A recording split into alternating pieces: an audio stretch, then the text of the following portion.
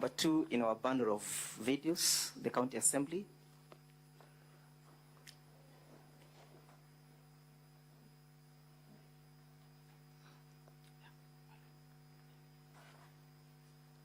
That is the video in support of the impeachment motion. Not that one. Not that one.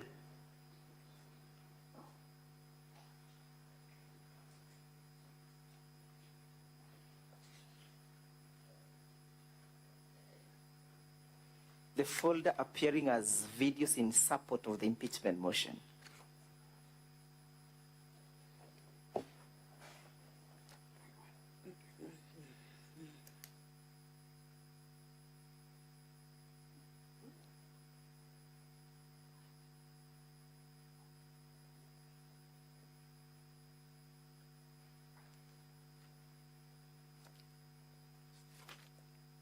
Na approximately chikwete ngombe 20 anyoko ngombe okwe ngombe kama 20 liters ngirima kana jeri lafuri milioni nya ire chanto boru ko chumbe te kura ni migambo ya mwenda mukindi ora ne mukarirido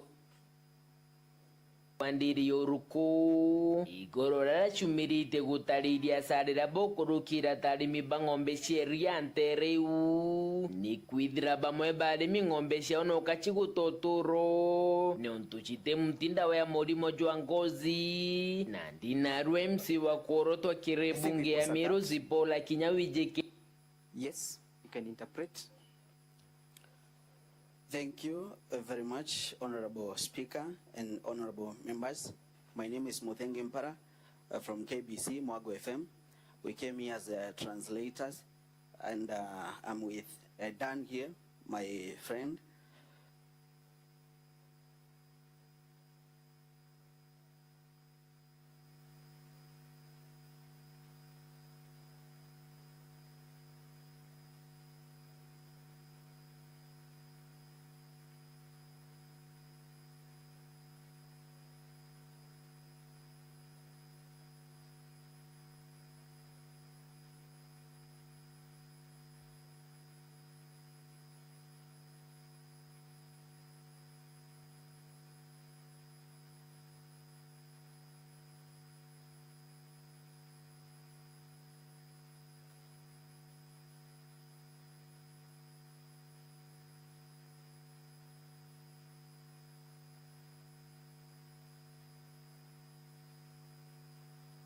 ngombe ichikwete na approximately chikwete ngombe 20 anyoko ngombe okwe ngombe kama 20 liters ngirima kana jeri lafuri milioni nya ire chanto boru ko chumbe te kura ni migambo ya mwenda mukindi ora ne mukarirido wandiri yoruko igorora chumirite gutariria sarira bokurukira tarimi bangombe sheria ntereu ni kwidra bamwe barimi ngombe shaono kachigutotoro ne ontuchite mtinda wa morimo jwa ngozi na ndina rwemsi wa korotwa kirebunge ya miro zipola kinyawijeke tazedikei na umirite kwarira kiuntu gike akiona ni akemene rio tongeria Bwangabana Kawira Mwangaza bole akuga ne bodho gukere oditingoge gavana riria agwikira budget ye kweja na ngombe akaeja mtu mwe ngombe mwe ge sub county agachoka akorerwa igutethia antu baraba ina ngombe igakua ngombe ikwite ngombe 20 na ntiraigwa ngombe kinyemwe ikitwe ndene yo area yoruko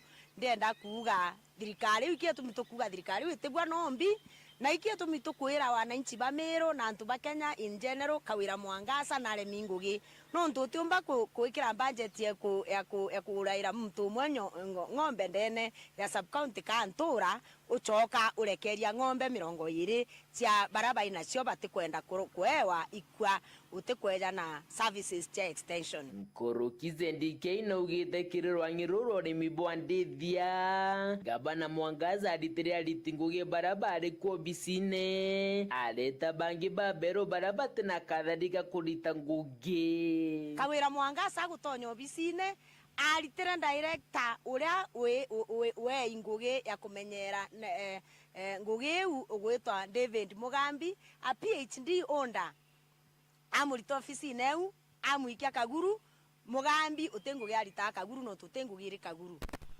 ajukia muthaka utiqualified na grapevine na oni kuga ikase ni omurega baichu amunenkera ngugi ya director livestock na veterinary services ngugire anene bakumba kurita ndene ofisi eu ikurita mbeca bakiuga bakuthithia mantu no tujo bathithitie. Moses Bayeno ura ni mukarigitwa. The report continues to say that according to the mover of the motion, she is saying that Kawira Mwangaza has failed the community of Meru now that she is not providing the extension services to the community. That's why the cows are dying. She says even buying cows to the people around in the villages, it doesn't make sense because she cannot go ahead and vaccinate the ones that are dying. So it doesn't make any sense, according to her. Yeah. There was an issue about the doctors. Yeah. And veterinaries and the PG. She also answered that... yes, what is the issue, Senator Christo Lasig?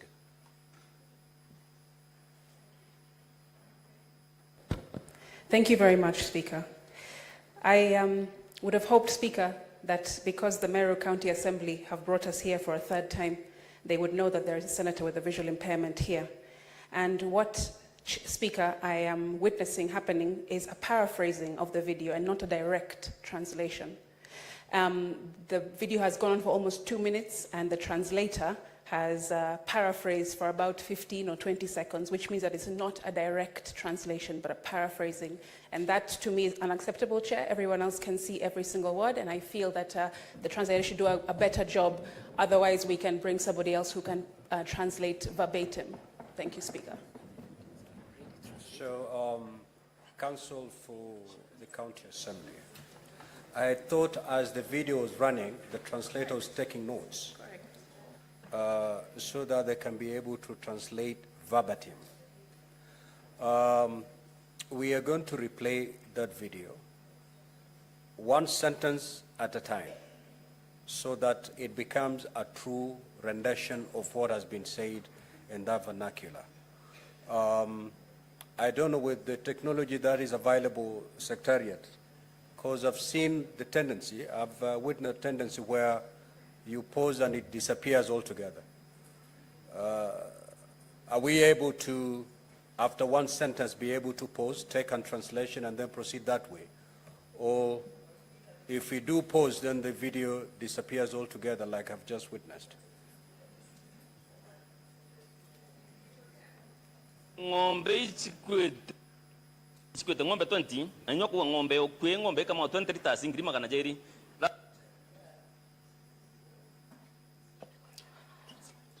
The translation for that,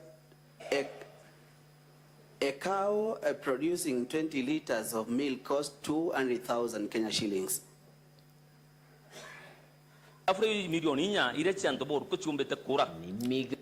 Which translates closely to 4 million that Meru farmers are losing.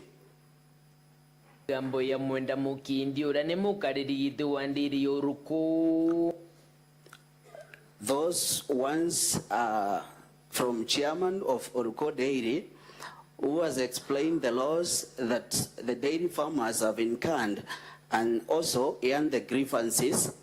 Igoro chumirite gutariria sarira bokurukira tarimi bangombe cieriante reu ni kwithira bamwe barimi ngo. Those grievances are from the farmers because many of the farmers there who are dairy farmers are going through a lot of loss.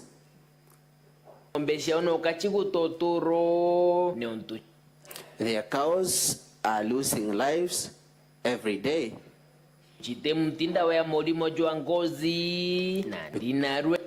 Because there is no vaccination for skin.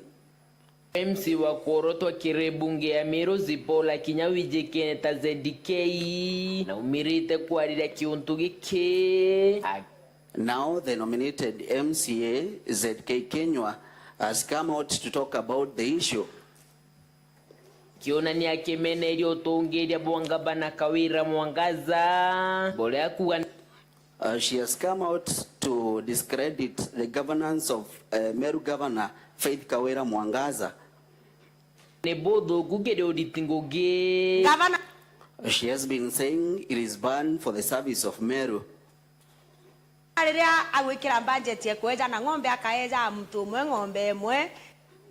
When the governor is giving the services to the community, giving one person one cow, sub-county,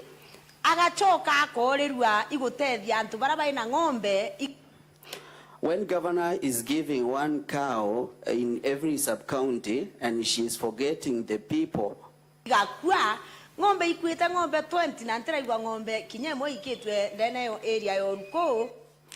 She has forgot the people who are losing their cows, and there is no a single cow that was taken to Oruko, the villages of Oruko.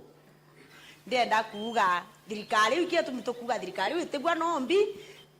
That's why I'm here to say that that government cannot feed even a day. Na ikietu mitokuira wananchi ba Meru na antu ba Kenya in general Kawira Mwangaza na Lemingugi. And that's why we are telling the people of Meru and the people of Kenya that Governor Kawira Mwangaza cannot work, cannot deliver. Tumba kuikira budget ya kuuraira mtu mwenyo ngombe ndene ya sub-county kantura uchoka ulekeria ngombe. You cannot be having a budget of buying one cow for one person and then mirongo iri cia baraba inacio batikwenda kuewa ikwa utikweja na service extension. And then you leave the 20 cows for the people who are not given the cows to die.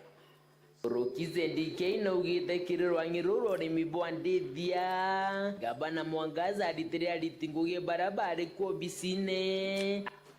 ZK continues to say that in the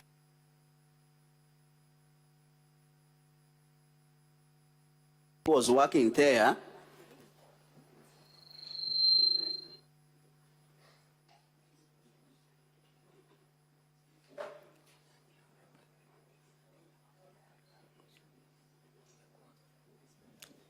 keep playing the video. Aleta bangi babero barabate na kadhalika kulita nguge. Kawira Mwangaza gutonyo bisine alitira director uria we nguge ya kumenyera nguge. She has that Governor Mwangaza, after making transfers, she brought in some other people who are not competent to that job. David Mugambi, that is PhD David Onda. That she transferred David Mugambi, who was a PhD holder. Amulito ofisi neu, amuikia Kaguru, Mugambi utengu ya alita Kaguru no tutengu giri Kaguru. The personnel was transferred from that ministry and taken to Kaguru. Mugambi doesn't work anymore.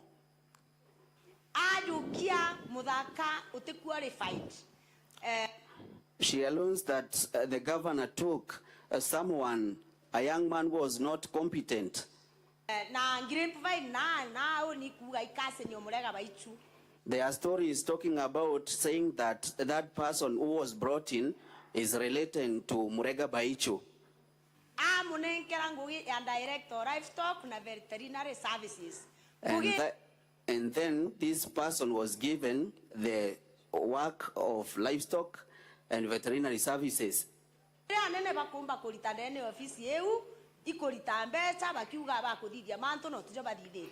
The main job they're doing in that office is giving a lot of money, saying that they are working and there is nothing they're doing. I think we can stop at that. And thank you. So, would you then put context to that video? Thank you, Honorable Speaker and Honorable Members. I have said it was a call. It was a call from the farmers, and those farmers having been having worked with them as a teacher. I worked as a teacher in that village.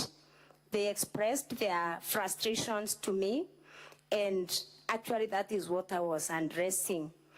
And Honorable Speaker and Honorable Members, I have mentioned an issue of cows that succumbed to an outbreak of a disease.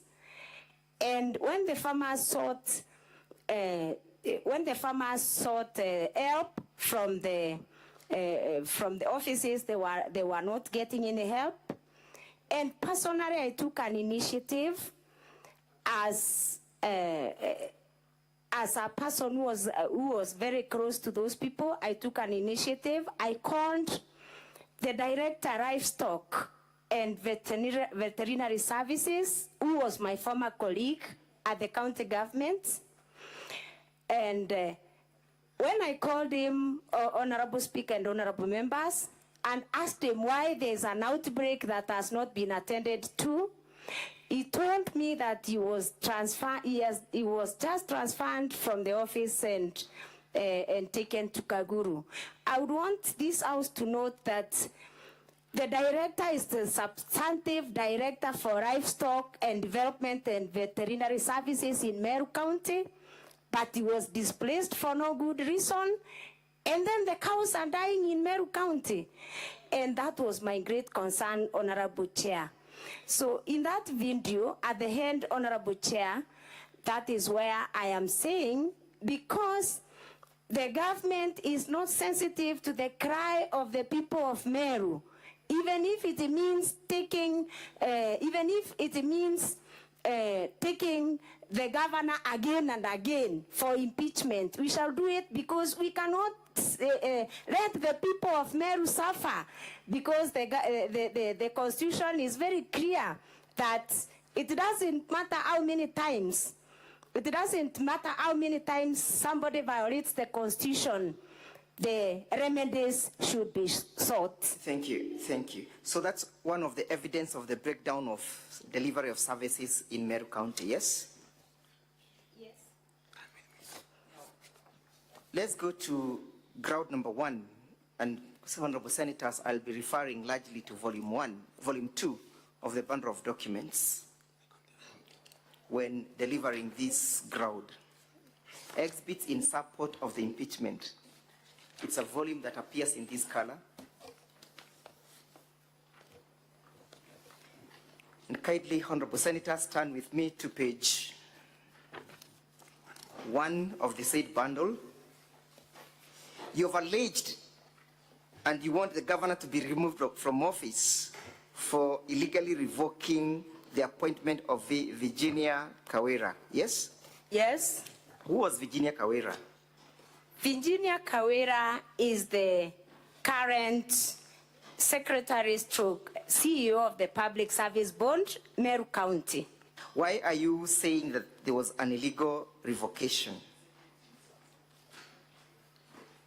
The governor of Meru, through a letter dated 8th March 2024. Honorable Senators, the letter appears at page 1 of that volume.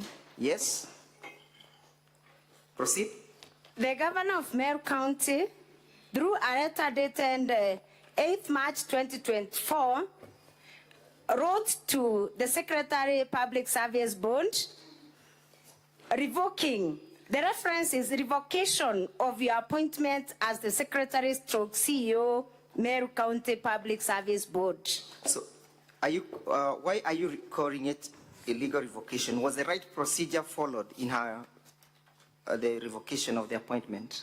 I'm calling it an illegal revocation because the appointment of the CEO of the Public Service Board can only be revoked or can only be revoked with a vote of not less than 75% of all the members of the County Assembly of Meru. Was this process subjected to the County Assembly? No. Honorable Senators, kindly again refer with me to volume 3. It's a green bundle that appears like this. And you turn with me to page 51. It's a bundle that contains the laws applicable. In this case, honorable members will be relying on section 58, subsection 5. That is page 51 of this bundle, volume 3. Yes, what does that provision say? Provision number 5 for the County Government of the County Government Act says the members of the board may be removed from office A on grounds set out for the removal of members of a constitutional commission under the Article 251(1) of the Constitution, and B by a vote of not less than 75% of all the members of the County Assembly. Is that therefore the violation that the County Assembly is aggrieved of? Yes. Was the Constitution under Article 51 followed in our removal? No. 251, Honorable Senators, it's at page 28 of the same bundle. Did Governor Kawira follow the provisions of Article 251 of the Constitution? No. Does that therefore amount to a violation of the Constitution and any other written law? Yes. Were the grounds under Article 51 met? No, they were not met. You have seen the governor's evidence and response indicating that she revoked her pursuant to an advisory by her legal advisor, yes? Yes. Does an advisory by a legal advisor supersede the provisions of the law? No. You have made an application before this Senate this morning to summon the said legal advisor, yes? Yes. Is it your testimony that the documents that we raised in the morning amounts to a forgery? Yes.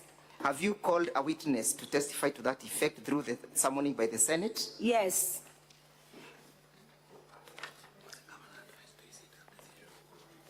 Did the County Assembly take any action in that respect?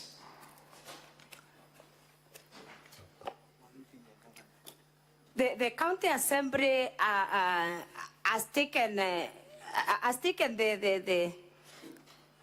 action of changing the governor or putting the governor to task because of this illegal revocation. And I remember we came here again with the same issues. What were the reasons contained in the said letter? What were the reasons for her revocation? The reasons for the revocation are that the secretary or the CEO did not seek the leave of absence through the right process. And again, the reasons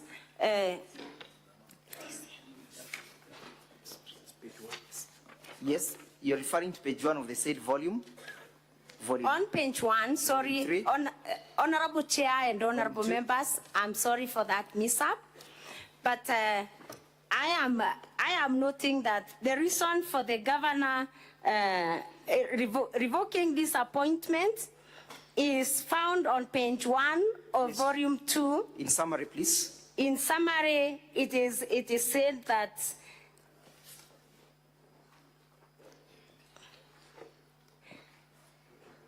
the officer did not, I can read, let me read, Honorable Speaker and Honorable Senators, for, yes, please do. Let me read Briefly, just the letter, page. the second paragraph, page 1 of volume 2. It has now been brought to my attention that apparently you did not relinquish your position in the County Public Service before assuming this role in your appointments. The County Government Act expressly disqualifies state officers and public officers from the positions created under Section 58(1) of the Act. Being a public officer, you are thus disqualified from the position of the Secretary to the Board. Were there other subsequent advisories from any other constitutional organ in that respect? Yes. Do you have that evidence before the Senate? And if yes, lead us to the page. Page 2 of volume 2, page 2 of the same volume 2. Would you kindly identify that letter? The advisory on revocation of the appointment for Ms. Virginia Kawira Mireti. From whom is it? It is from the chairman of the Meru County Public Service Board. Who is the recipient or the addressee of that letter? Her Excellency Honorable Bishop Kawira Mwangazza, When is the it? Governor, Meru County. When is it dated? It is dated 12 March 2024.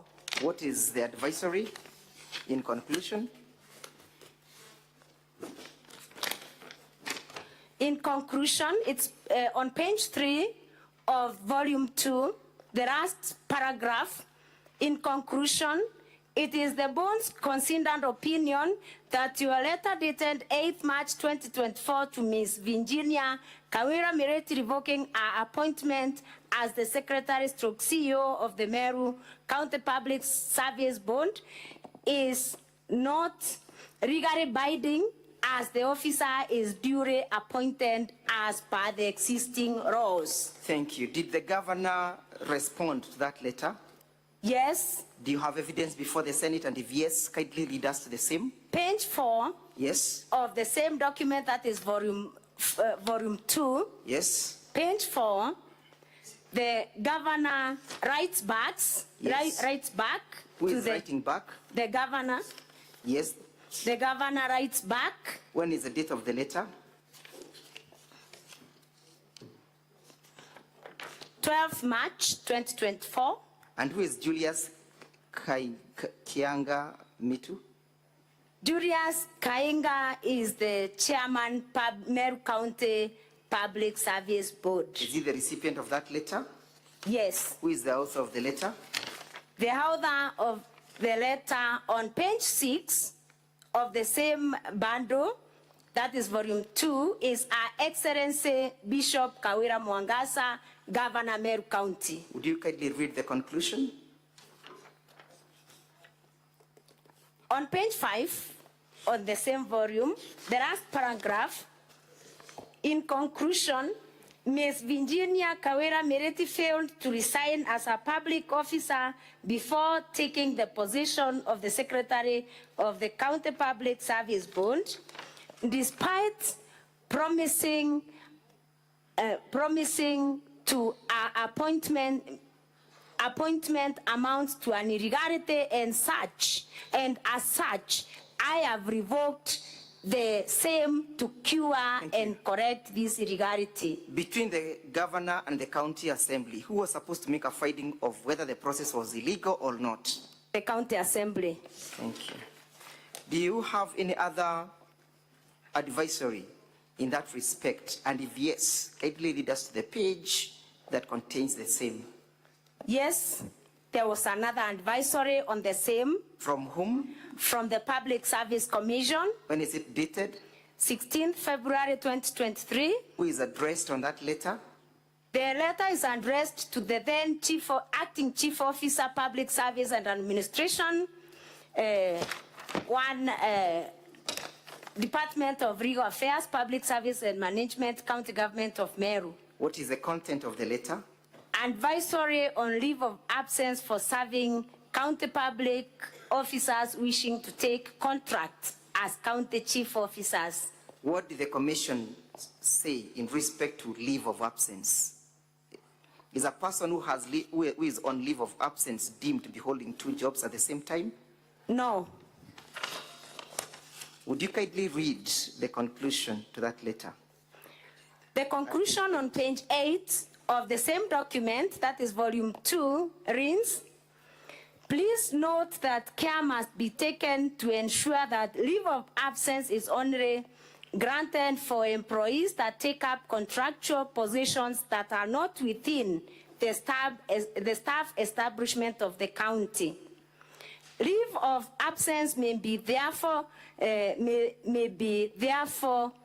applicable to employees appointed to positions of the county secretary, members of county executive committee, chief officer, personal staff of the governor, and members of the county public service board and the county assembly service board or other contractual appointments in other bodies outside the county public service to which an officer cannot be seconded or transferred. So is it your evidence, therefore, that the said Virginia had qualified for leave of absence? Yes.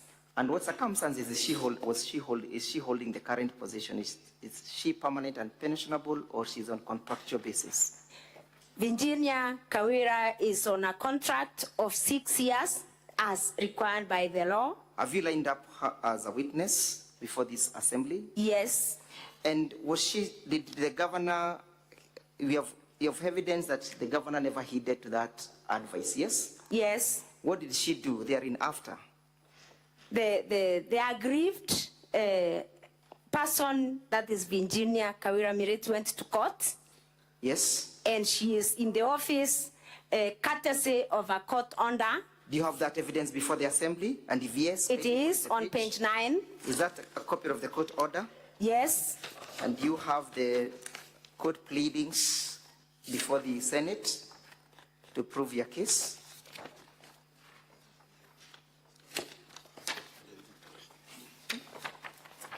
Yes? Yes.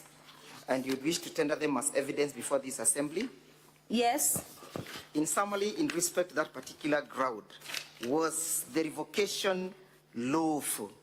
It wasn't. Did it violate the Constitution? It violated the Constitution. Did it violate Section 58, subsection 4 and 5 and Section 59A of the County Government Act? Yes. Did it violate Article 251 of the Constitution? Yes. Is that a ground under Article 181 and Section 33 of the removal of a governor? Yes. Thank you. Let's go to the next point. Failing to appoint the chairpersons of Meru County Revenue and Board and Meru Microfinance. But before we go to that, has this revocation appointed the revocation of CPA Virginia Kawira Mwangaza, Kawira, affected service delivery in Meru County? Yes. In which way has it affected service delivery? It has affected service delivery in Meru County because the county executive has really, in many times, usurped the powers of the Meru County Public Service Board, and because of that, then the Meru County Public Service is not running well. Thank you. Does this conduct of the governor promote confidence in our office? No. Does it promote good governance? No. Is it does she exhibit accountability to the people of Meru County? No. Does she respect the sovereignty of the people when she goes on and ignore the performance of the county assembly? Does she uphold the sovereignty of the people as enshrined in Article 1 of the Constitution? No. Does it violate the provisions of Article 73 of the Constitution under the Leadership and Integrity Act? Yes. Thank you. Let's proceed to issue number 2. You say that she must be removed from office, and you crave to this assembly to do so for having failed to appoint the chairpersons of the Meru County Revenue Board, Meru Microfinance Corporation, Meru Youth Service Board, and Meru County Investment and Development Corporations as required by the law, thus failing to operationalize the said boards and or illegally appointing the chairperson, yes? Yes. Why do you want her to be removed from office on that basis? How has she failed to appoint the chairperson of Meru County Revenue Board?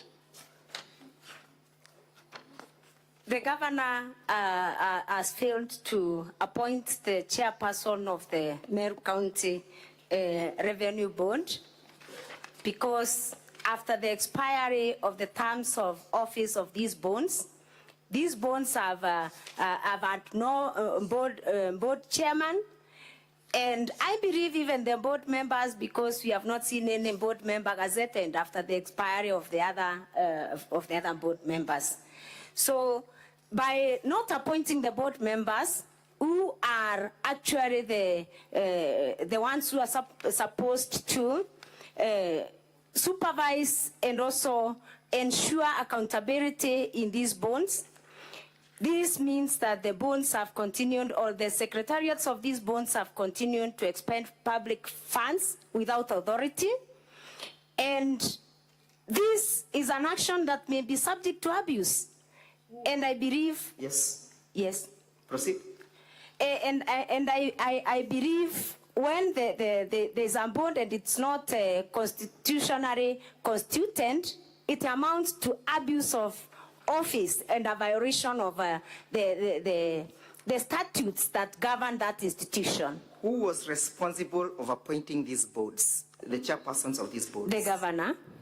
Is there any act of parliament or act of the county government of Meru indicating so or giving her the power to do so? Yes. Yes? Yes. Would you kindly read us to that provision and sit before the assembly?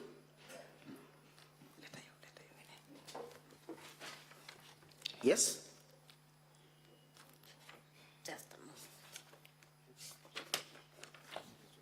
And as you proceed to indicate to us, how has this affected the delivery and the performance of the county government of Meru?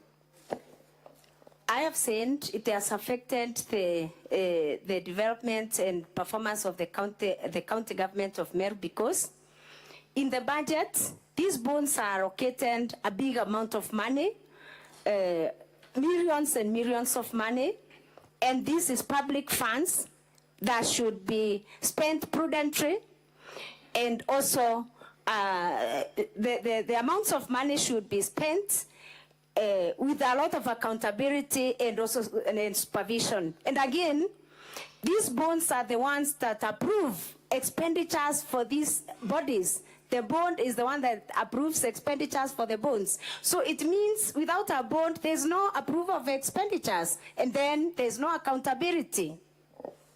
Can the board secretariat undertake that function in the absence of the chairman? The secretariat have no mandate. They have no mandate from the county laws and the county statutes to undertake any spending without the approval of the board. Kindly lead the Senate to the law that says it's only the governor who can appoint the chairpersons. The Meru County Revenue Act, Section 6, talks about the composition of the board, and Section 6(1)(a) talks about the board shall consist of an executive chairperson appointed by the governor with the approval of the county assembly. Who are the other members? The other members of the board are the chief officer for the time being responsible for finance, C, the chief executive officer who shall be an ex-officio member and the secretary to the board, and D, 2 professionals appointed by the executive member through a competitive process in consultation with the governor, and E, it says not more than 2/3 of the members shall be of the same gender. So according to that provision of the act, it's only the chairman who is an outsider from the existing systems of the county government, yes? No. It's a member. There are 2 others I've just read, 2 other members. Is that meant to enhance accountability in the boards? It is meant to enhance the accountability in the bonds. In the absentia, can the accountability be enhanced or upheld? It cannot. Can the secretariat expend monies allocated to the board in the absentia of the chairperson? No. Has these boards been expending money? Yes. Do you have evidence before the Senate? Yes. And yes. Kindly lead us to that provision where the evidence is found. It's another volume.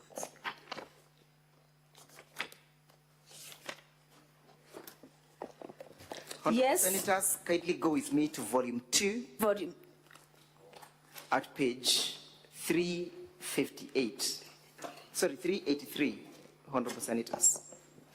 Volume 2, page 388.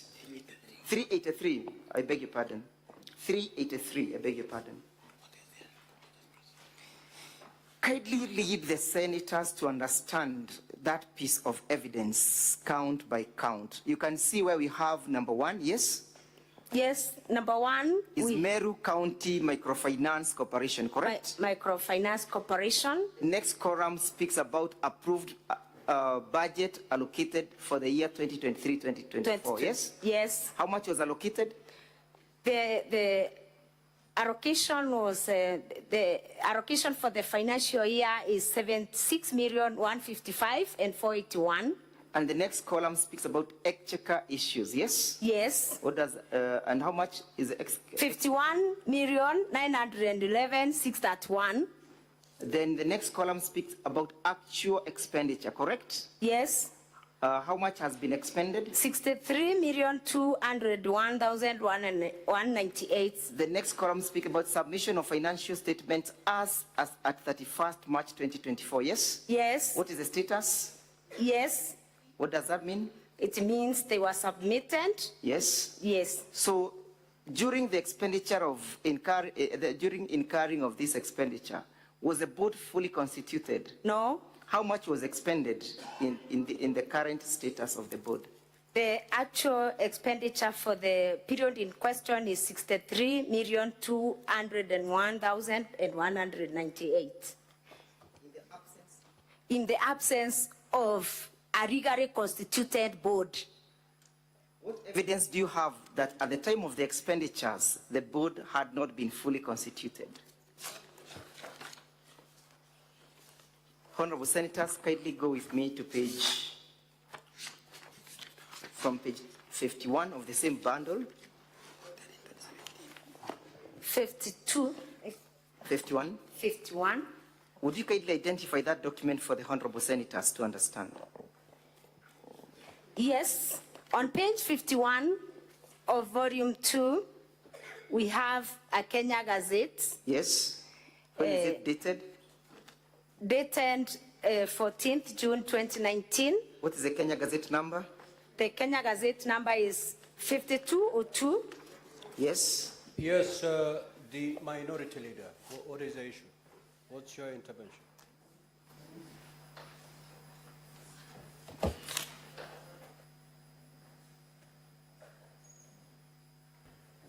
Can the council go slightly slow? Because we are trying to catch up with these volumes here as he keeps on leading the witness.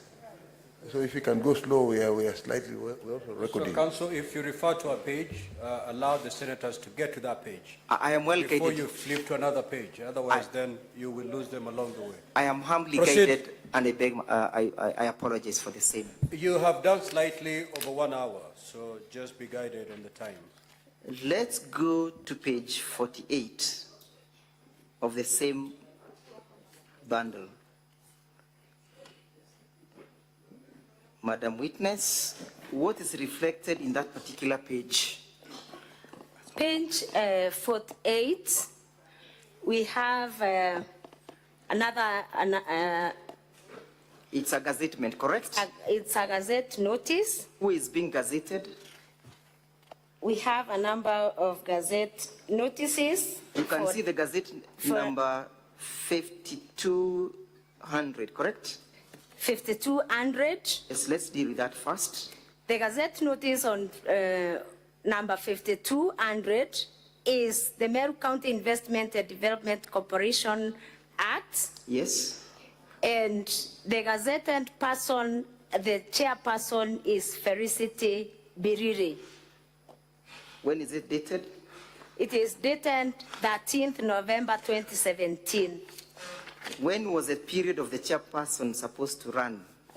It was How long? supposed to run for a period of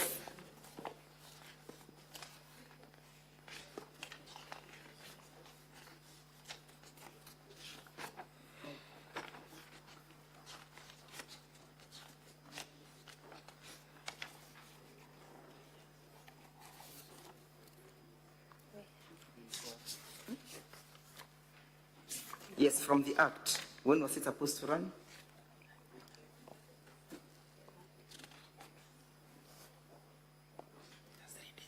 It's not clear from this Gazette notice, Honorable. When was their term of service supposed to expire? 3 years? 3 years. Yes, With renewable term, correct? yes. So was the term of the persons appearing on that particular page ever renewed? No, Look at page 55.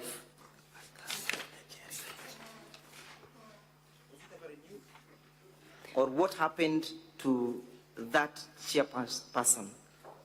This chairperson resigned on page 55. This chairperson resigned in 2022 to vie for the position of women rep. Do you have evidence of the resignation? Yes, on page 55.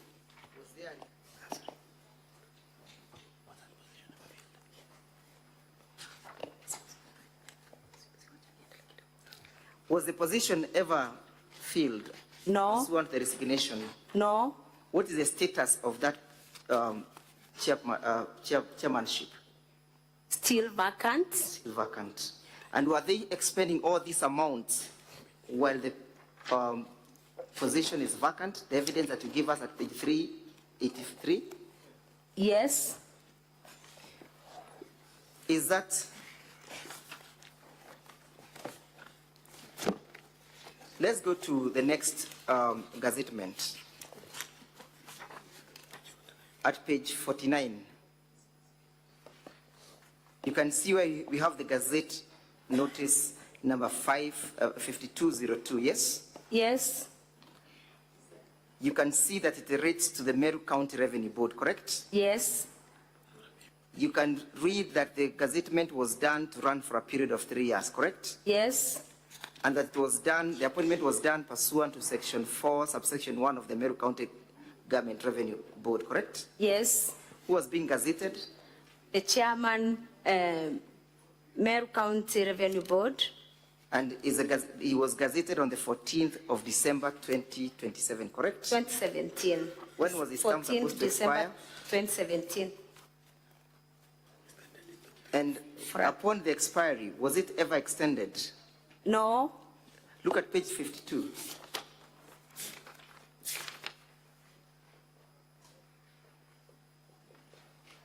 Are you with me at page 52? Yes. Have you seen another subsequent gazettement, number 38? Yes. Being gazetted by the governor then, Kiraito Murungi? Yes. Whose term is being extended? For the chairperson? The chairperson. Yes. When was it supposed to expire? From which date was it gazetted? 2020. How long was it supposed to run again? 3 years. When then was it supposed to expire? 2023. 2023. Yes. Which year? Which month? November 2023. Did that month fall due? Yes. Was there an appointment? No. Let's go back again to page 383, where we have that table. And kindly, let's go to paragraph 4, correct? Yes. Again, we repeat what we did. That is the Meru County Revenue Board, correct? Yes. And the allocation was that of 359,932, correct? Yes. The exchequer issue was that of 231,080 million, correct? Yes. The actual expenditure was 212 million. Yes? Yes. Kindly confirm whether or not that expenditure was done in the absence of the chair. Yes. Why is it important to have a chair of the board? The chair of a board is the one who presides over all the board meetings, and it is the board that approves expenditures for these semi-autonomous government agencies of Meru County government. So it's your testimony that therefore the expenditures were done without the approval of the board? Yes. Who was supposed to make sure that these boards were up and running? The governor. Did she undertake that role and responsibility? No. Is it your assessment that she therefore abdicated her duties? Yes.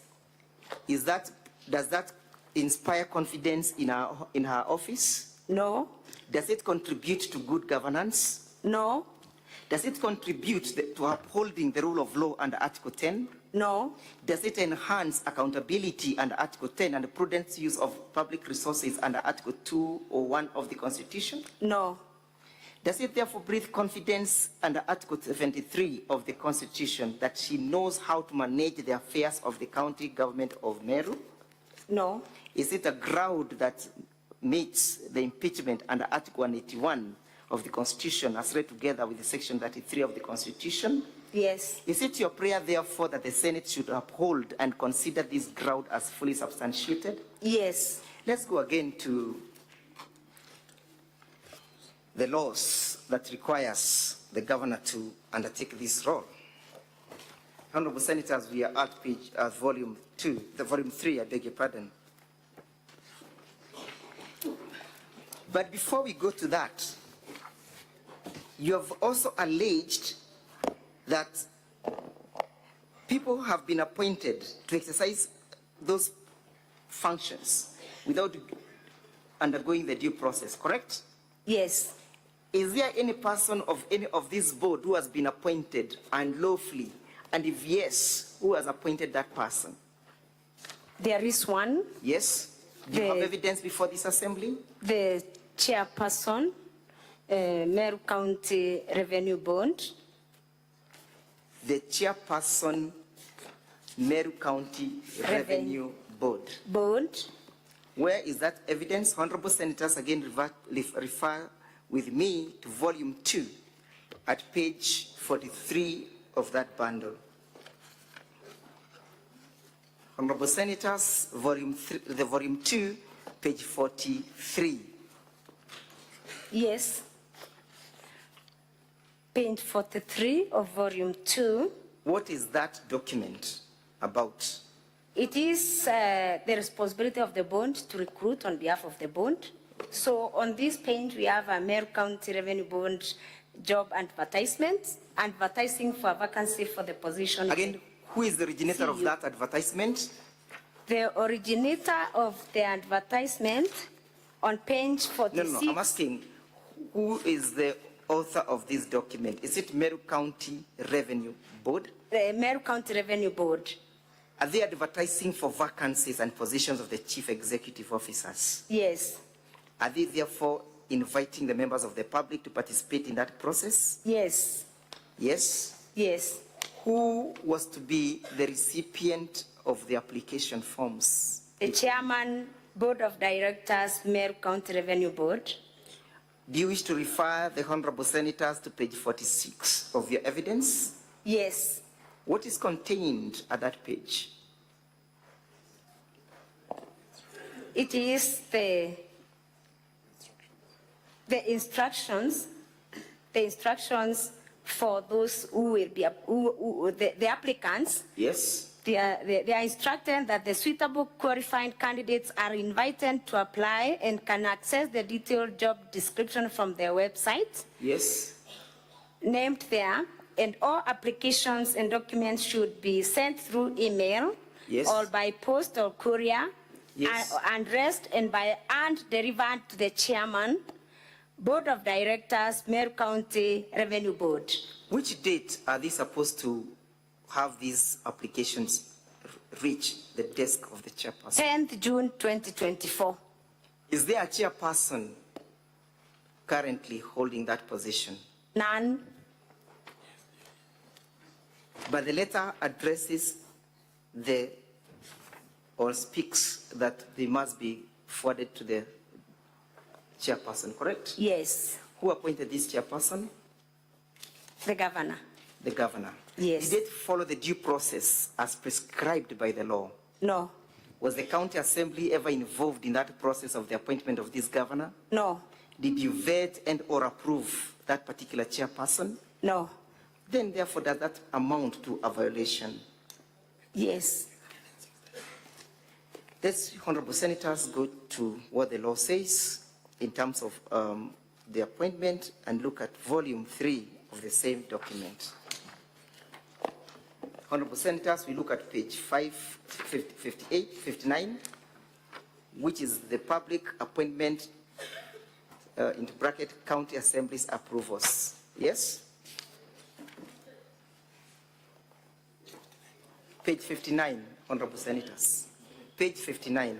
Volume 3. Of volume 3.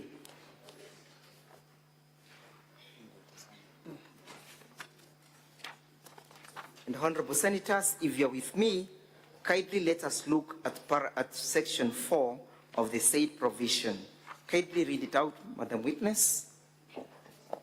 Volume, Section 4. Section 4, on page 60 of the Public Appointments and County Assemblies Approval Act. Yes. Reads, exercise of powers of appointment. An appointment under the Constitution or any other law for which the approval of a county assembly is required shall not be made unless the appointment is approved by the relevant county assembly in accordance with this act. Was there that approval? None. Is there an appointment? Yes. Is that a violation? Yes. Have that met the provisions of Article 181 as read together with Section 33 of the County Government Act? Yes. Does that breathe again confidence in the manner in which the governor executes her functions? No. Does it call for accountability under Article 10 that the county organs will be held accountable for their actions? Yes. Does it breathe confidence in the rule of law? It doesn't. Is it prudent utilization of the public funds? No. Under Article 201 of the Constitution? No. Let's go together with now at ground number 3. You want the governor to be removed from office for refusing to implement the recommendations and or resolutions of the county assembly. Yes? Yes. That required the dismissal of Dr. Kiambi Aderu Dhambura and Chief of Staff Harrison Gatobu Nsamba Mbili. Yes? Yes. And you're saying it's for gross violation of the Constitution. Yes? Yes. Would you kindly lead the assembly briefly to circumstances that pre-existed before these resolutions were met? Was Yes. there a public petition? Yes, there was a public petition number 1. Do you have that public petition before this assembly? Yes. Where do we find it in your bundle of documents? Is it again on volume 3? Volume 2?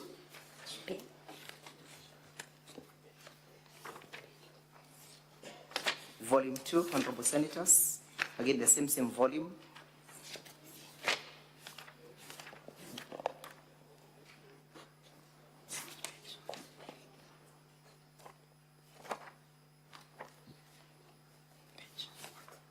Honorable Senators, we look at page 140 of the bundles. Sorry, I beg your pardon, we're looking for the petition, the public petition.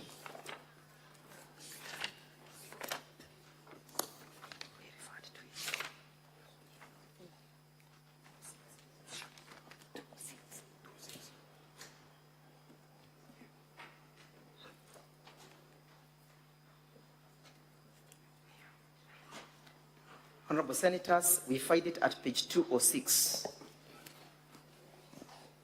206 of the bundle. Madam Witness, kindly speak to the evidence relating to that page. On page 206, there is a petition that Yes. was brought by members of the public to the county assembly for consideration. What were the issues that the county assembly was supposed to The issues that members of the public were raising emanated actually from the last impeachments, where the governor said it is not me. For everything, it is not me. And the members of the public now saying, if it is not you, then there is somebody else. And they petitioned the county assembly through this petition on page 206 to investigate and take action against those that were them. How many members? Because it wasn't the governor. How many members proposed that petition? 1,611 members of Meru County from all the 45 wards brought this petition to the county assembly. Did they append their signatures to that particular petition in some Yes. the same? Yes. Do we find that evidence from page 258? Yes. Did the county assembly, sorry, you beg your pardon, Honorable Senators, should be from page 214. volume 2, Honorable Senators. From page 214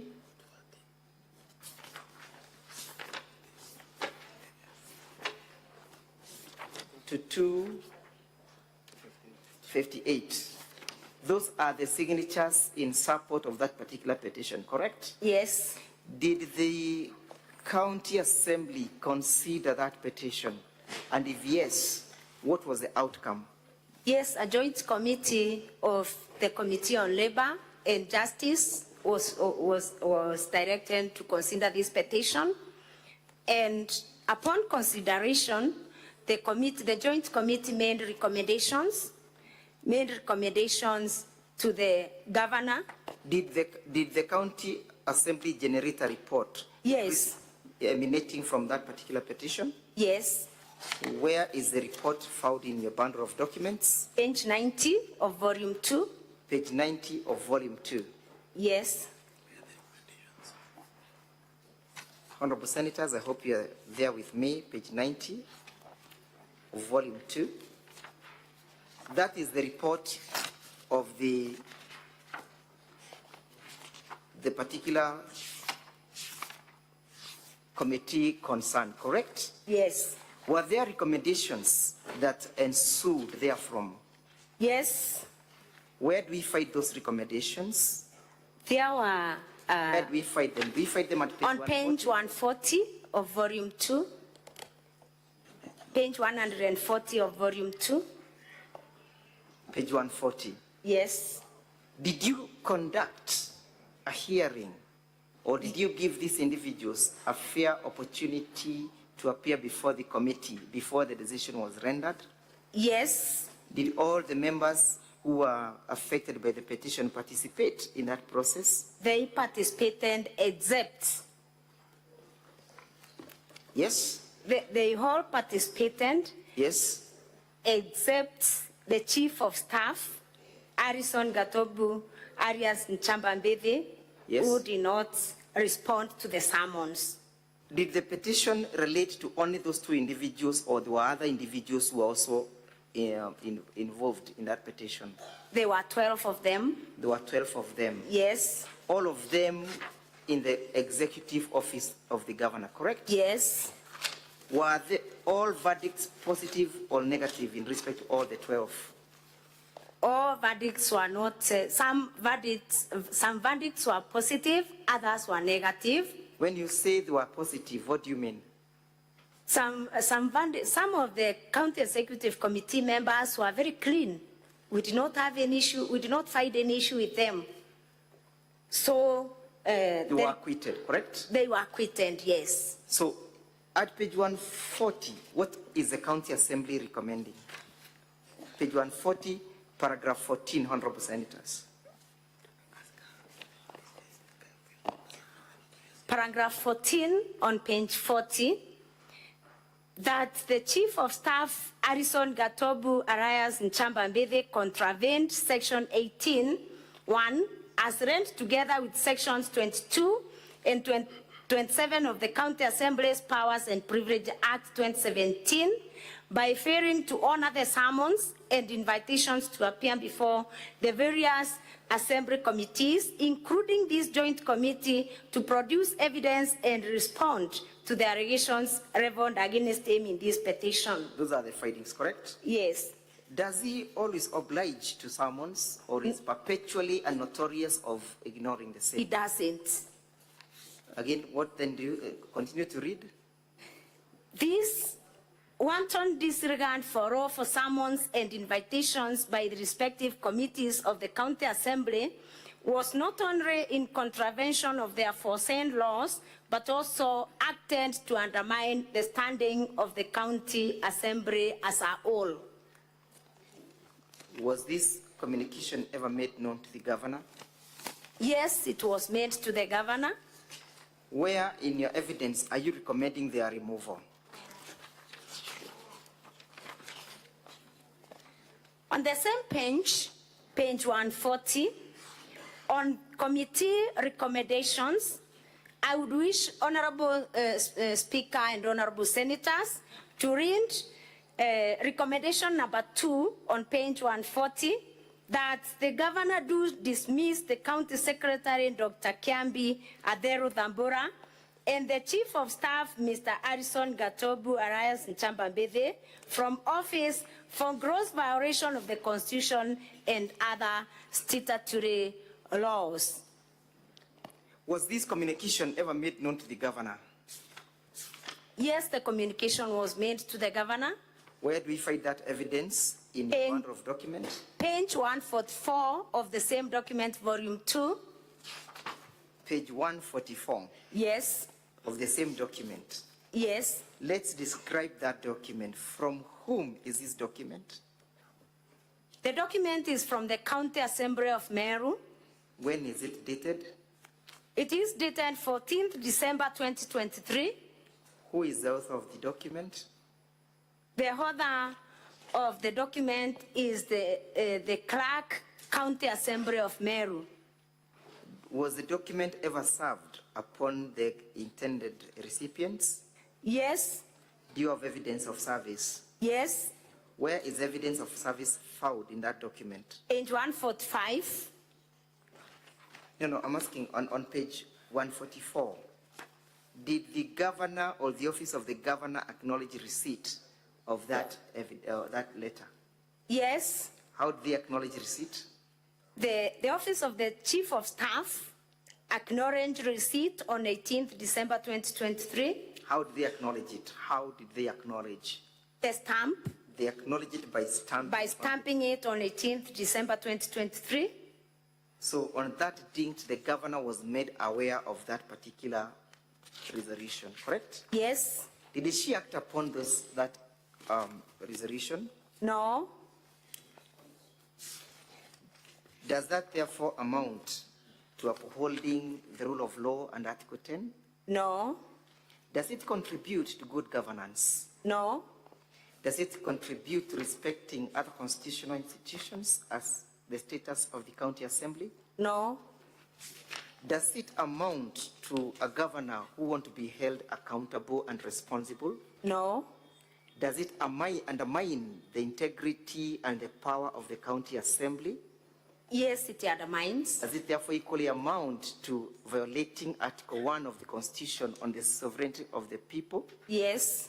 Is that an impeachable ground under Article 181? Yes. As read together with Section 33 of the Constitution? Yes. Have you therefore substantiated your case as against the governor in respect to this particular allegation? Yes. How has their continuous holding of office compromised service delivery in Meru County? It has seriously compromised service delivery because all the illegal appointments made by the county government of Meru are made by the county secretary, including appointing very junior officers to very senior positions, which has seriously compromised service delivery in Meru County. And an instance like the one I talked about in the video, where an officer in job group M supervises officers in job group R. A moment, please. The honorable senators are taking note of that particular evidence. Yes. It's your evidence that they have compromised service delivery. Yes. And you have evidence to show how that has been compromised in the county. Yes. Where is that evidence? And as you look at the evidence, how has that been manifested?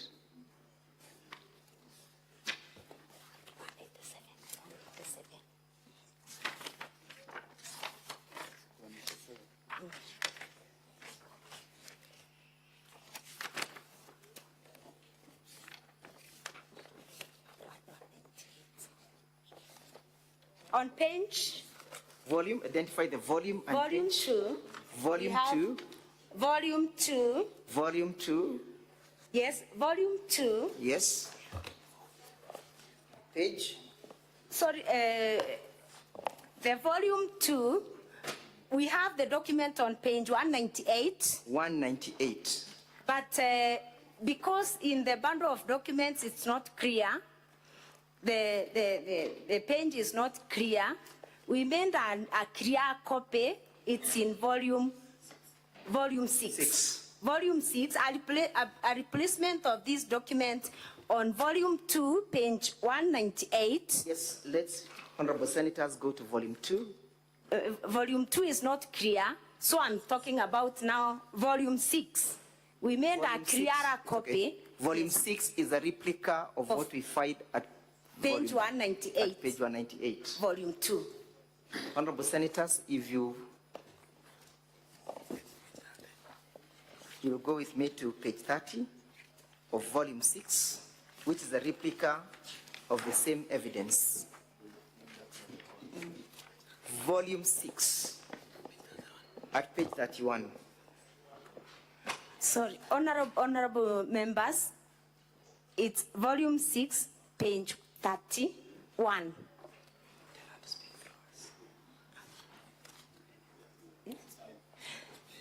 On this page, honorable speaker and honorable members, Yes?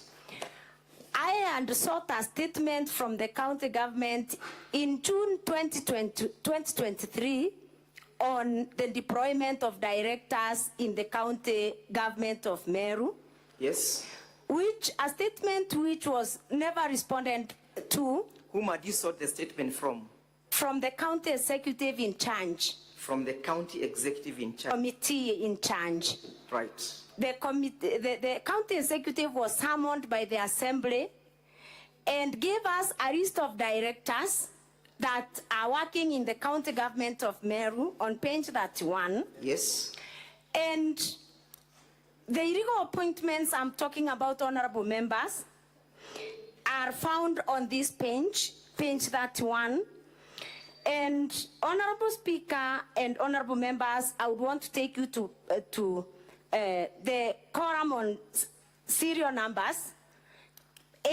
Number 8. This is the list of directors in Meru County. Yes? You will find that an officer by the name Kabuae Munene Eric. Paragraph name in terms of the numbers? The number 8. Number 8. Number 8. Yes?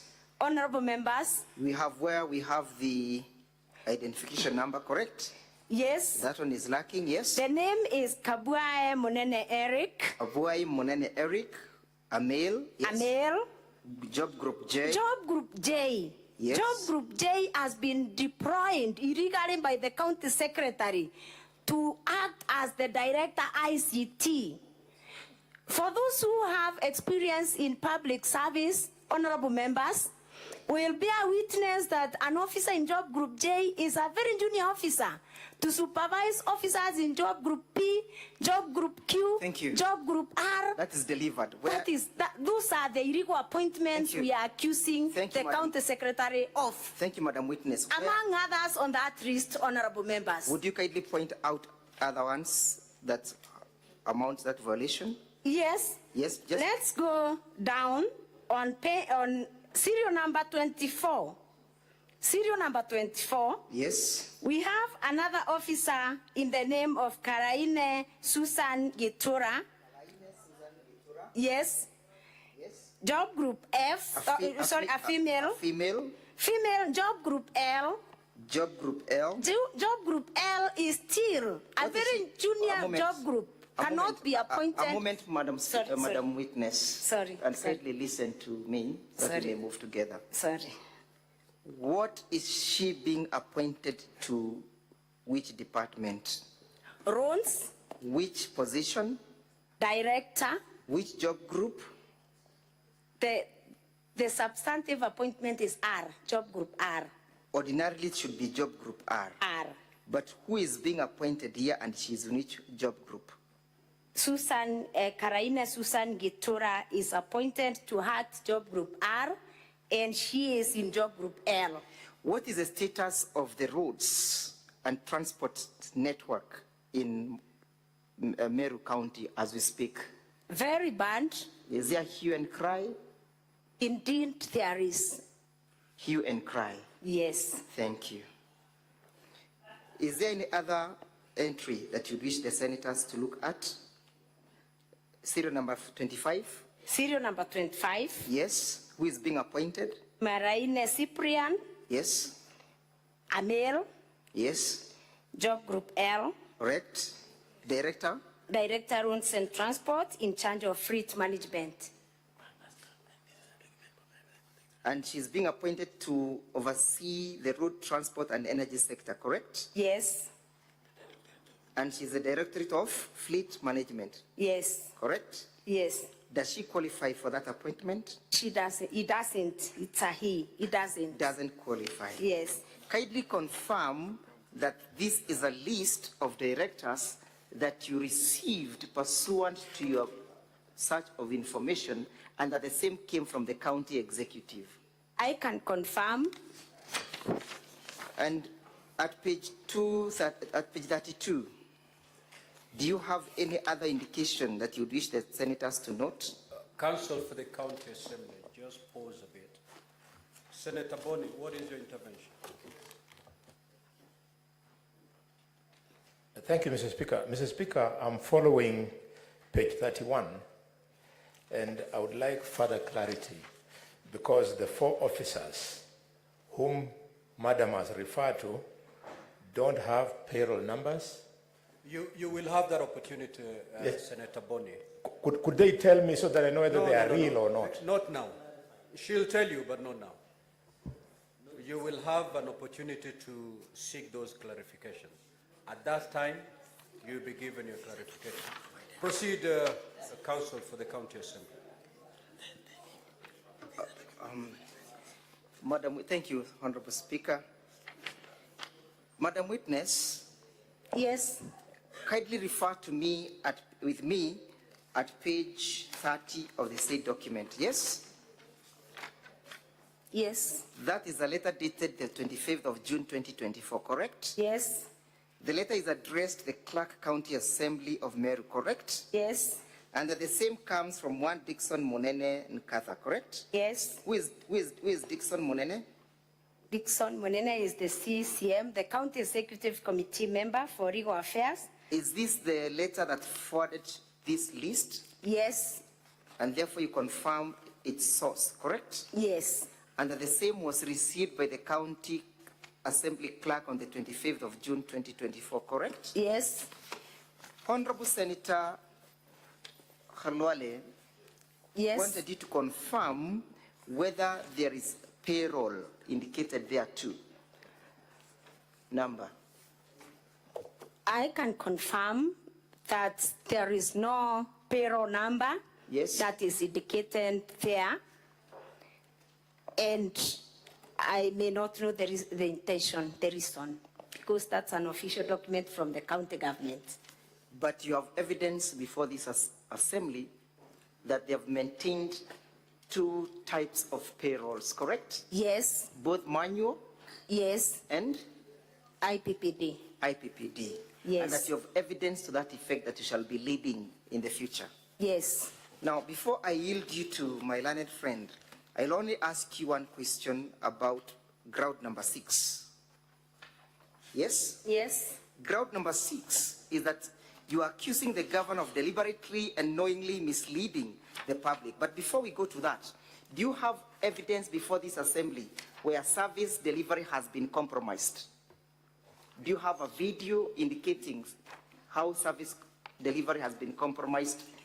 yes, Would you wish to play video number 11 in our videos? yes, Kindly have it played. Our videos in support of the motion.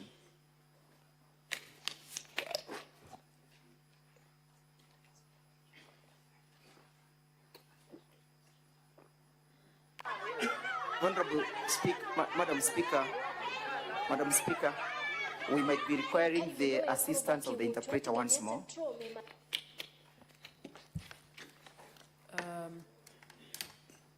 Can the interpreter come in? I direct that the interpreter be brought in.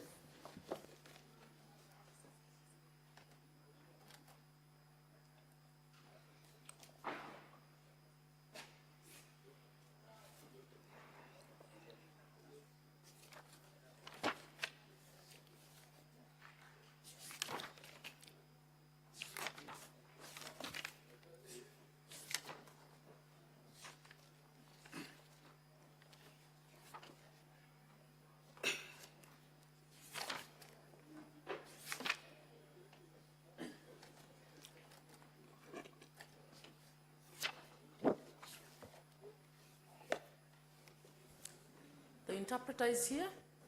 You may proceed to play the video.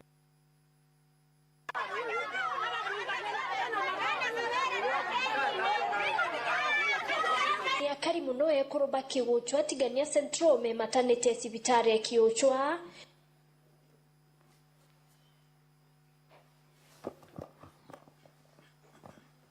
The interpreter.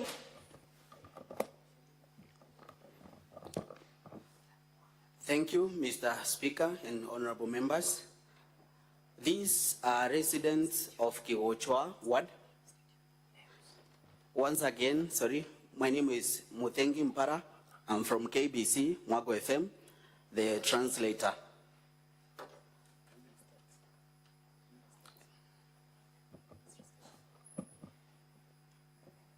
Are you translating the first part of that video? We're expecting that you will do that. Can you...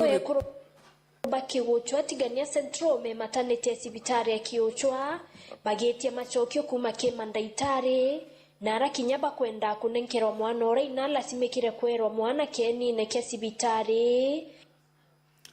These are women from Kiwochwa who are doing a demonstration outside Kiwochwa dispensary, and they want to know what is really happening after a woman was given, who was given birth outside the hospital.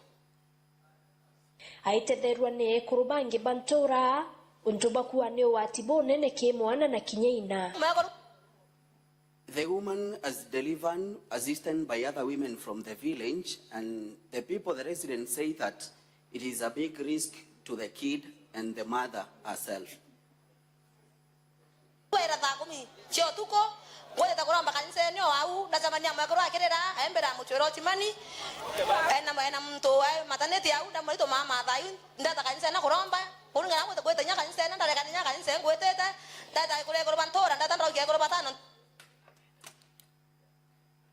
We came here at 4 a.m. and I found this woman who was asking for assistance. She was looking for the watchman, and she asked me to help her reach out to the watchman. I was coming to pray.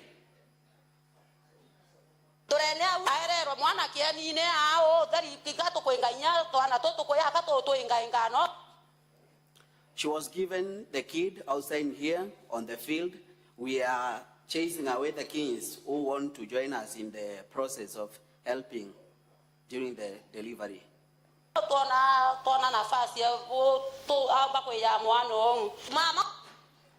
It is a big embarrassment, and it is not a good thing.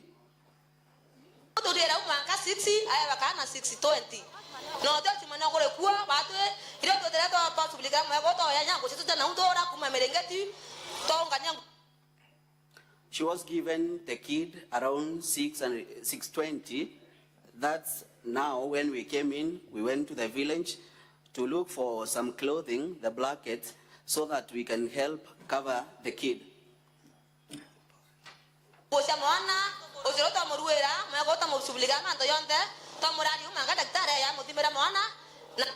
We did everything, including clothing for the kid and anything else. And now we are waiting for the doctor to come in and maybe do the examination.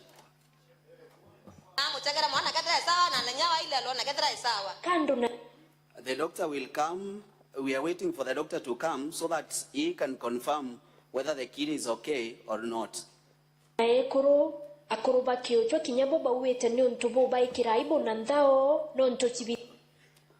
Women and men from Kiwochwa are embarrassed, and they say it is something that is disrespecting in the community. Especially now that the hospital is along the road.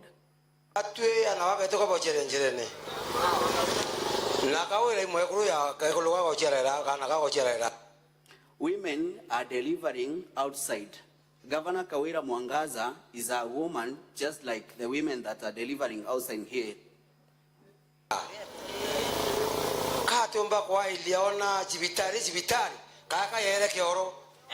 Why can she look at this hospital and take it like hospital, or has it become a toilet?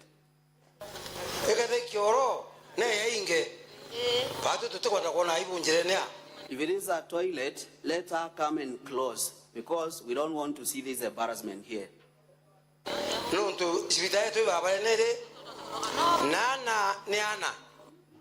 The hospital is along the road, and kings are kings.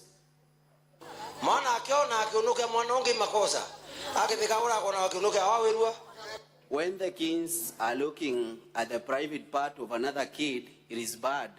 What about if these kings were looking at the private part of the governor? Would she be happy?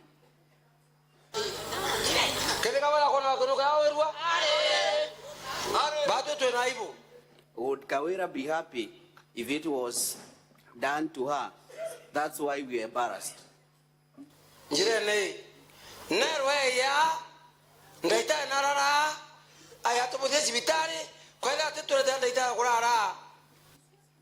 Let the governor be told to come here, look at this hospital. The doctor should be here, and if she won't do this,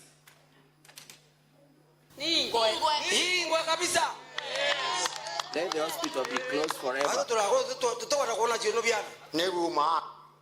Let the hospital be closed forever. We don't want to see the nakedness again.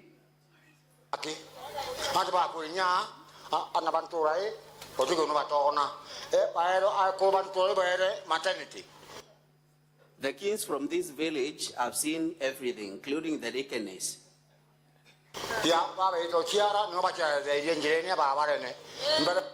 The women who have come for delivery, they usually get their kings outside here.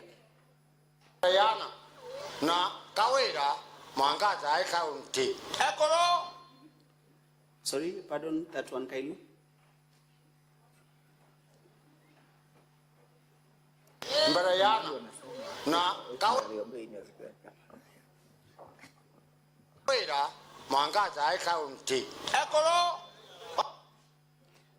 I can't really get that one, kindly.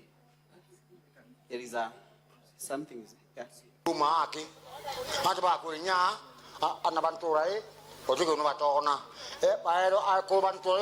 Maternity.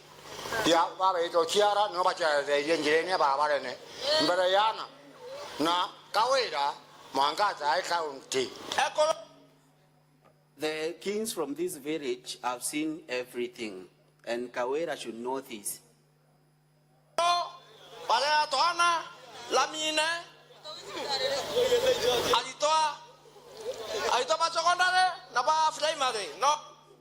The women here are getting their children along the tarmac, and the secondary students and primary students. Kuringana na ulwamiri bwa sibitari ibachiomerie buraba kuomba nyume kwa mukira kesi na araba tungatere mwana na inano mwike sibitari Meru level 5 non-to-both. According to the hospital, they have tried the best they could have done. They have taken the kid and the mother and taken to Meru level 5 hospital. Tungatankuruki non-to-mwana usiari ate kinyethetie gita. They have refunded the mother and the king to Meru level 5 because the kid was not due to time to be born. Sibitari ne aruorerwa lakini kulingana na ngwera ere tekweleka totena daktari bakweta bare utuko batokareria asia beto no tokaria to sumboka ontorene mwasi ake. The hospital was open here, but now the services are the problem. The doctors are not available so that they can look after the patient in the hospital.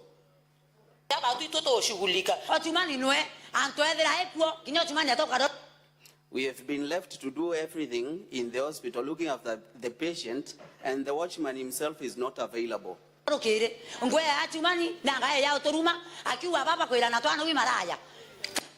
The watchman is insulting, and he is also calling us who are going to seek the services, the prostitutes.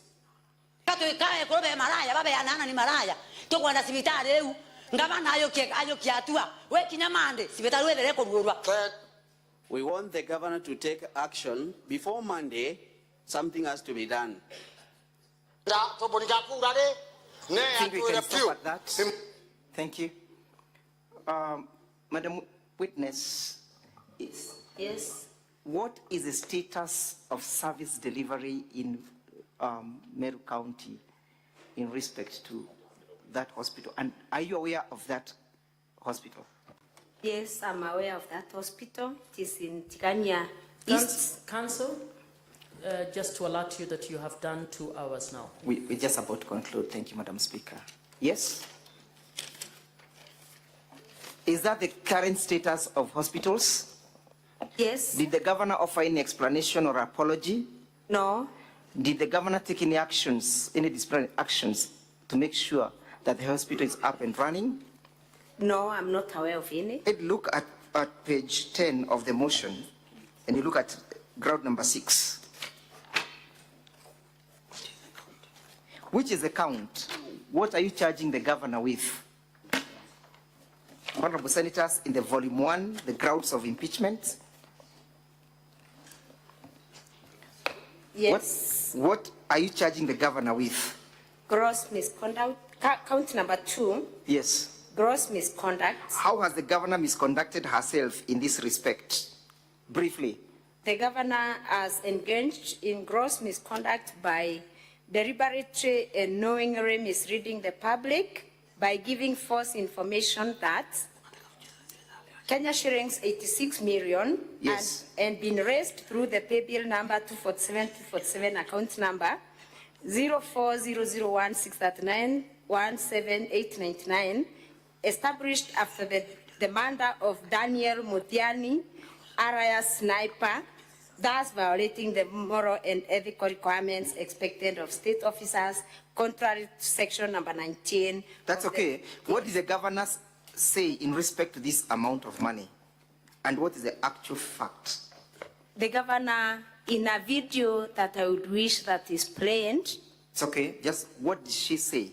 She claimed that the people of Meru, including the MCAs, and contributed a total of 86 million after the death of the blogger from Meru known as Daniel Mutiani, alias Sniper. But what was the fact? The fact is that according to the bank statement. Yes.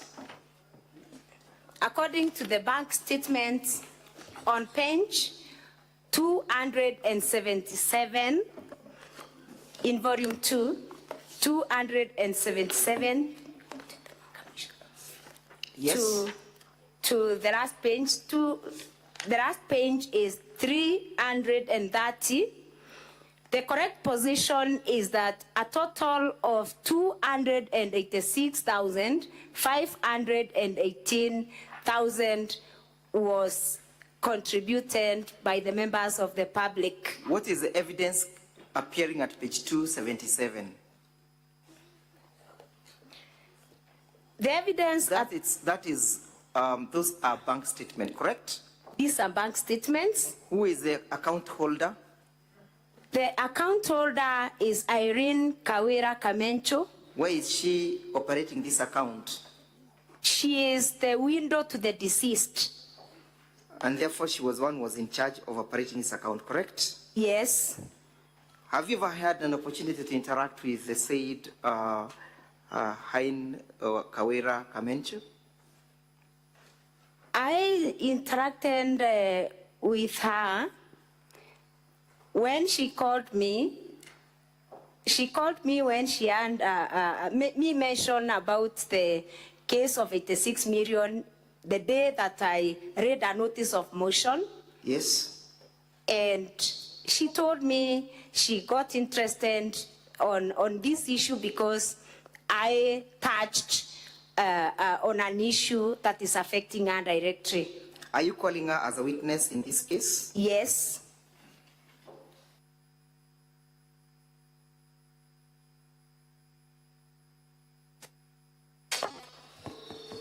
What is your grievance in respect to these particular utterances and who uttered them? These utterances were meant to mislead the public. Who uttered them? The governor of Meru County, Kawira Mwanga.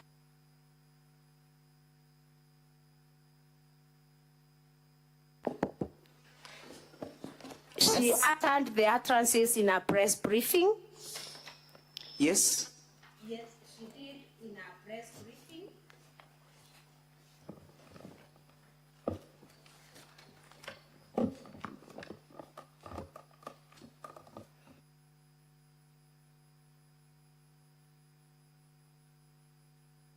Yes.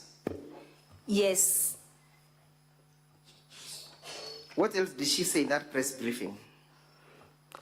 In that press briefing, the governor saying that a total of 86 million was raised in respect to the contributions towards the man.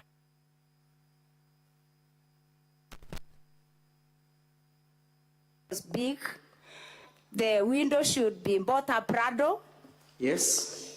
A mansion should be built for her. Yes. And an education fund should be established out of the 86 million. And then she arranged that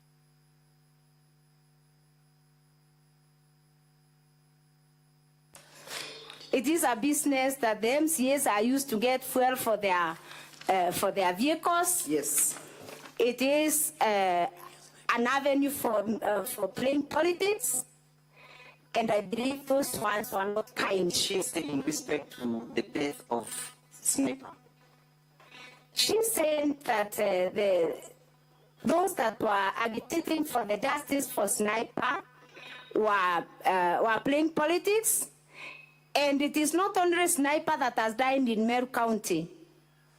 What did she say in respect to the Sniper's wife? I pray that the video is played cancelled because I can't remember everything offhand. Okay, let's have that video played. Let's have the video played. I've just given a few highlights. No, we'll call the other witness to have it played. But did she make any remarks in respect to Sniper's wife?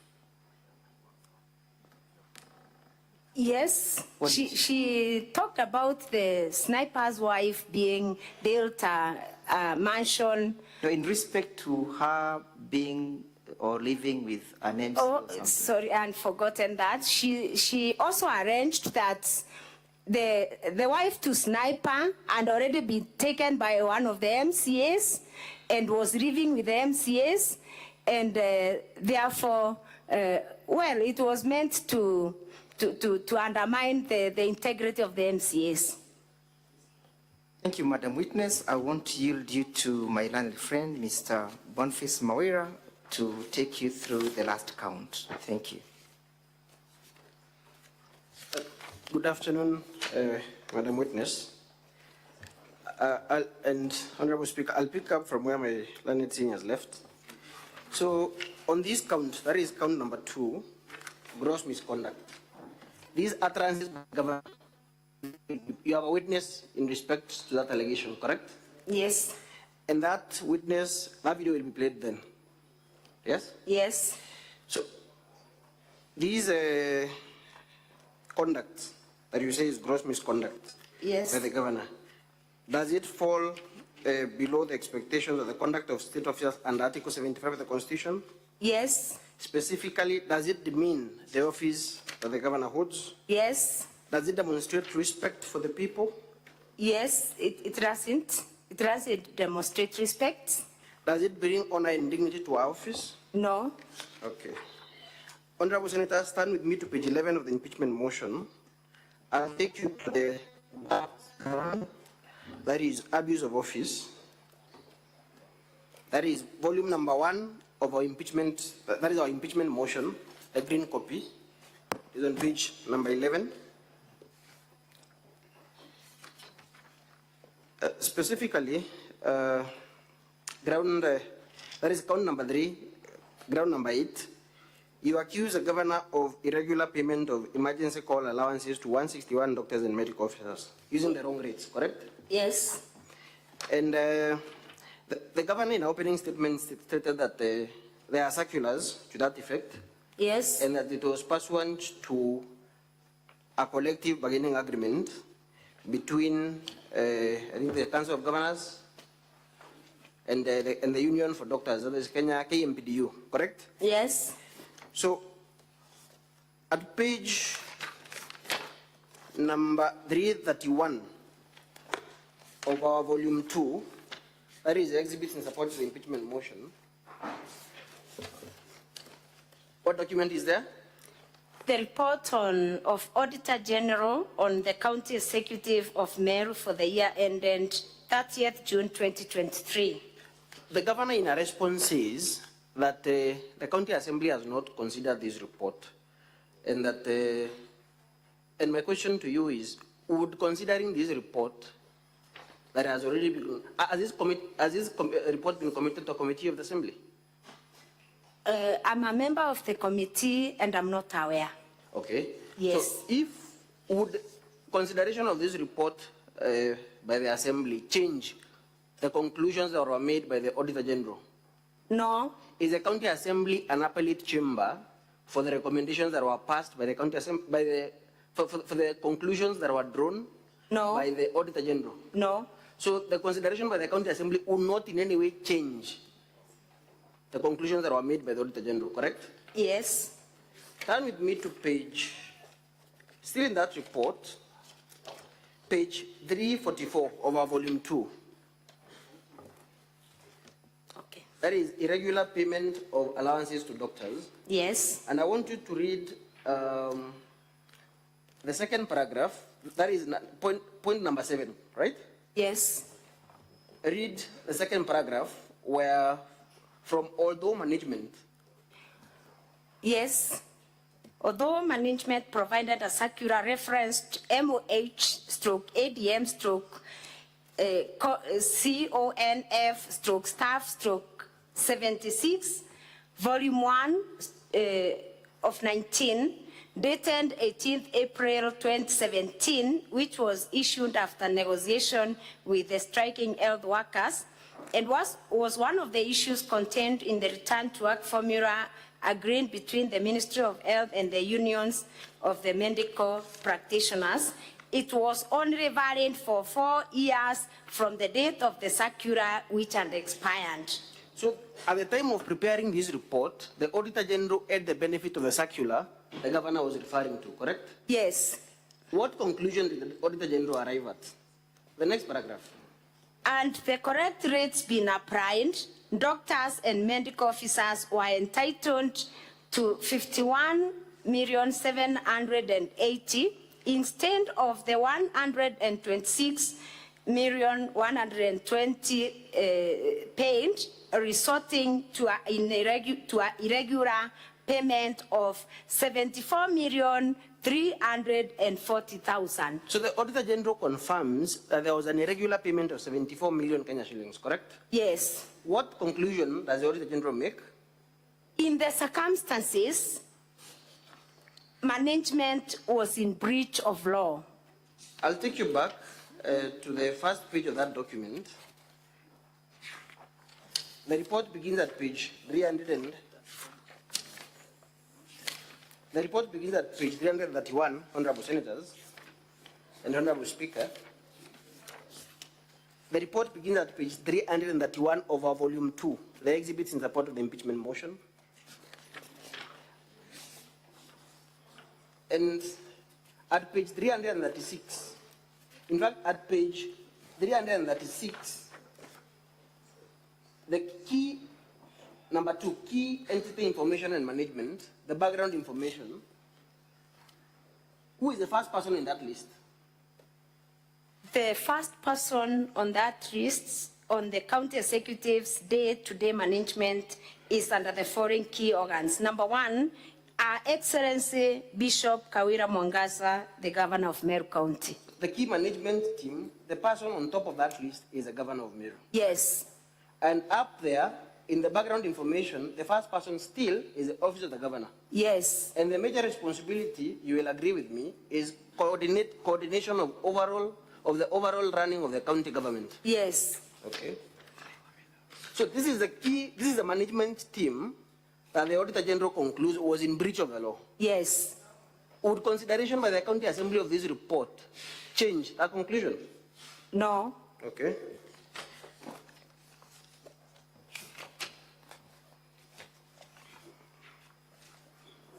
Again, on that Auditor General report, that is our ground number, your ground number 9 in the motion, use of manual payroll. At page, still in the same report,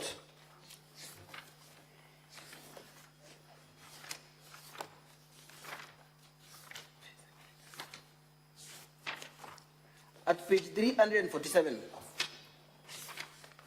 347. Yes. Are you there? Yes. That is 347, I'm sorry, Madam Speaker. 347, still over volume 2.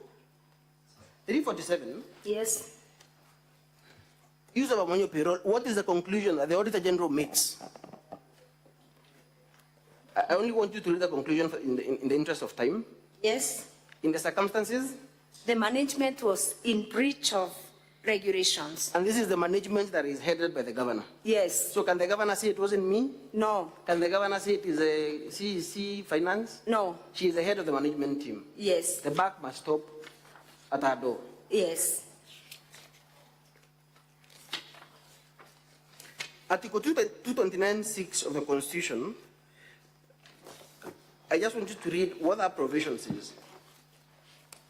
Article 229(6) of the Constitution.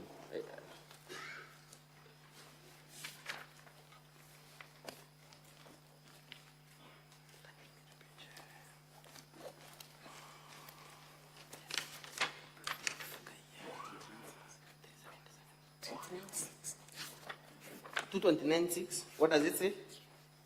229(6) says, an audit report shall confirm whether or not public money has been applied lawfully or in an effective way.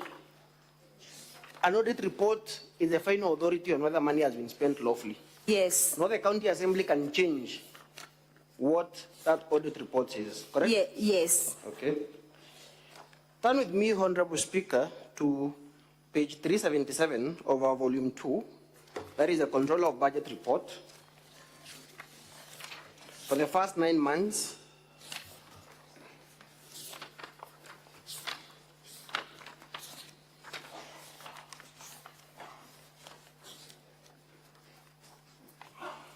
and specifically page 382 of that report, page 382.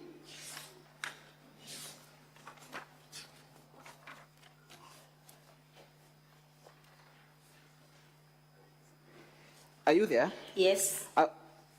Paragraph 3.26.7 on expenditure on employees' compensation. Yes. The second paragraph. Yes. Let me read first so that you can agree with me, right? Yes. Further analysis indicates that personnel emolument costs, that is PE costs, amounting to Kenya shillings 3.36 billion were processed through the Integrated Personnel and Payroll Database System, IPPD system, while 102.94 million was processed through manual payroll. The manual payrolls accounted for 3.1% of the total personnel emolument cost, correct? Yes. So this is evidence again from the Controller of Budget report for the first 9 months of financial year 2023-2024 that monies have been paid through this payroll system. Yes.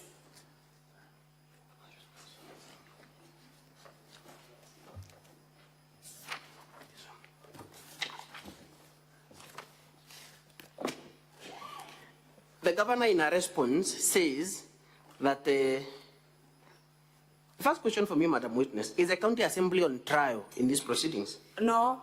So is it sufficient, is it enough for the governor to say that if she is accused of making payments through manual payroll, is it a defense? My question is it a proper defense for her to say, even the County Assembly does so? No. Why do you say so? I would say so because I would say so because I'm not very sure whether the County Assembly does that. Mm-hmm. And number two wrongs does not make a right. Okay. Yes. So the question is, does the governor or is the defense of even someone else has done it available to the governor? Is that defense available to her? Sorry? Is the defense of even the county assembly or even someone else has done it, so I'm allowed to do it, is that defense available to her? Okay, my question is this. Yes. Is the county assembly on trial in these proceedings? No. So does bringing evidence, and we submit there is no such evidence, but does bringing evidence, assuming there is such evidence, yes, of wrongdoing by the county assembly, would it excuse the governor of our own wrongdoing? No. Turn with me to page KM 34. That is volume 1B of the governor's response.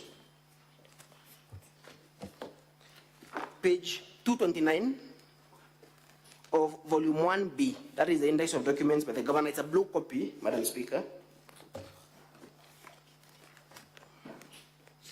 And this is the evidence that the governor has filed.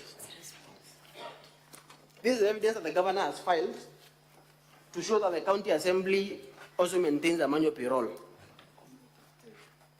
And my question to you is simple. Yes. On that document, on the face of it, yes, when was that report prepared? For which financial year? 2020, 2021. Were you a member of the county assembly then? No. Was the current government in place then? No. Was the governor in office as governor of Meru then? No. To the best of your knowledge, in which office was the governor serving in 2020, 2021? Yes. In which office or capacity was the governor serving in the year 2020, 2021? She was serving as the women rep. So she was not governor? She wasn't the governor. And this report was not with respect to the assembly in which you serve, correct? Yes. You are a first-time member of county assembly, correct? Yes. On ground number 10, on employment of a bloated for workforce, Yes. which you say is for, it has contributed to an excessive wage bill. That is the Yes. allegation? Yes. Honorable Madam Speaker and Honorable Senator, stand with me to page 11 of our motion still on ground number 10. And the evidence of that is to be found still in the Auditor General report. I beg your pardon, Madam Speaker. It is to be found in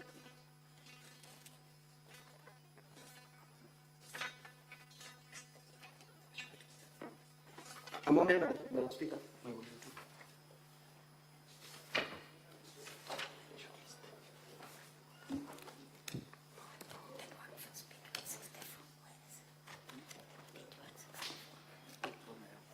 How many staff do you say are employed in the office of the county governor? 111. That is 111 staff. Yes. Okay. Yes. Have you filed any evidence before this committee, before this honorable house, Yes. to show that this is bloated workforce, indeed? Yes. Okay. Why is that evidence? On page 164 Yes. of volume 2. Yes. Yes. 164 Of volume 2. Yes. What is that document at page 164 of our volume 2? Of the County Assembly's volume 2? What is that evidence? It's a list of appointed persons in the office of the governor and the appointment dates from August 2022 to date. So the document from page 164 all the way to page 175, those are the staff in the office of the governor. Yes. For in the interest of time, you will agree with me that there are 8 cleaners in the office of the governor? Yes. There are 17 information officers in the office of the governor? Yes. Clearly, this? Yes. Is that a bloated workforce that you're talking about? Yes. How many staff, in the document at page 172, how many staff were employed by the former governor in his office? The former governor employed 45. Okay, that is 45 staff. That is which page of your exhibits in volume 2? 172 Page 172. to 175. 175. Okay. Yes. And our advisories been given by the Transition Authority and by the Intergovernmental Relations Technical Committee and by the SRC on the limitation as to the number of staff in the office of the governor? Yes. Where is that evidence found in your Page your 176 Yes. of volume 2. That is advisory by the Intergovernmental Relations Technical Committee. Yes. At page 178, that is the advisory by the Transition Authority. Correct? Yes. And at page 179, you will agree with me that some of the staff that are listed there, the political advisor, chief of staff, there is the page, correct? Yes. And a few, and personal staff at page 180. Yes. Personal assistant, correct? Yes. Okay. How was this, as you say in ground number 10,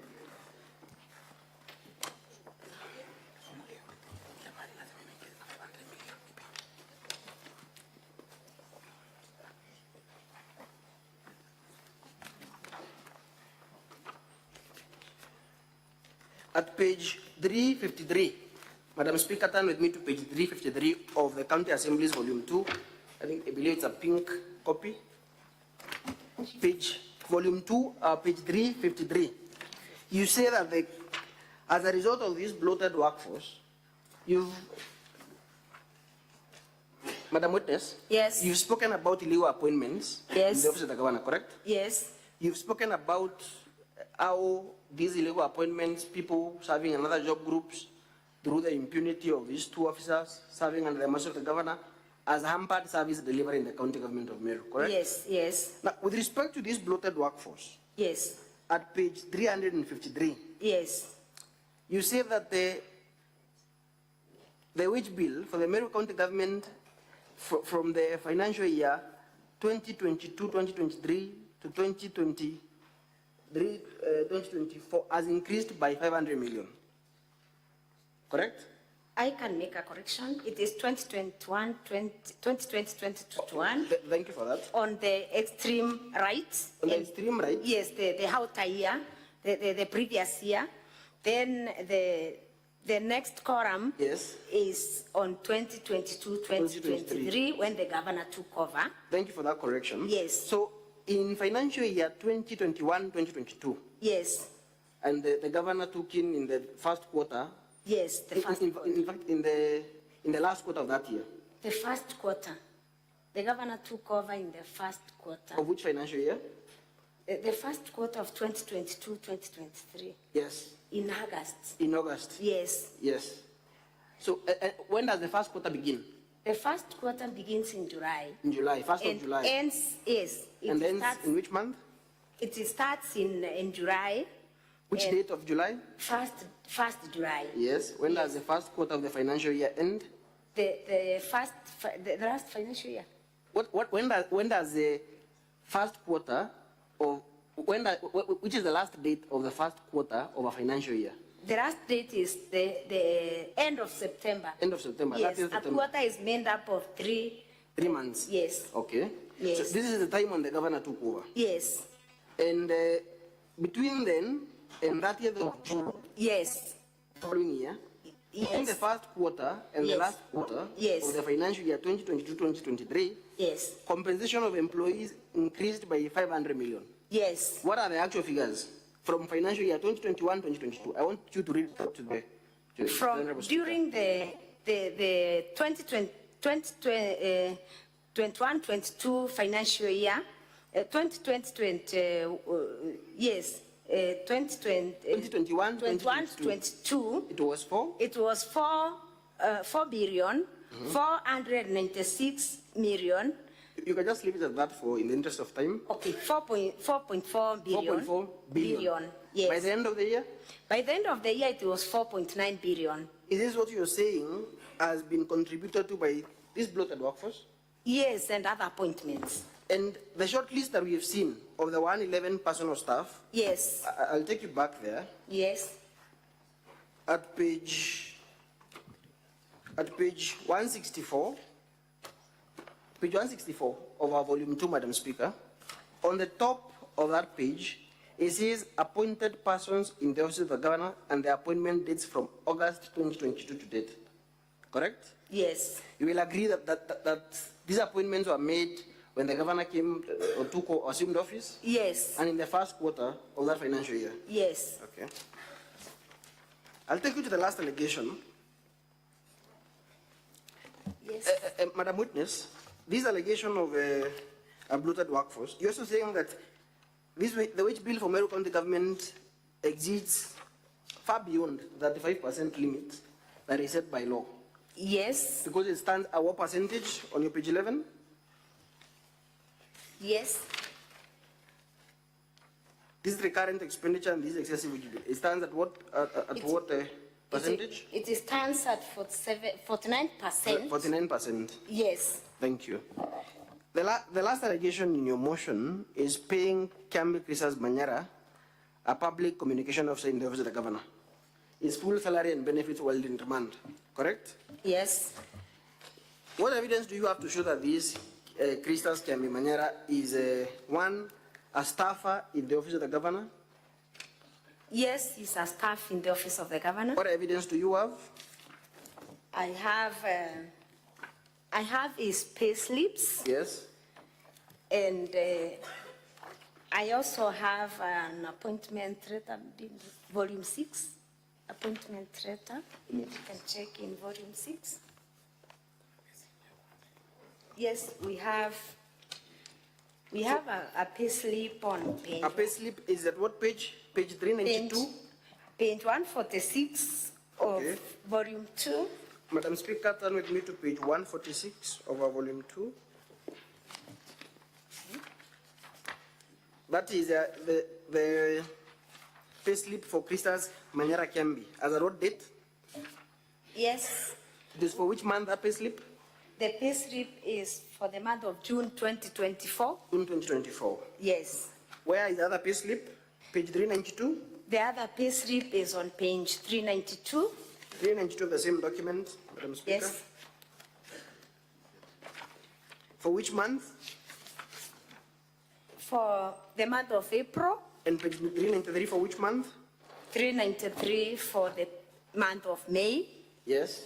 Yes. And from the short list you just showed us at page 164, still on page 164 of the same volume 2, Madam Speaker. Specifically at page 169 of that document, beginning at page 164, who is the staffer listed as number 69 in the office of the governor? The staff number 69 is Kiambi Christas Manyara, Yes. a public communications officer 2, Yes. recruited on October 3rd, 2023. Yes. So this is he's working in the office of the governor. Yes. Do you have evidence that he was charged in court? Yes. What was he charged with? You say he was charged with murder. Whose Yes. murder? Yes. Whose murder was he charged with? Kiambi Christas Manyara was charged with the murder of Daniel Mutiani, Araya sniper. At what page, what evidence do you have in respect? There is a charge sheet. Yes.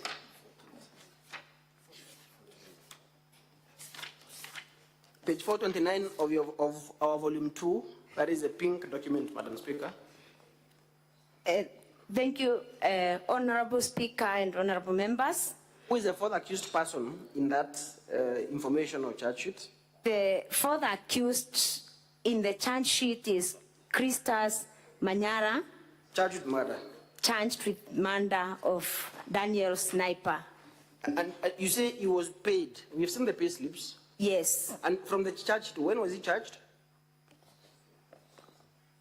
He was charged on the 29th day of February 2024. You have information that he has been in remand? He has been in remand. Until what time? Up to until around May 2024. Okay. And you have his pay slips for the month of March. Immediately after 29th of February, he was paid in March. Yes, he was paid in March. Paid in April. Yes. May and June. May and June. Okay. Yes. And you say that he should not have been paid? He should not have been paid. Okay. Yes. And you quote section 4.2 of the Public Service Manual? Yes. Why is that document in your exhibits? In the interest of time, page 394, Madam Speaker, still of our volume 2, the pink copy.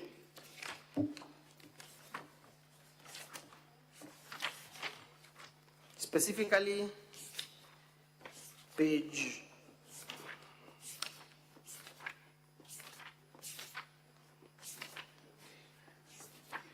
419 of that document, of our volume 2, The manual begins at page Yes. 394. Yes. Specifically at page 419, Madam Speaker. What does that provision say? The provision on page 419, Of which document? The Public Service Commission Discipline Manual, correct? the Public Service Disciplinary Commission Manual, Yes.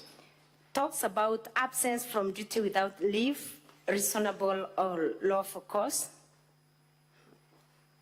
I beg to read, Honorable Speaker and honorable members. When an officer is absent from duty without leave, reasonable or lawful cause, the following steps shall apply. A, establish the exact dates the officer was absent from duty. If not traced through personal contacts and next of kin with a period of 10 days from the commencement of such absence, the salary and other remunerative allowances shall be stopped with the effect from the date of absence and disciplinary action instituted against the officer. So from the time he was absent, he should not have been paid. It should not have been paid a cent. Turn to page, the previous page, I believe 418. What does it say about interdiction and suspension? On page 418, 4.22, suspension, the circumstances under which an officer may be suspended from exercise of powers and functions of the office include when charged with serious criminal offenses in a court of law, when B, charged under the Anti-Corruption and Economic Crimes Act, C, upon conviction of a criminal offense. So by the virtue of that provision, the moment he was charged with a serious criminal offense being murder, his salary ought to have been stopped, correct? It should have been stopped. Maybe I can correct that. It should have been stopped. Yes. The moment he was absent from work. Yes. Not even being charged. The moment he was absent from work. Yes. The salary ought to have been stopped. Okay. Yes, that is the standard procedure in management of public service. And I will refer you to your volume 6.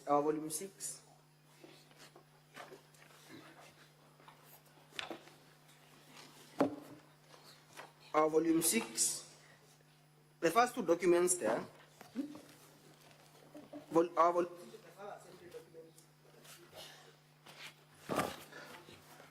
our volume 6 of the final assembly documents,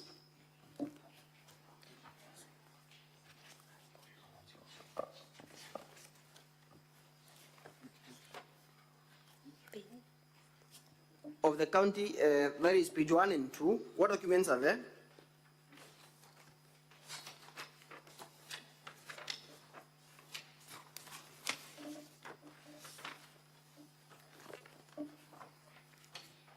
What are those two documents?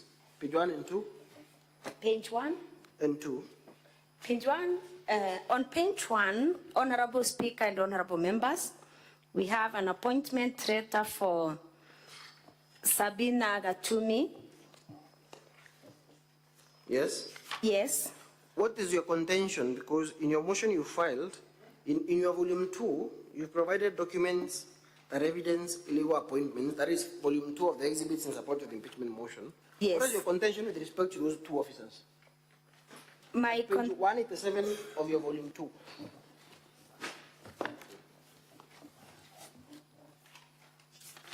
Page 187, specifically page 188.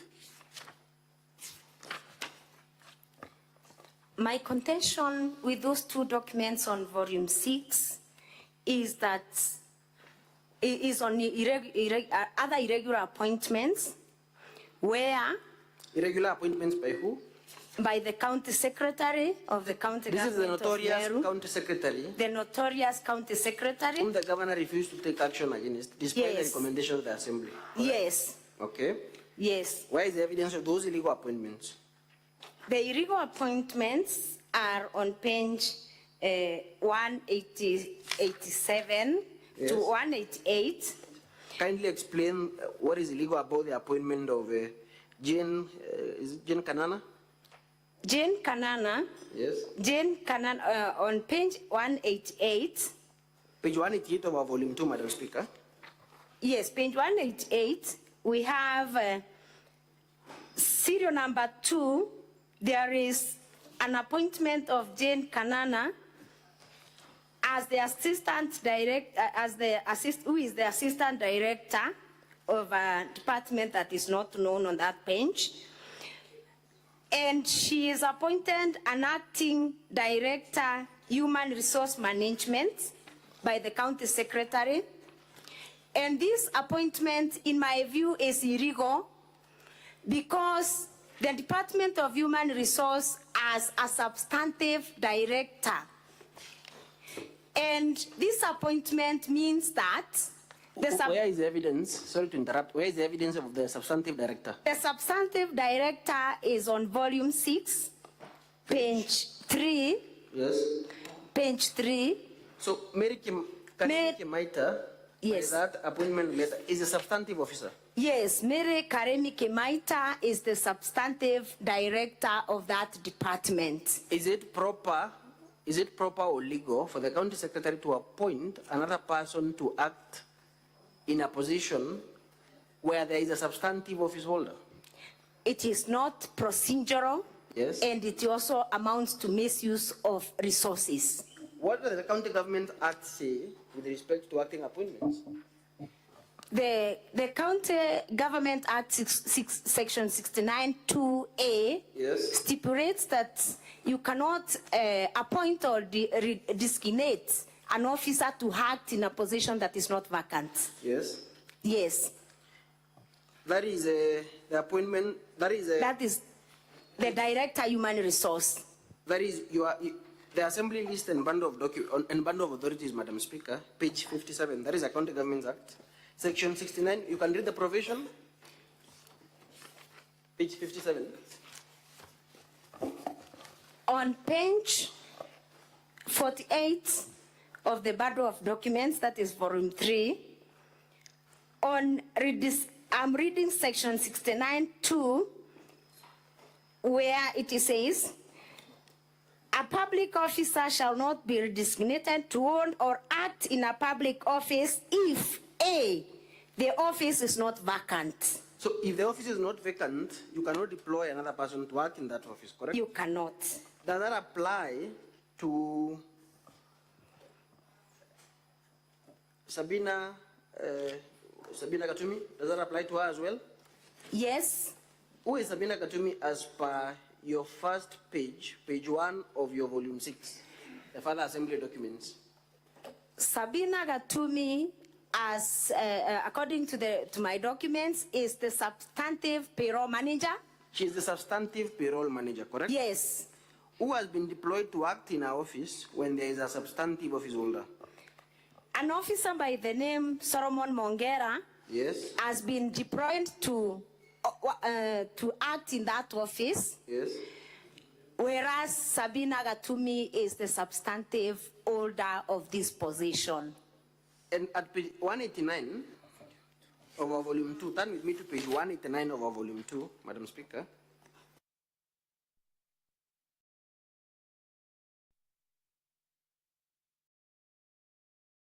The County Secretary for the County Human Resource Management Advisory Committee, one of the persons present is Solomon Mongera, correct?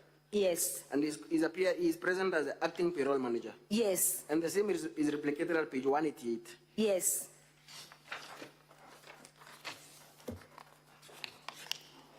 And these are the appointments that are done by this notorious county secretary. Yes. You say a vampire service delivery, as we've even seen in the videos. Yes. From the hospital and and elsewhere. Yes.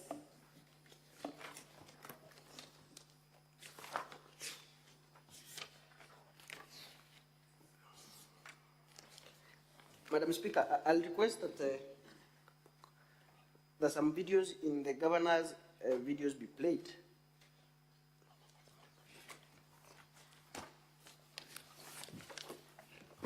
I think you may proceed. Yeah, that is video number.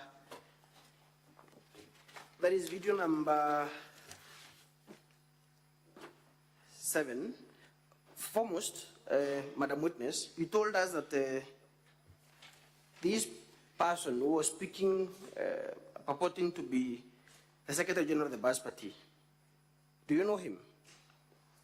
Yes. Is he a member of the County Assembly? No. And you said you are aware of the person who is a legally recognized Secretary General of the Bas Party? Yes. What is his name? Milton Mugambi Manyara. Okay. Yes. And you also said during the exam-in-chief by Senior Mr. Ndegwa that there are some members of the Bas Party who support the governor. Yes. Have they been victimized by the County Assembly? No. Have they been removed from any committees? No. In fact, from your volume 6, that is the membership of the select and sectoral committees of the Assembly, that is volume 6, Madam Speaker, from page 7 to 29, you will see that some of these persons are members of committees, correct? Yes. Is there any of them who is a chair of any committee? Yes. And is a member of the Bas Party? Yes. What is his name? One of them is my chair, Yes. the Sectoral Committee on Youth, Gender and Social Development. Yes. She is Honorable Makena Morogocho. Yes. Yes, she A is member my of the Bas chair. Party A member of the Bas Party. who openly supports the governor Who supported the governor even in this impeachment. and has not been victimized. Yes. Okay. Yes. So what that gentleman appears to say in that video, Yes. that members of the County Assembly should take instructions from him, and that the party is going to take action against members who do not, who appear to support the governor. Has action been taken against the said Jennifer Morogocho? No. She is the chairperson of the Committee on Youth, Gender and Community Services, as indicated on page 18 of your volume 6, correct? Yes. Who is the other person who is a member of the Bas Party? There is Kithinchi. Felix Kithinchi Muirigi. Yes. On page 23. Yes. He is the chairperson, Sectoral Committee on Transport, Energy and Public Works. He has equally not been victimized, despite being a member of the Bas Party. Yes, yes. So when you also said that you received a letter from Cleophas Malala directing you to withdraw the motion. Yes. Would you say that you were intimidated and threatened to withdraw the motion? It was a form of intimidation. Yes. But yes, yes. Did you succumb to that intimidation? I did not. As a county assembly succumbed to intimidation by that gentleman who was speaking in that video? No. Is that an attempt by the governor to shift attention from the real issues? Yes, that is a... How is that video a response to, or rather, I would request a video number 7 be played, Madam Speaker. Video number 7 of the governor's videos, VKM 7. I had already granted that permission. Can the video be played, please?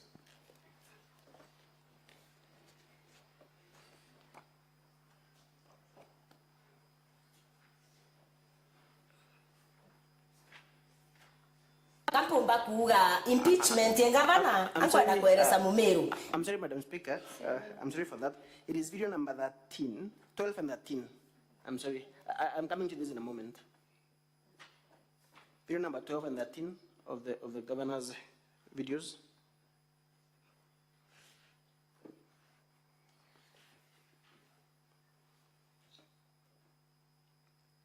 Yes, that is the correct one.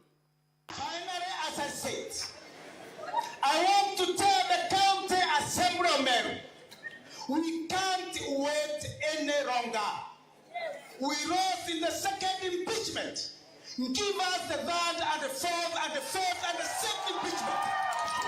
And within a month's time, we want to see the county assembly of Meru. Give us that. Finally, as I said, that today, when Kraito Morongi, when Mwashimiwa Munya, when Kaduri Morongi, when CS Lentore, when Motuma Ntoidhikia, when Ayubu Mundi, when Idani Kere, and the other members of the assembly, were sat down and have a cup of tea and even said, perfect, that day the redemption of Meru will be nigh. Now this time round, we want to be very simple. To get the Senate, Kaduri, I know you are there, our senator. Just hold on. The video can be paused. Is the translator here? Is it interpreted? I think the useful part that I want to rely on was played, Madam Speaker. The English, it was in English. The part that I want to cross-examine now on. Very well. Yes. So only the part in English? Yes. That's okay. Then video number 13 can also be played. Still in the governor's videos.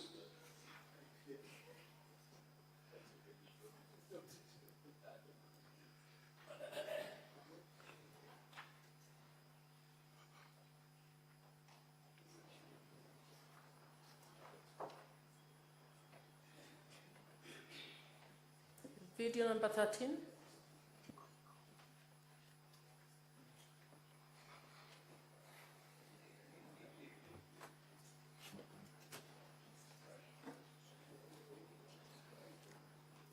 Finally, as I said, I want to tell number 12. Is that 12 or 13? If that is 12, then can you play 13? Yes, that one. The Secretary General wa Kiama kia Basi, nataka kusema hivi, na hii ni hamuri, every MCA ambaye anasimama ama ameteuliwa na chama cha Basi, minority leader na uongozi wa assembly, kama kunaye amehasi akaondoka njia yenu, mwambieni kimo chake kimotoni. Huyo apende asipende ataenda. Lazima kila mmoja atii amri, na leo ni amri tunatoa. Hakuna wa kusimama kando, hata hiyo kitu ulichonacho tutachukua. Kwa hivyo tunataka kuambia viongozi, wakishindwa na Kawira, watuachie sisi wananchi, tuende tumtoe hiyo nyumba yake. Ukaona libaya latendeka, zuia kwa nguvu ya mwili. Ukashindwa kuzuia kwa nguvu ya mwili, zuia kwa mdomo yako. Ukashindwa kuzuia kwa mdomo, chukia kwa roho yako, na hiyo ndio udhaifu wa imani, kuchukia kwa roho. Finally, nkogwerwa muno maote ogotie kure abathirikari, no terenge bagachoka kure akinya chuma ile chiando ile sikerebu. Can we hold on? Do we need a interpreter for that? Can they come in? Coming, yes. Is Senator Sige here? As she stepped out, I don't know. Oh, very well, Madam Speaker. Yes, okay. We cannot have the translator. We cannot the but translator. we still need the translator even for those who don't speak that language. Yes.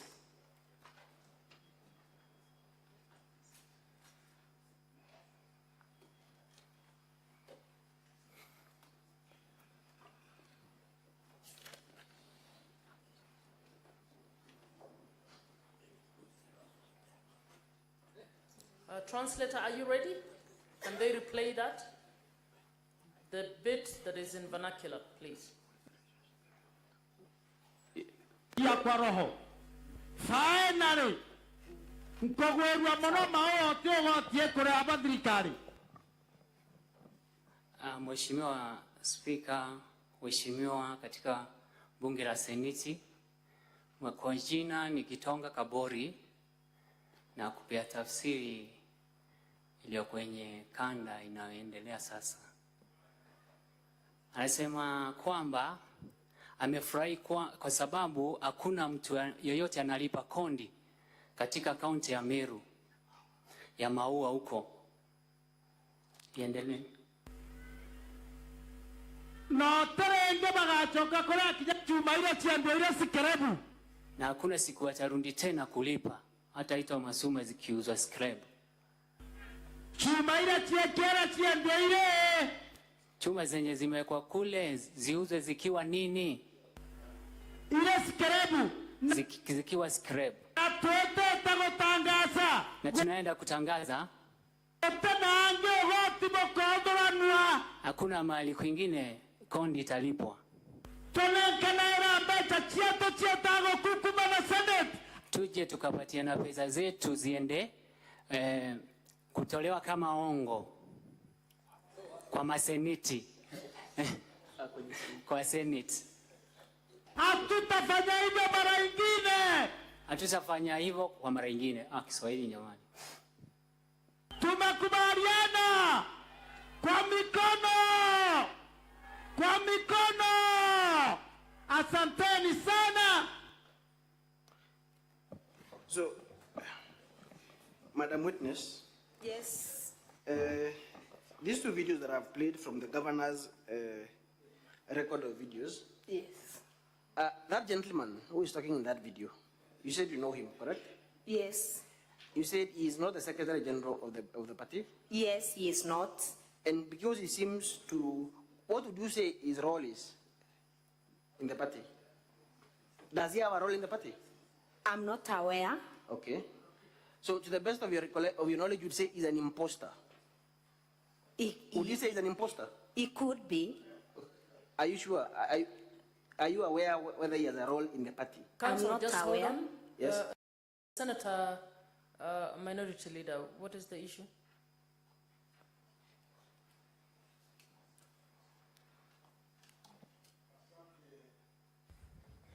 Asante Bispika. Nilikuwa nataka kujua jina la yule alikuwa akiongea. Kama anaweza kulirejelea. Council, you might want to also indicate the name of the gentleman in that video. Yes, from the video, Madam Speaker, I can see his name is indicated as somebody Alhaji Mwendia. That is the name that is indicated in the video.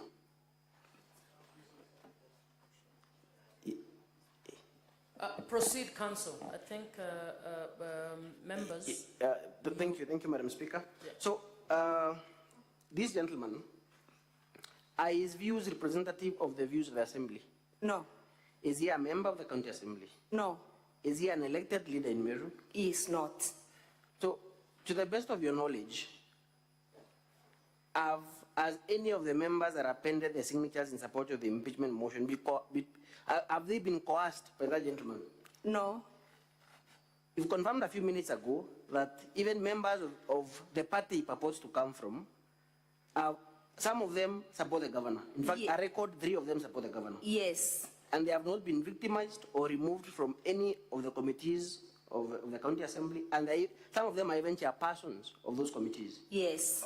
Would you say that you have been coerced or you succumbed to any pressures to move the impeachment motion? No. Did you even succumb to the intimidation or threats by Cleophas Malala to withdraw the impeachment motion? No. Are you a member of the BAS party? No. You are specially nominated in which party? UDA. Okay, thank you. Finally, Madam Speaker, before I yield the witness for cross-examination, I'll ask that video number 7 and video number 7 of the governor's videos be played. Video number 7. Play video number 7. I think for that you might need a translator. I can see it here. Council, you've now done 3 hours. Very well. Kampumba kuga impeachment ya governor ankwenda kueleza Mumeru. Impeachment ya governor ni part of business yetu ya assembly. Part of business yetu ya assembly. Yeah, go impeach. Now we can not to impeach the many times we together. The translator? Let them stand. My name's Gitonga Kabori. Mheshimiwa Speaker, naomba irundiwe kiposi kutoka mwanzo. Please repeat. Kampomba kuga impeachment ya governor. Naweza sema impeachment ya governor. Kwenda kueleza Mumeru. Anataka kuelezea Wameru. Impeachment ya governor. Hiyo impeachment ya governor ni part of business yetu ya assembly. Yaani ni kama shughuli yao kwenye bunge la kaunti ya Meru. Part of business yetu ya assembly. Kama hiyo ni kama biashara tu. Yeah, go impeach.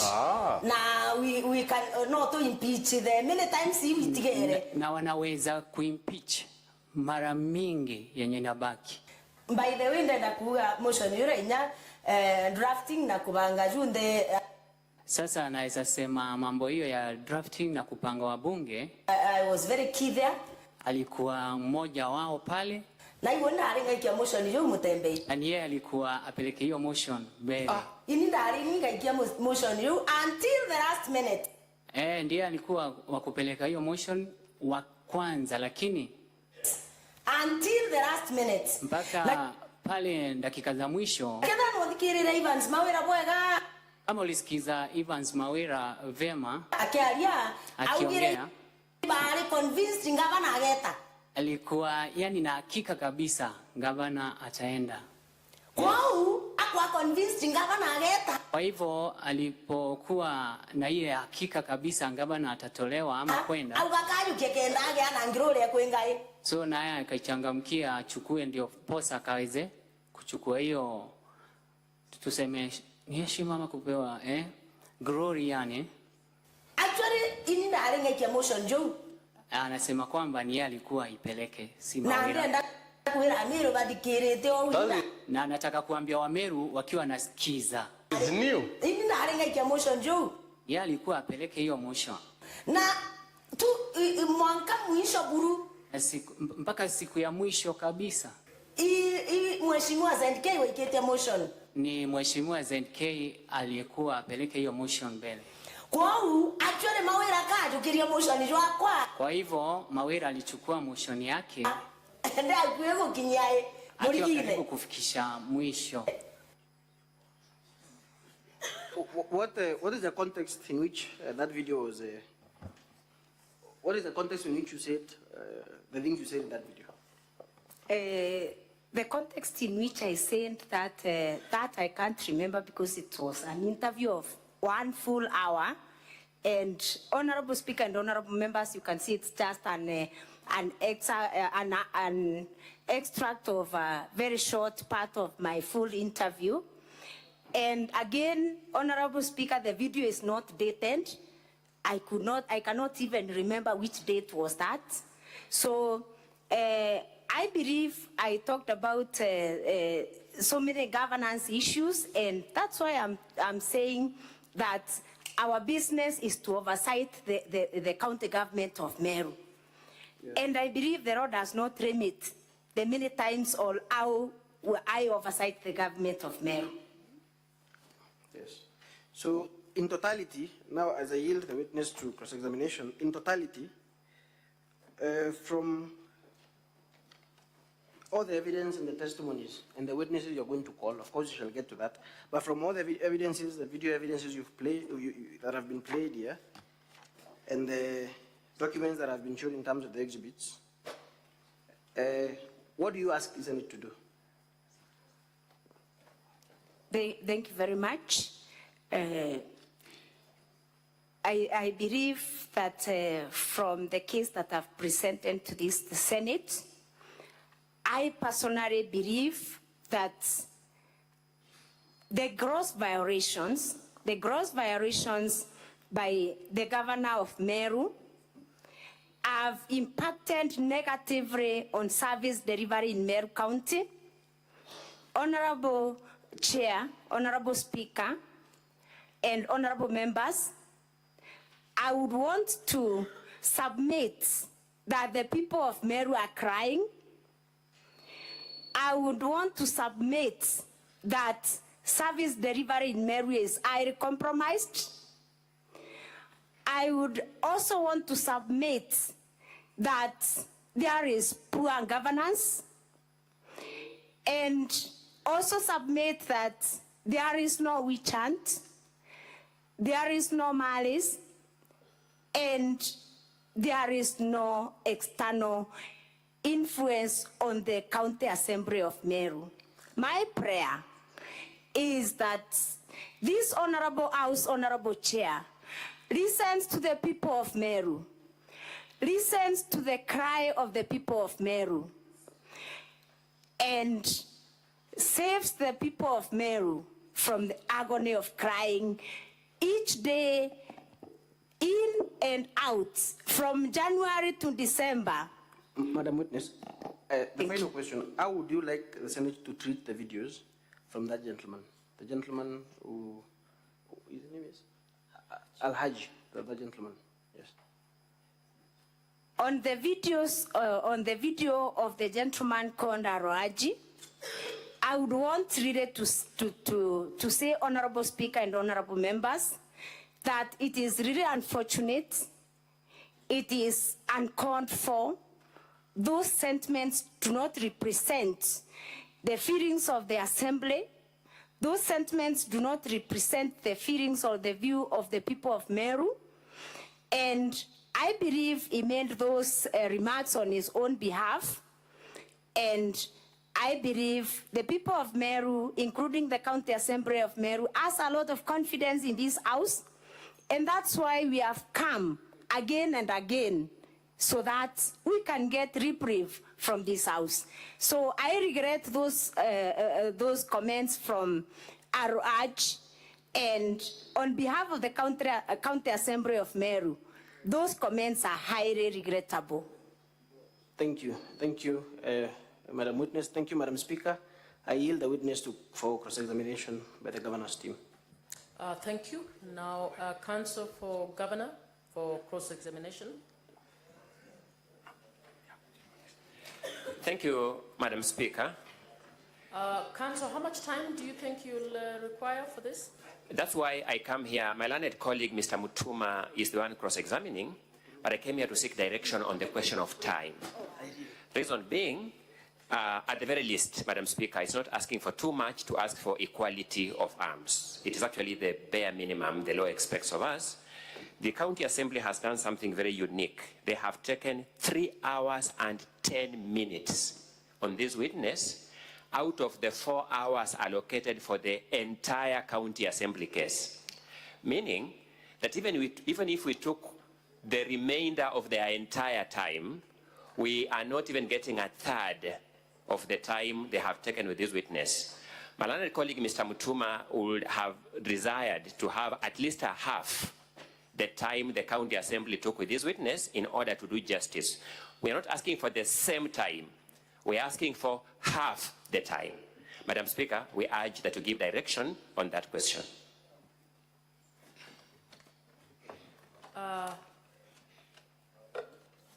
Is that, I can see a hand? Okay, proceed. Senator Mungatana. Much obliged. Madam Speaker, as a follow-up of that point, which has also concerned me as a senator sitting in this hearing, we had an application under the third schedule, Rule 10, asking for the County Assembly asking for 3 more witnesses. But they have already spent their time because the Speaker had indicated 4 hours. So I just wanted to know, Madam Speaker, whether are they intending to bring the other 3 witnesses, or what is it? We need direction, because it seems there is like they have exhausted their time. I submit, Madam Speaker.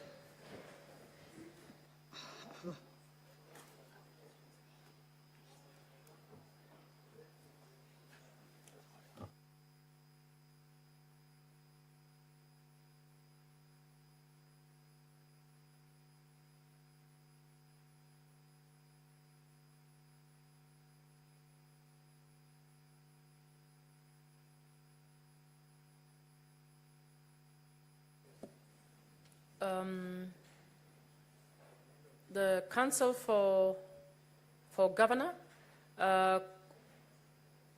can we begin with giving you 1 hour for cross-examination? We can review. Should you require some more time?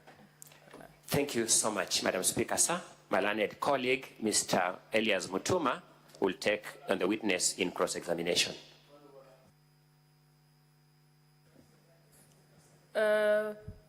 Point of order? Yes, Senator Mtata.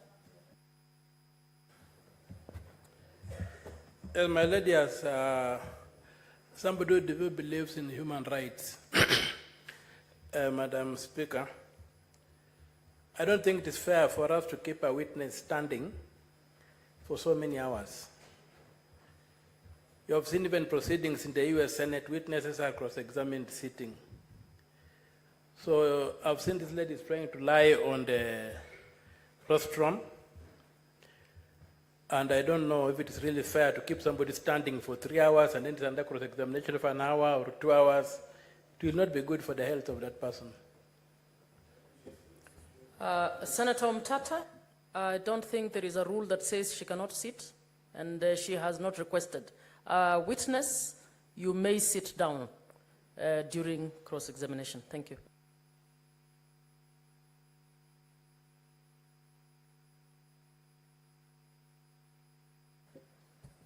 Senator Wafula, what is the issue?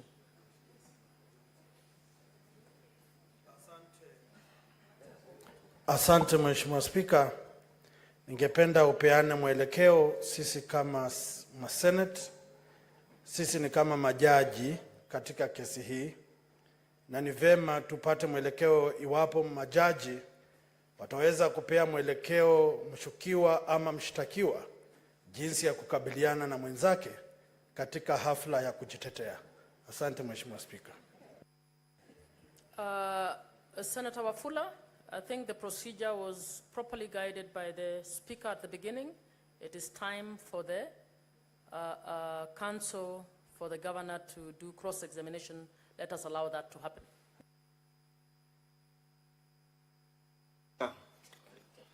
May I seek your guidance as to whether during the cross-examination our time will stop running, or whether the cross-examination will still eat into our time? I am most humbled. Speaker guided very clearly, cross-examination is part of your time. Yes.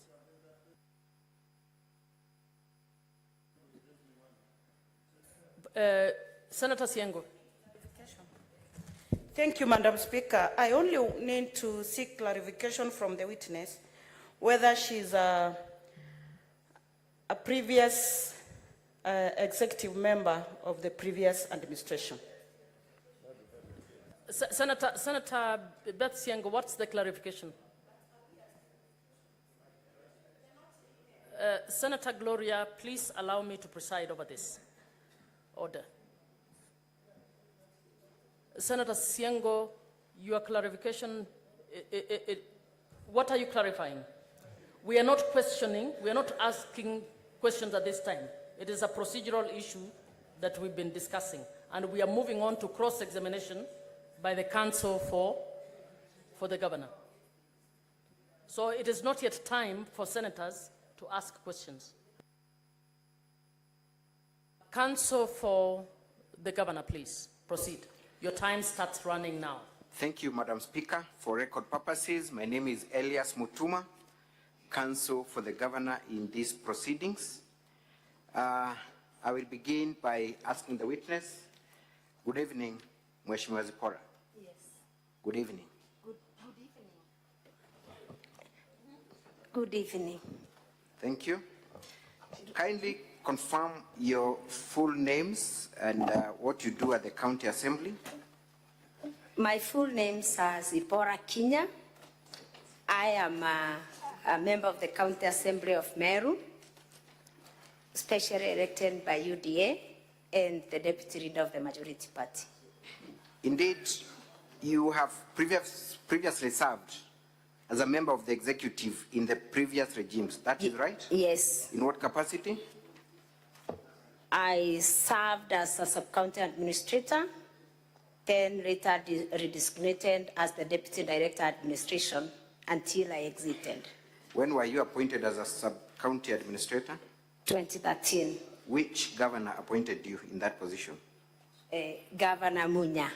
And the next governor also retained you in that position? That is Governor Kiraito? I was redesignated in 2018 to a Deputy Director of Administration. Thank you. Briefly, give us the composition of party membership in the County Assembly of Meru. How many parties are there? How many members are there in the County Assembly of Meru? In the County Assembly of Meru, there are 69 members. We are 69 members. The UDA has 21 members. The Bas Party has 20 members. And the rest have the remaining members. I am not very sure of the numbers. Very well. Yes. Are there any independent members in this assembly? Yes. How many? I'm not sure of the number, but there are members from it who vying on independent tickets. Thank you.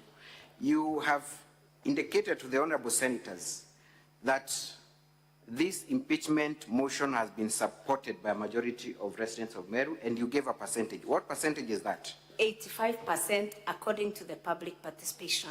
Thank you. 85% according to the public participation, and you have brought the memorandum and report of that public participation. Yes. And that is the basis for you to claim that 85% have supported the impeachment, right? Yes. I want you to have a look at that report briefly. That is volume 5 of the County Assembly's bundle of documents.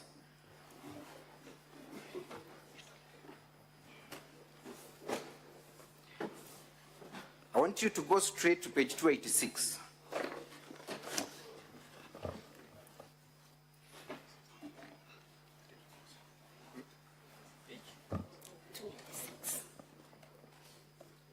Page 286.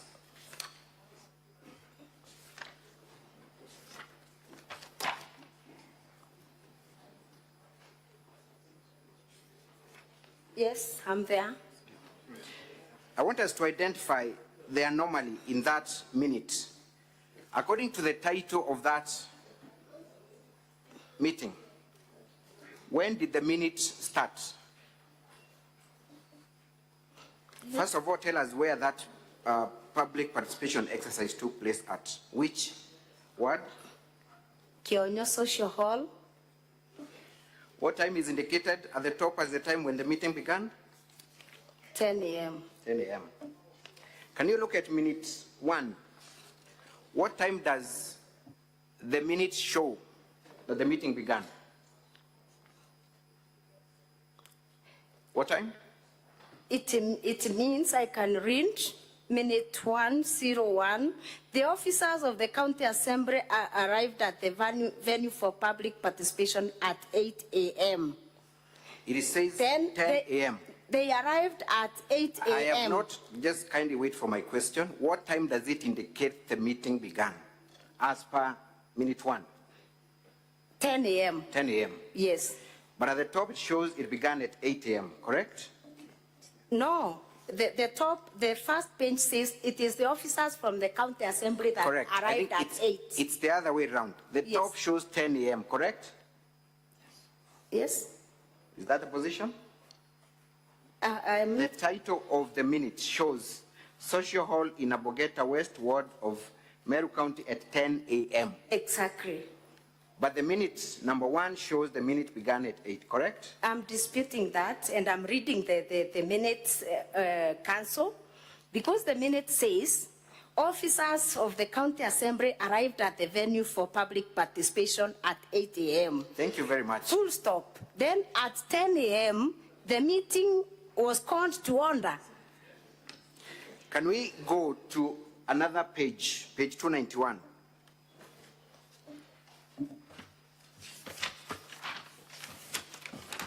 Confirm that the same format of capturing minutes appears at page 291. Tell us where that meeting took place and how the minutes were captured.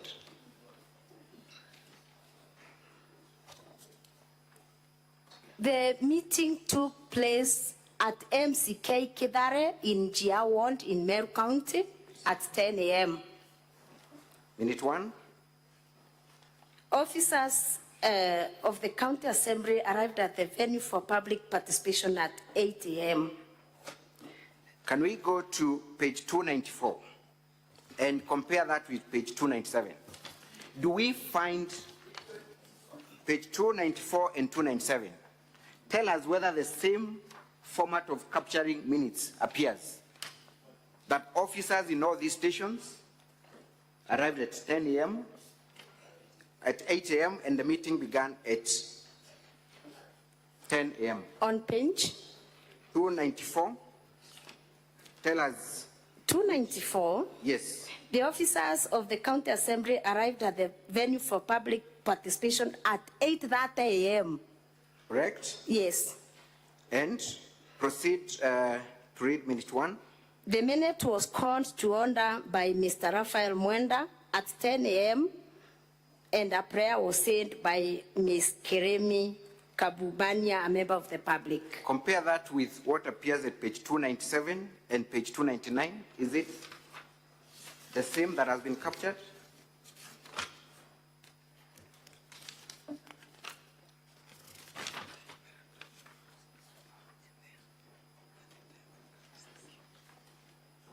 It reads, the officer of the County Assembly, this time it says officer of the County Assembly, arrived at the venue for public participation at 8 a.m. and at 10 a.m. the meeting was called to order. Thank you. Now, let's read verbatim minute 1 for all the minutes that I have identified. The first paragraph. Yes. Read them. Let's start with, for instance, page 286. Minute 1, verbatim. 286.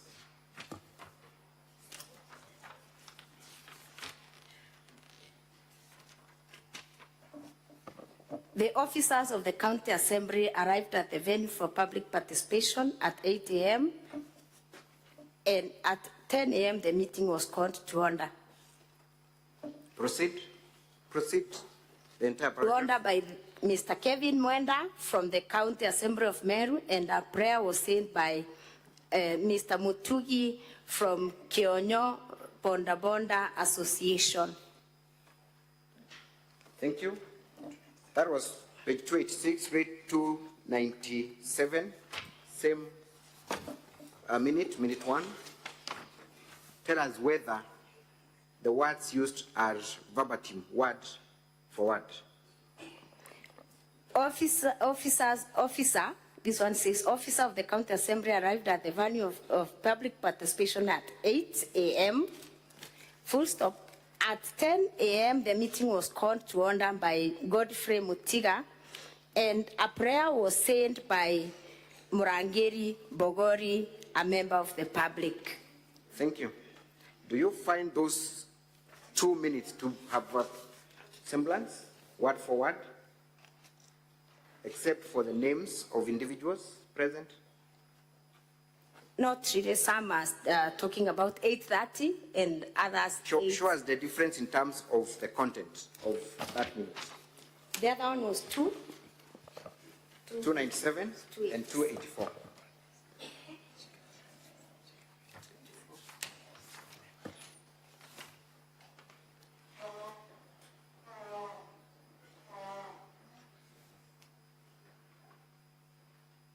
You will confirm that except for the names, the rest of the content is... It is not true. Let me read again. Let me read. It is not true. The officers of the County Assembly arrived at the venue at 8. The meeting was called to order by Kevin Mwenda from the County Assembly of Meru, and the prayer said by Mr. Mutugi. Thank you. Can you now go to the other one? Bonda Bonda Association. And you go to the other one?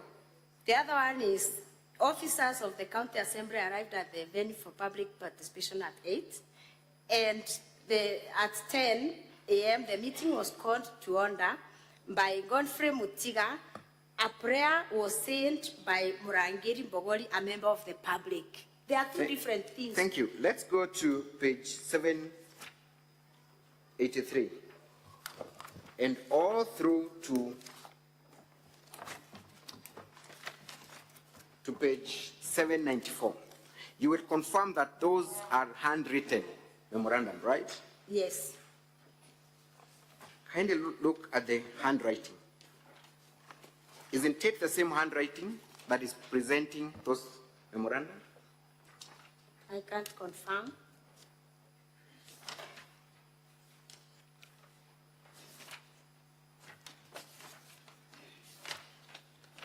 Do we have, apart from the names, do we have any other description of those parties? Phone numbers, ID numbers?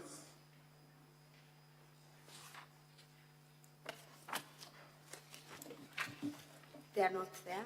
The phone number is there, the name is there, and the signature. Thank you. We can proceed on and on, but we will have time to identify all these things during cross-examination. Let us go to the incident that you talked about, that there was an attempt to touch the County Assembly of Meru. Which date was that? It was on the eve of 8th. Actually, it happened at around 3 a.m. So it had on Madam Witness, yes. I am asking the questions. Yes. Kindly restrict yourself to the question. Yes. What date was it? I've sent on the eve of 8th August 2024. Is it on the eve, or I am interested on the dates? Which date? It was on 7th August 2024 or at 3 a.m. What time was it? 3 a.m. in the morning. Were there members of the County Assembly? Yes. Within the Assembly at that hour? Yes. Does the County Assembly of Meru conduct business at 3 a.m.? It doesn't. It does not. Yes. How would you explain their presence? In public offices at 3 a.m. I would explain their presence because the members of the County Assembly, the members of the County Assembly were under threats. And because of the threats that they were facing, like me, I was seriously threatened. I could not sleep at my home. So I sought refuge elsewhere. We have got your answer. Yes. So were you present at 3 a.m. at the County Assembly? Yes. Were there other members of the public present at the County Assembly at 3 a.m.? I didn't see them. You did not see them? Yes. So if I tell you that that fire emanated from people who were present at that time, would I be wrong? You would be wrong. You have just said that there were no other members, to your best of your knowledge. Yes. So the people present at the County Assembly, yes, might they have begun this fire? The members of the County Assembly were inside and not outside, and the fire was from outside. You said that the fire emanated from the Meru Locots, correct? Yes.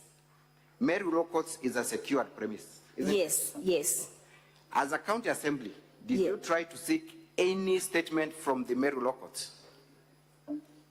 You have just accused them of touching the County Assembly of Meru because you said the fire emanated from the Meru Locots. Do you want to change your statement, or do you want to stick by that statement? I stick by that statement. Did you seek any statement from the leadership of Meru Locots?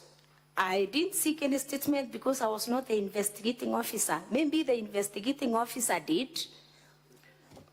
You did not?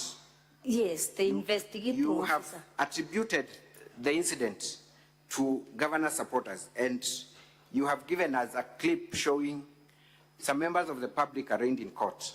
Yes. Among those people who are arraigned in court, which one of them is a supporter of the governor, by name and description? I only attributed to the person working in the office of the governor who said, I attributed Thank you very much. My person. question is simple. The people who are arraigned in court, and you produced material evidence in form of video. all right? Yes, yes. Among the people arraigned in court, which one of them is a supporter of the governor, by name and description? I didn't arrange the ones. I sent the supporters You are of the now governor. withdrawing that I'm statement. not withdrawing. So indeed, I arranged that those who threatened to do it are supporters of the governor, and indeed, I did not say those that are arranged are the ones. so you are now withdrawing that statement. It is on record that governor supporters touched the County Assembly of Meru, and you brought evidence. I am asking you, Madam Zipporah, which one of them is a supporter of the governor, by name and description? I said, I'm saying, I did not say those that are charged are the ones who are the supporters of the governor. I said actually about the staff from the office of the governor who sent Atachoma, and I remember saying... We are going to the staff that you talked about. Yes. So would you now want to confirm to the Senate that indeed there were no supporters of the governor charged with touching the assembly? Yes, I can confirm because I said there are some people who are charged for the offense. But you've just said they are not governor's supporters. Yes. Thank you. Those charged. Thank you very much. Let us go to the specific officer from the office of the governor. What was the name of the officer? I said, I don't know the official names, but he's popularly known as Achege. Achege. Yes. Is he among the people we saw in that clip having been charged with the offense? No. He's not there. Yes. To the best of your knowledge, has this individual been charged for any offense, threats, or even assault? He has not been charged. He has not been charged. Yes. Any report that has been made? I'm not aware of any. Madam Witness, have you filed any report? Because you came to Senate and alleged that he threatened members of County Assembly and he was among the people who planned to touch. Have you made any effort to have him arrested, including even filing a report? OB has been recorded. Where is that OB? OB was recorded by... I ask you specifically, you, have you taken any steps? Not an OB. Personally, have you taken any step? Personally, I have not, but You the have County not. Assembly has taken. Thank you. Yes. You also played a clip showing your home being touched. Yes. What time was it? It was touched on the eve of the first impeachment motion. What time was it? 3:48 a.m. 3:48 a.m. Yes. And you said that was on the eve of The first impeachment motion. First impeachment. Yes. And you said the fire emanated from your neighbor's place. From across the neighbor. You Yes. told senators, and we were listening, and Hansard can confirm, that the Yes. fire emanated from your neighbor's home. Yes, not neighbor's home. I said the fire was from the fence. We from were my very fence. keen, Madam Speaker, and we can have the Hansards read to us. You said it began from your neighbor's home. I didn't say the neighbor's home, from the fence. From the my fence. Yes. The fire was drawn from across That the fence. fence is adjacent to a neighbor, isn't it? Yes. What is the name of your neighbor whose land is adjacent to your fence? The land belongs to, I even don't know the neighbor. You He do bought- not know your neighbor? The person bought the land recently. Yes. Yes. The person, I'm very serious on this. The person bought this, it's a plot. So it was bought recently. as recent as the eve that I know the other neighbor who sold recently, yes. I know the previous owner. The previous owner of that plot, I know. I can tell who is it. But you confirm there's a neighbor? Yes. Did you There's visit a the neighbor. Yes? Madam Speaker, Mr. Speaker, sir, I see counsel trying to coach the witness. That is very becoming of an advocate. Sorry. Madam Speaker. We should have known what counsel is trying to tell the witness. That cannot be permitted. Mr. Speaker, I'm trying to control the witness for the ease of clarity. I'm just telling her be straight to the answers that are being asked. Just normal way of controlling a witness. Very well. Witness, please respond to the questions asked only. Okay. Thank you. Thank you, Mr. Speaker, sir. You confirm there is a neighbor adjacent to your fence. Yes. You do not know the name of your neighbor. The new neighbor, but the old one I know, the one who sold the plot recently. I can give the name. Did you go to this neighbor that you do not know and consult him or her about the source of the fire? The plot is vacant. There is no home. It is not habited. The question is, did you visit them or try to investigate who owns that plot? I tried to investigate, but I've not yet known who bought it. Thank you. We saw that video was a very short clip, correct? How many seconds was that clip?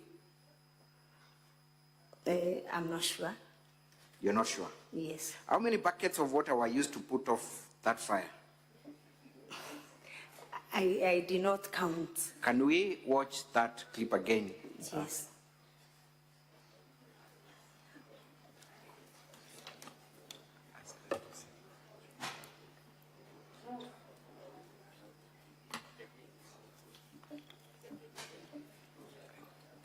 So that minutes before the fire incident, right? That? Yes, yes.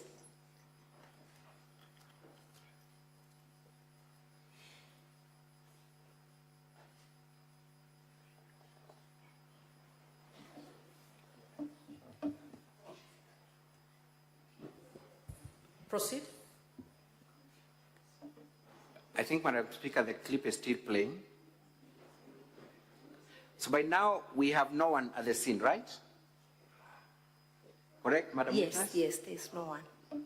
There is a gentleman who walks in. Kindly tell us who that gentleman is. My watchman. That is your watchman. Yes. Does your watchman look panicked? Yes. We can all see that, Madam. To me, but yes. it's all right. To me, yes.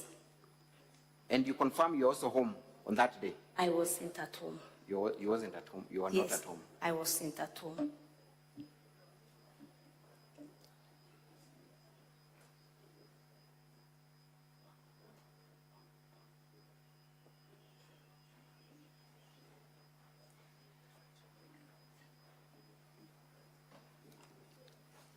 But I confirm, Madam Speaker, you saying that you were woken up by your worker to inform you about the incidents? I didn't say that. We will confirm from the answer. I wasn't at home. So you're now confirming you are not? I wasn't at home. Thank you. Yes. So by now still there is no one putting up the fire and the gentleman is walking easily where the fire incident is. Let's see how many buckets of water those are. That's 1, 3.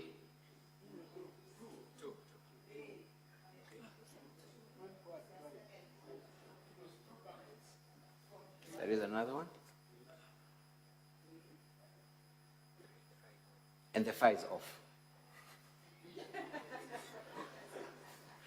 You confirm that that was a petrol bomb. That's what you told us. I talked about a petrol bomb in the assembly. Please. It's not that one. Thank Let's you. get the facts right. Madam Speaker, Madam Witness, what action did you take after your house was allegedly attacked and touched? I came back the following day. I was not at home. I came back the following day and I went and reported the incident at Nkobo police station. You are next a copy of the OB report. I mentioned it in the answer. Have you attached a copy of the OB? Because you knew you were going to rely on that clip. Have you attached the OB report? It is in the answer. Yes or no? I've not. Have you attached? I've not. So this Senate has no way of confirming whether there was any formal report or investigations done in respect to that incident. They have no way of doing that, isn't it? Okay. The yes or no? They have Yes. no way of confirming that. Yes. They have no way. I put it to you, Madam Witness, that what we've just watched is a state-managed incident. And we cannot tell that. What do you say? It is not. It is not. Thank you. You have also talked about a number of incidences where the residents of Meru have complained about the governance structure of Madam Governor here. You have specifically talked about an incident where there was a birth that took place near Kegochwa Hospital. Yes. You remember that? Yes. Kindly confirm the status of that hospital. What level is that hospital? What kind of an hospital is it? It is level 3 hospital, Level 3. according to the complaints of the people of Kibutwa. It is not according, Madam Witness, you investigated the governor, and the evidence you brought here are subject to investigations. With surety, tell us what level of hospital that facility is. Level 3. Level 3. Yes. It does not have a maternity wing, does it? I'm not sure. I am putting it to you that it is a dispensary without a maternity wing. Is that a position? I'm not sure. You're not sure? Yes. If it is not, if it does not have a maternity wing, then there was no way a woman would have gone there to give birth, isn't it? I can't confirm. You cannot confirm. Yes. And you want this Senate to impeach the governor based on that allegation. Is that your position? It is not part of my allegation, but it is a compromised service delivery. So it is not part of your allegations? It's a support of the compromised service delivery. But you confirm that you did not bring the governor here to answer to those charges. That's what you've just told us. I confirm it is part of this delivery of service that has been compromised through illegal appointments. You have also talked about 20 cows dying in a certain ward in Meru. Which ward was that? Kwene ward. Kwene ward. Yes. In your impeachment motion, kindly refer me to the charge where the governor is being accused of that specific allegation. I do not even know the name of that allegation, but in your impeachment motion and supporting evidence, show me exactly where you have accused the governor of that mismanagement of public resources. Is there anywhere? I did that.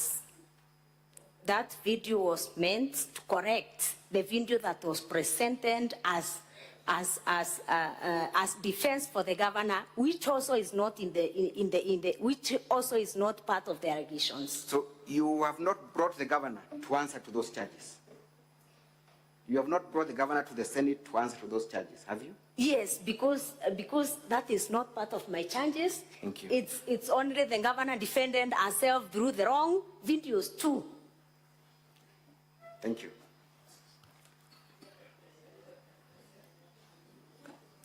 And I think the governor... I have not asked a question, kindly. Okay. I will Sorry. be asking the question. Sorry. Let us proceed to the role you played in the last impeachment. We have watched a video of you saying that indeed you were part and parcel of that process. Is that still your position? Yes. So the last impeachment motion was meant to be brought by you. Yes. That position? Yes. What happened that you did not proceed with the process to its logical conclusion? The majority leader, as a senior of the House, requested me to hand over the motion to him. The leader of? The majority leader, who happens to have been my boss. Thank you. Now, we have watched a video of you, and I would ask VKM1 to be played from the governor's exhibit of videos.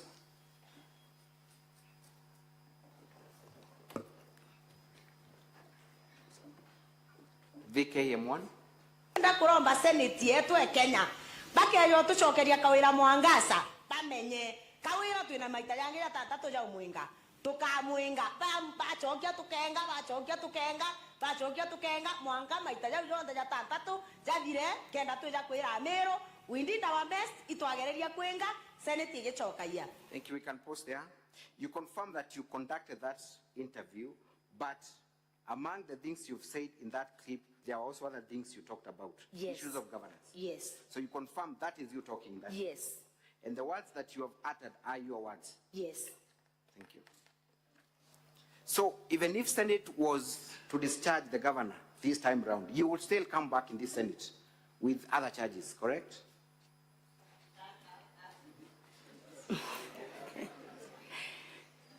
It depends, because let me confirm that if the governor does not continue the violations, we cannot bring her back. Indeed, it is because those violations continued even when the case was here in the Senate. That's why I said that if the governor stops the violations, then we are going to go as Meru County. I cannot confirm that I'll come back, because maybe the governor may decide now I'm not going to violate the Constitution anymore. Do you have any personal vendetta against the governor? No. Do you think she's a mad woman? No. Do you think she's crazy? No. Can we watch video VKM09?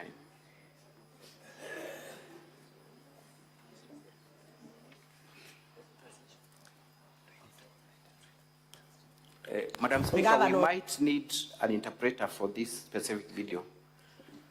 Sergeant at Arms, please usher in the interpreter. And before we hear from the video, what is your background training professionally? Professionally, I'm a trained teacher. You're a trained teacher. You Yes. actually served as a principal of a school, isn't it? Yes. Do you have any training in medical health? No. Mental health? No. Psychiatric training? No. Psychology? No. Thank you. Is the interpreter there?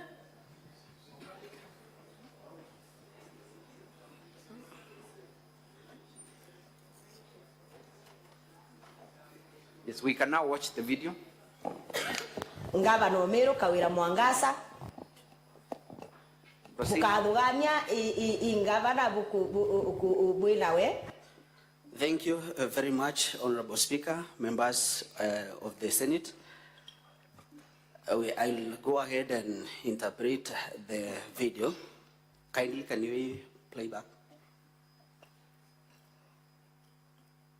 Gov Kawira Mwangasa bukadugania ingavana buinawe. Meru Governor Kawira Mwangaza, don't you think that you have a governor? She's mad. Gov Meru aumira ndutene. Meru Governor went crazy long time. Na oni na alu anenda kundikria gite kiu vacant. And I today I want to declare that seat vacant. Ko Meru na chiomie. And now Merus should be ready. Atwe ula tukomba kuchwa gavana ule okomba kwa Meru. We need to get the way forward on how we get a new governor who can lead Meru. Thank you. We can stop there. Gov Meru Kawira Mwangasa. So, were you lying to the members of public then when you said the governor was mad? Or are you lying to Senate now when you're saying you don't think she's mad? I didn't say to whom were you lying? Is I it the didn't say Senate or the she's members of mad. the I didn't say she is mad. Was that you we've just watched on TV? It was taken out of context. Was that you we watched on TV? It was taken out of context. Witness, please answer the question. Yes.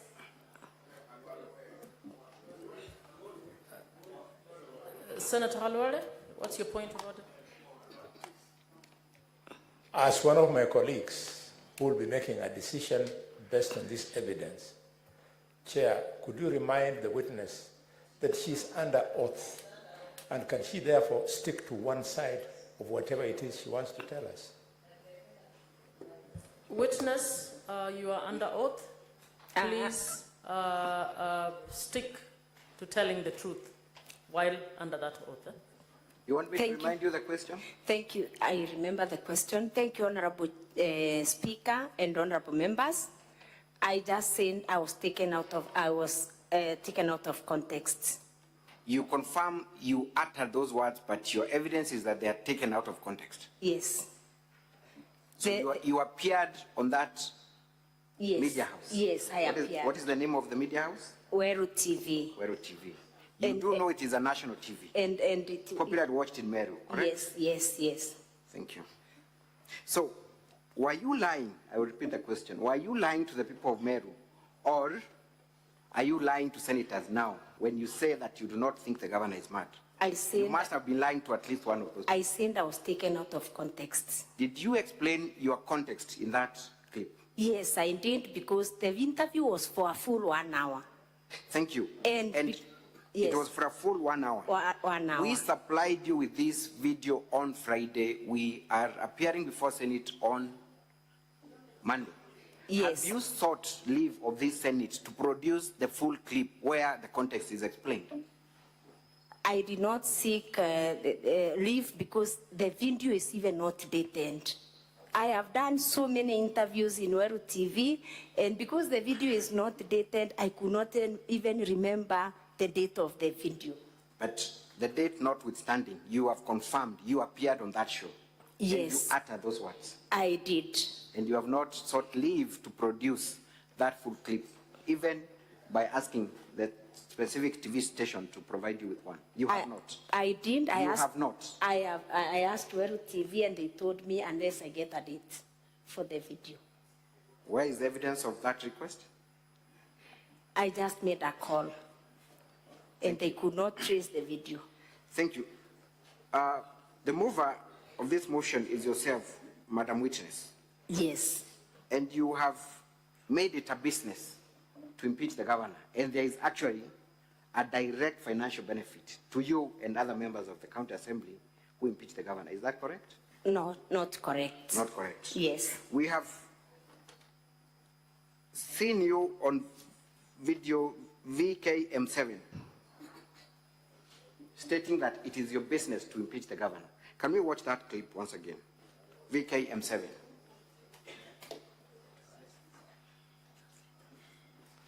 Kapumba kuga impeachment ya gavana angwenda kueleza Mumeru. Impeachment ya gavana ne... Yes, Madam Speaker, I will still need a translator, please. Yes. Yeah.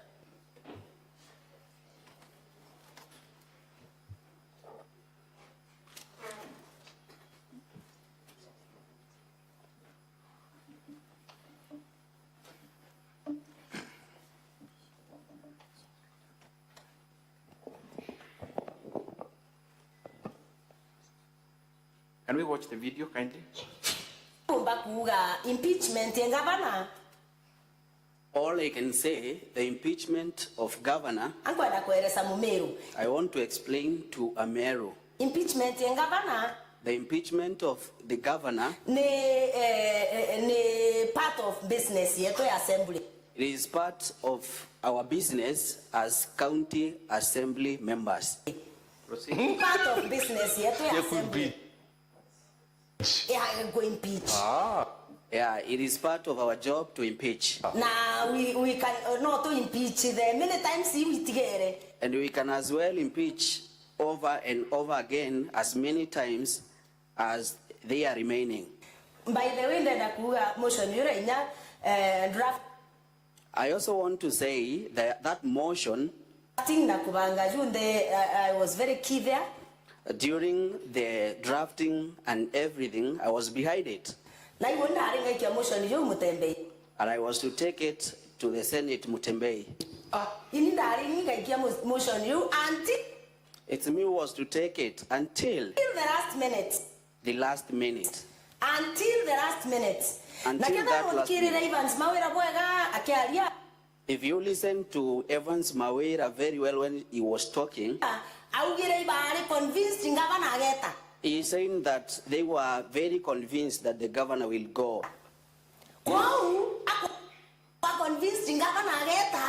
For that reason that they were convinced that the governor is going,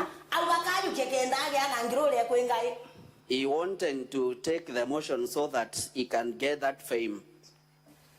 Actually, in the motion, Joe. It's me who was to take that motion to the Senate. But I want to tell the people of Meru, when you're listening. It's new. It's me who was to take that motion. We can stop there for the sake of time.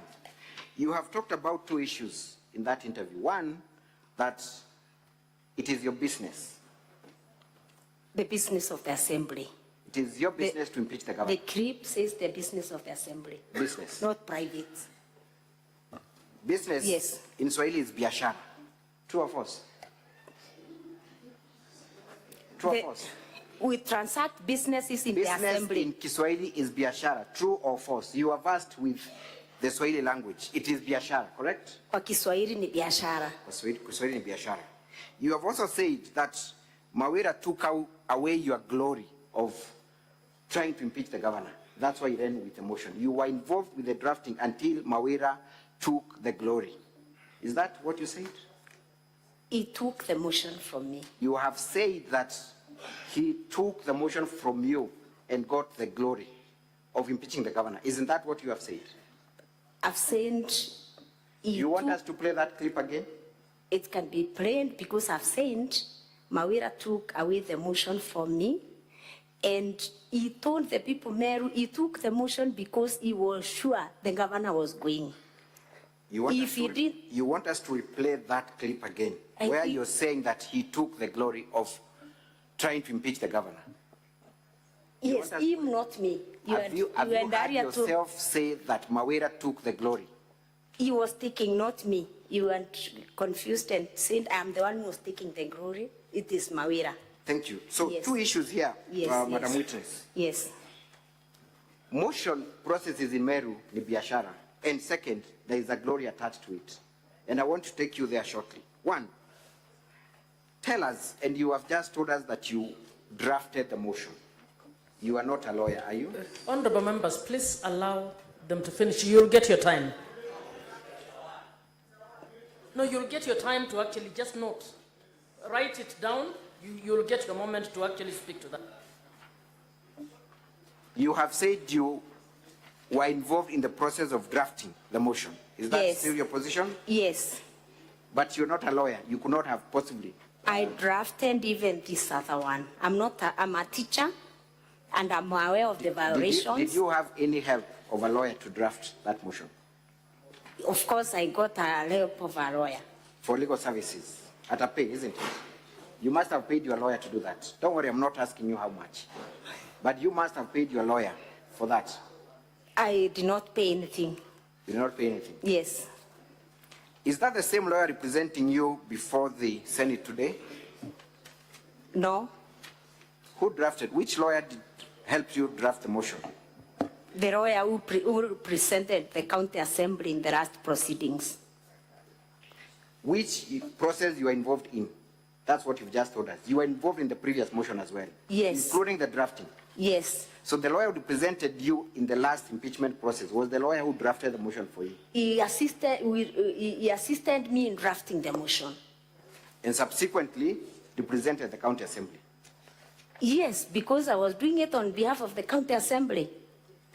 Let us talk about your appearance here today. Yes.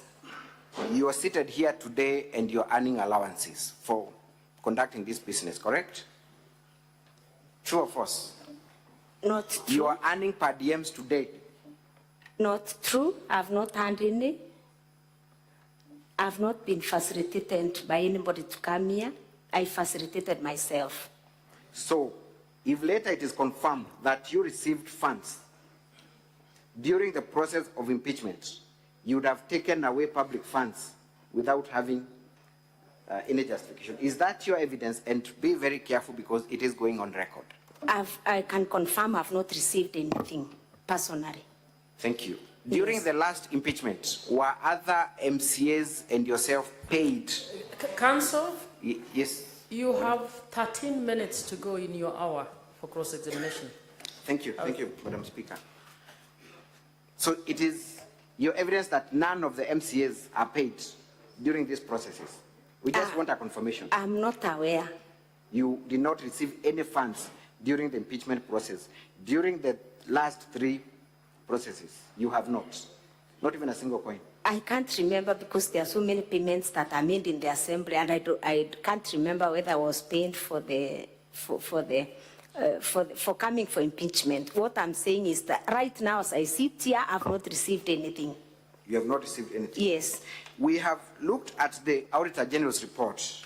Yes. Honorable Senators, I want to refer you to page 272 of Volume 1B of the Governor's response. Volume 1B of our exhibits at page 272. Kindly look at it. It's Governor's response. I want you to look at the first project that has been flagged by the Auditor General of Meru County.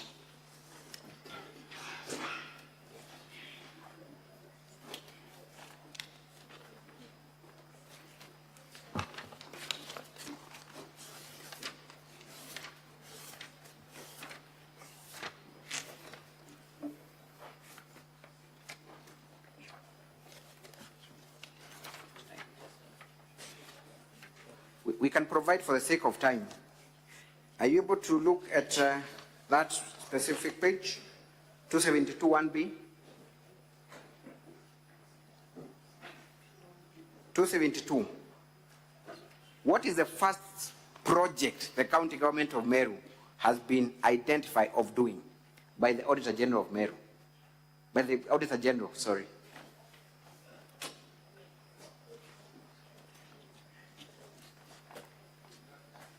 The first activity is motions for the impeachment of the governor, Meru County, 2 motions for the 2 impeachment attempts. So the Auditor General of Kenya flags 2 impeachment motions as a project of the County Assembly of Meru, correct? Yes. That would, of necessity, mean public funds were utilized. Yes. Otherwise, the Auditor General would not have deemed it fit to include it there, correct? Yes. Can you tell us how much money was spent cumulatively by the County Assembly in at least those 2 projects? Are you able to tell us that? I'm not aware. I don't know. You do not know? Yes. Which committee do you serve at the County Assembly? I serve in a number of committees. You serve at the Committee of Public Accounts Committee? Yes.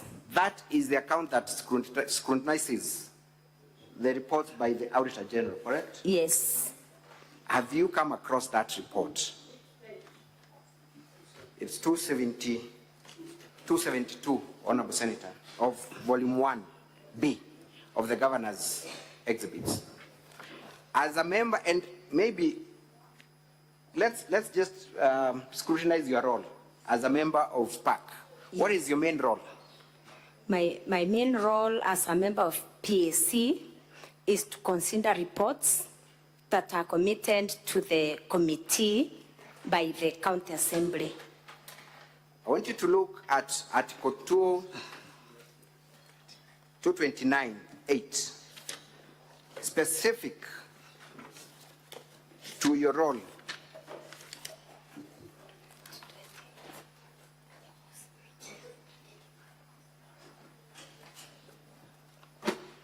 Are we there? 229(8) of the Constitution. Tell us your mandate as a member of the PAC. 228. 229(8, sorry, 229(8. Okay. It is, first of all, confirm that chapter talks about the report of the Auditor General, correct? Yes. What is your role under 229(8?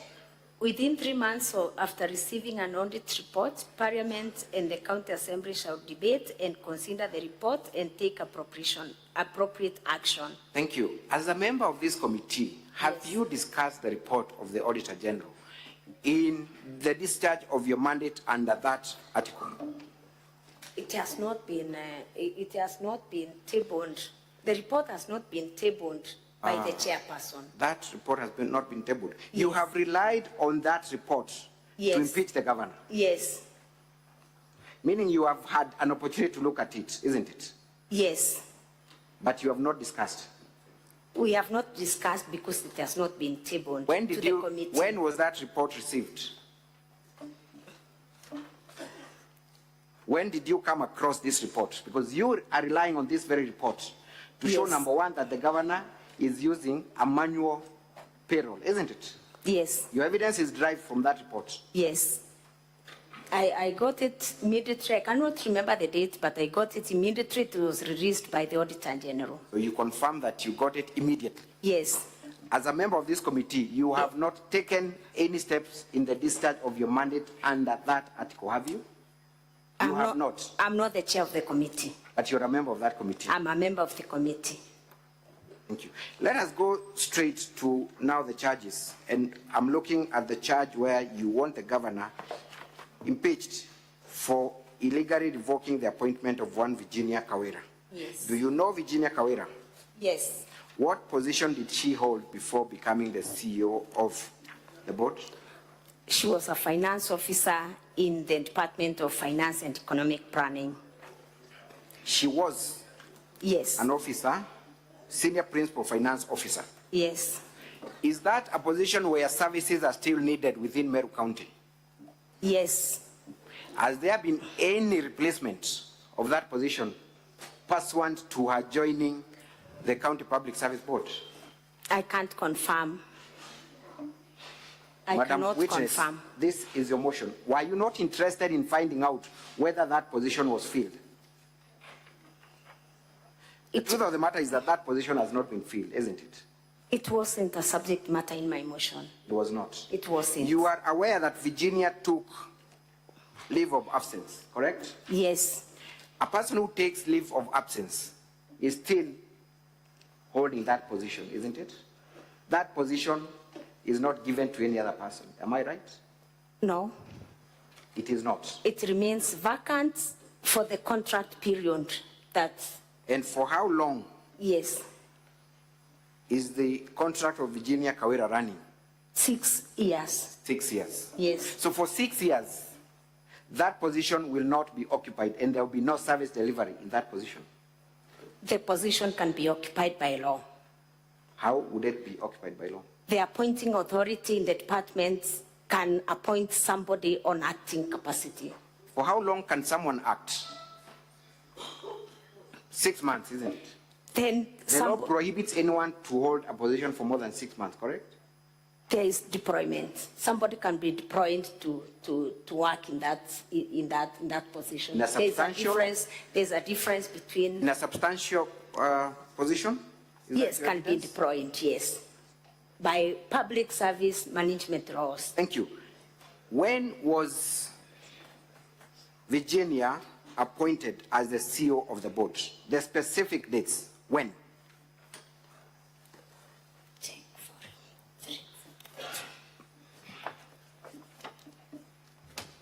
Legal counsel, you only have 5 minutes remaining. Thank you. Conclude your examination. Thank you, Mr. Speaker, sir.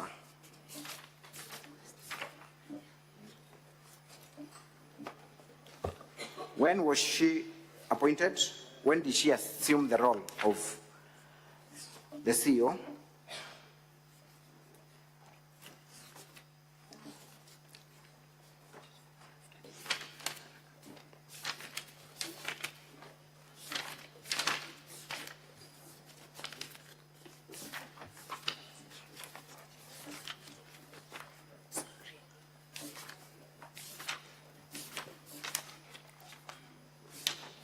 Virginia was appointed on 1st September 2023. 1st September 2023? Yes. By that time, to the best of your knowledge, had Virginia relinquished her previous position when she was being appointed? Had she relinquished or even sought leave of absence by that date? When did she seek leave of absence? To make things easy for you. When? It was on 2nd of October, am I right?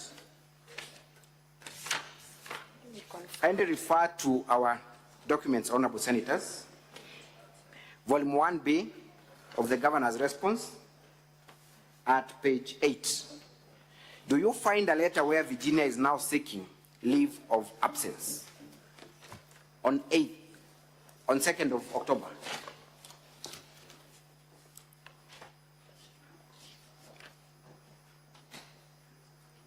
Can you see it?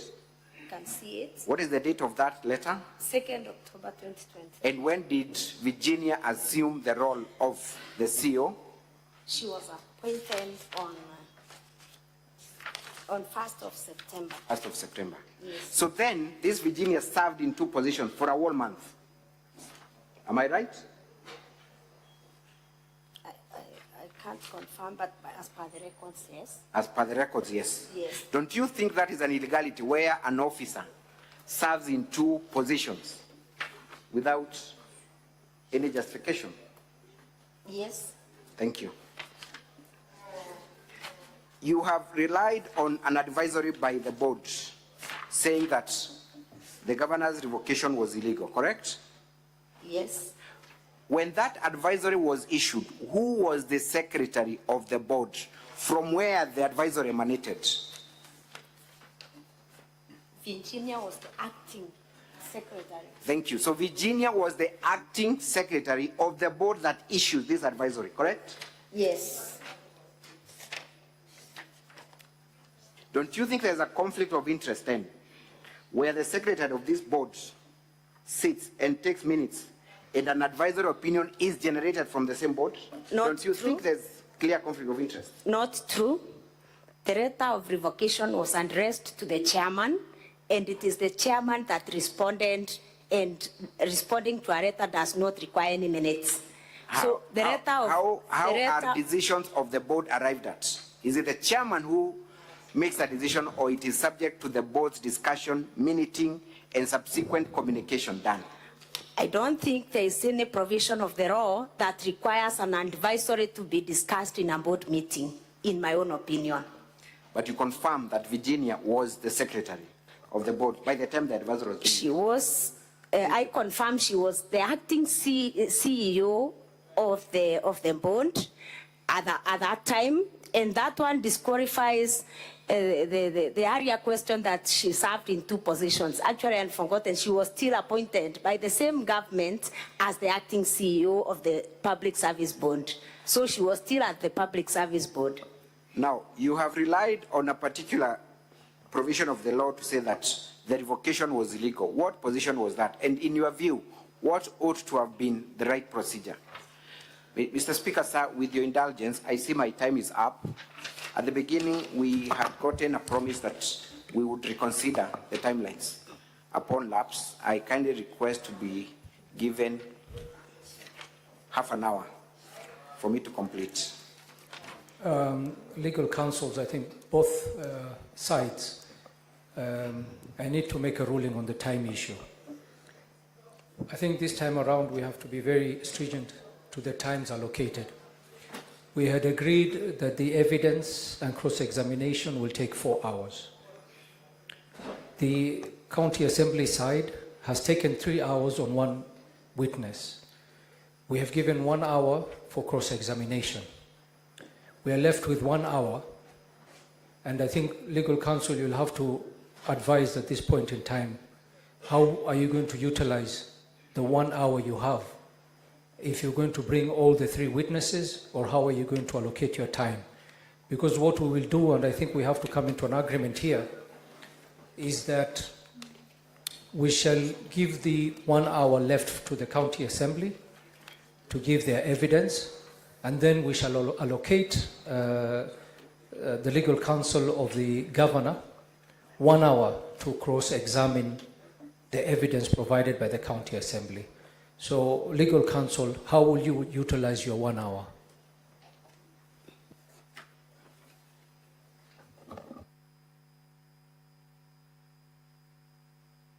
Thank you very kindly, Mr. Speaker, sir.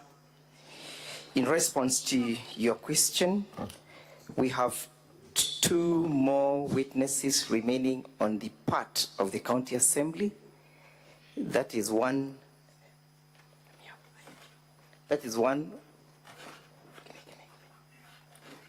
Aurelia and Irene.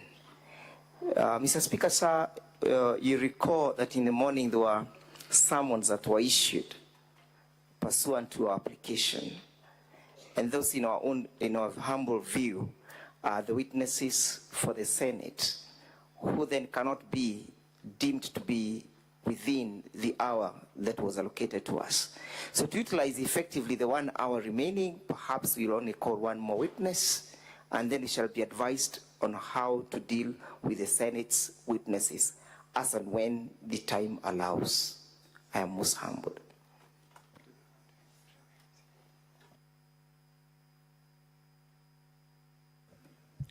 Legal counsel, I'm advised that there are no witnesses of the Senate.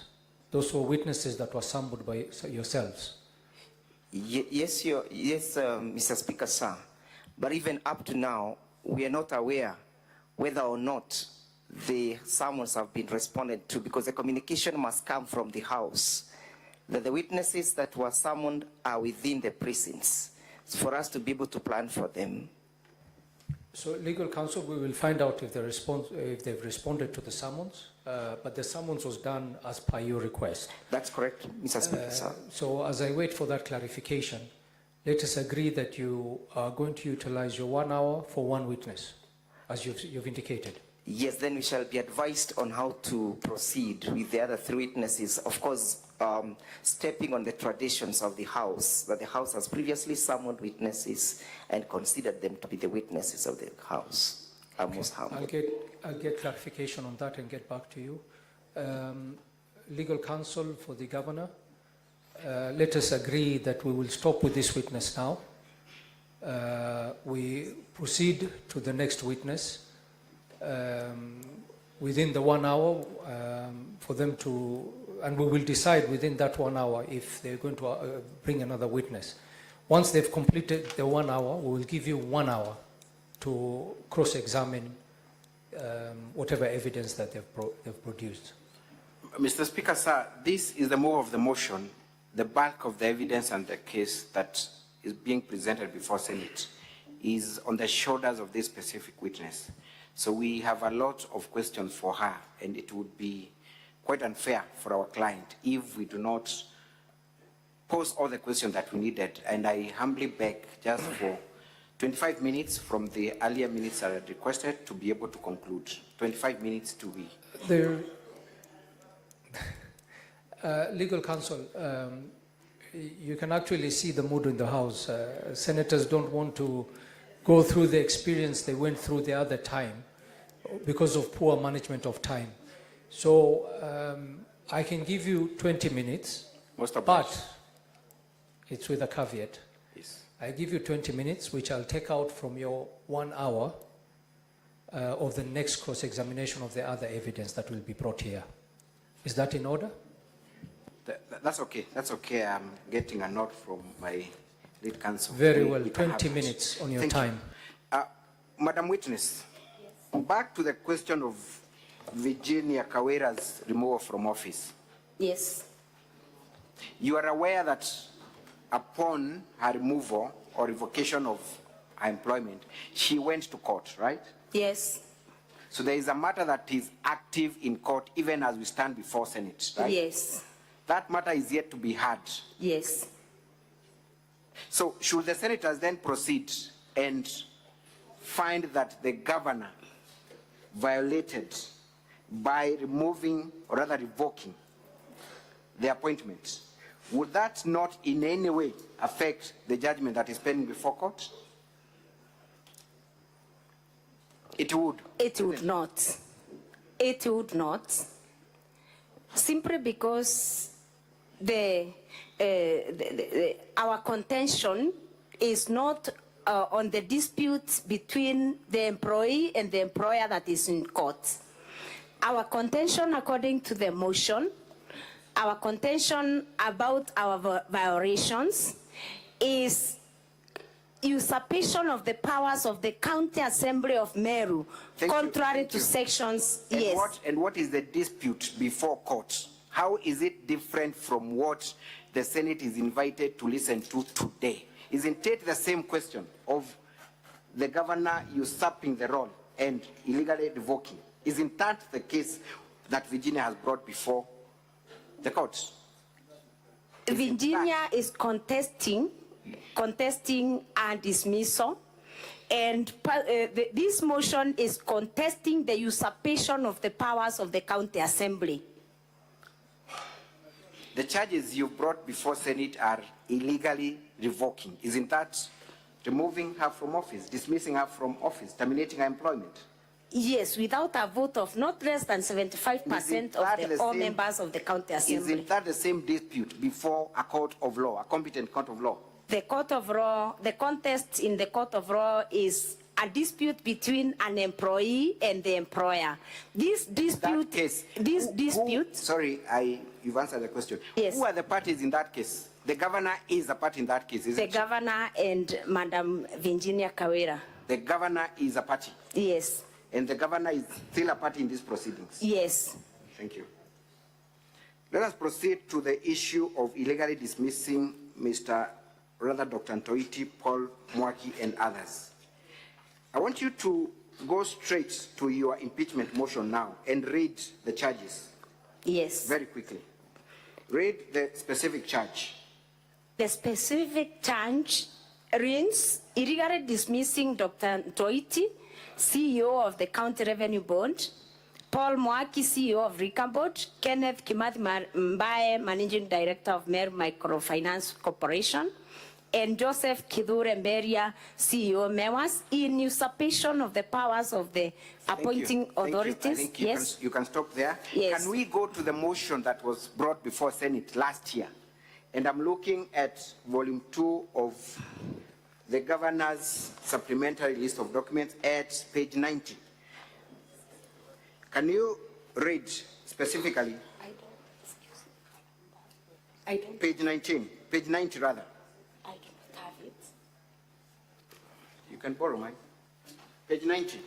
That is the motion that was brought before Senate last year in November, isn't it? Isn't it, Madam Yes. Witness? Yes. Can you read the last charge that appears at the bottom of that page? On, sending Dr. Ntoiti, CEO of the County Revenue Board, Paul Mwaki, CEO of Recon Board, Kenneth Kimathi Mbaye, Managing Director of Mer Microfinance Corporation, and Joseph Kidhure Mbaye, CEO MEWAS, on indefinite compulsory leave with full salary and benefits in the usurpation of the powers of the appointing authority. What was the Senate's findings in respect to that charge that was brought last year? What was the finding of the Senate? Legal counsel, if I may interrupt, please stop the time. Just to inform the legal team of the County Assembly that the witnesses that were summoned by the Senate are here and they're available. Do you wish to reconsider your utilization of the 1 hour?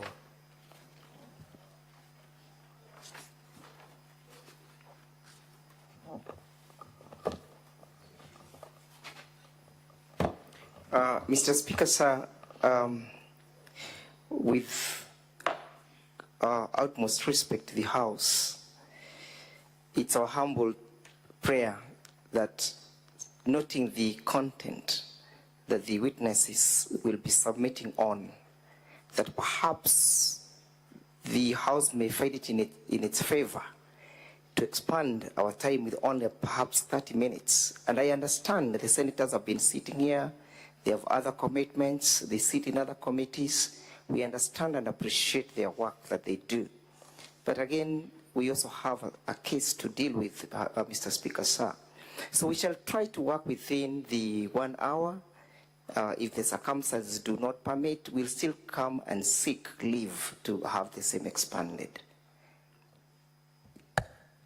Before we go into the discussion of the time allocated to you, in terms of calling your witnesses, are you still going to call 3 witnesses? We may abandon 2 of the first early witnesses, call one Wayne Kawira. We'll call 2 of the witnesses in the first list, and then we shall go to the witnesses who have been summoned. We shall forfeit 1 witness. in the first earlier list. So you'll still be calling only 2 witnesses? We'll call 4 witnesses. 4 witnesses? Yes, Mr. Speaker. How will you do that in 1 hour? Mr. Speaker, as they close, we'll also take considerations and look at the evidence and their statements. We'll still come back with you. Perhaps you might only have to take 2. Let me just consider their statements. Okay, while you think about it, and taking into consideration that you used 3 hours on 1 witness, I will still stick on the 1 hour allocated to you, and you will let us know which witnesses you'll be calling within that 1 hour. We are greatly guided by your wisdom, Mr. Speaker, sir. Very well. We may continue. Thank you. May I know how many more minutes I have, Mr. Speaker, sir, for me to be able to restructure my questioning?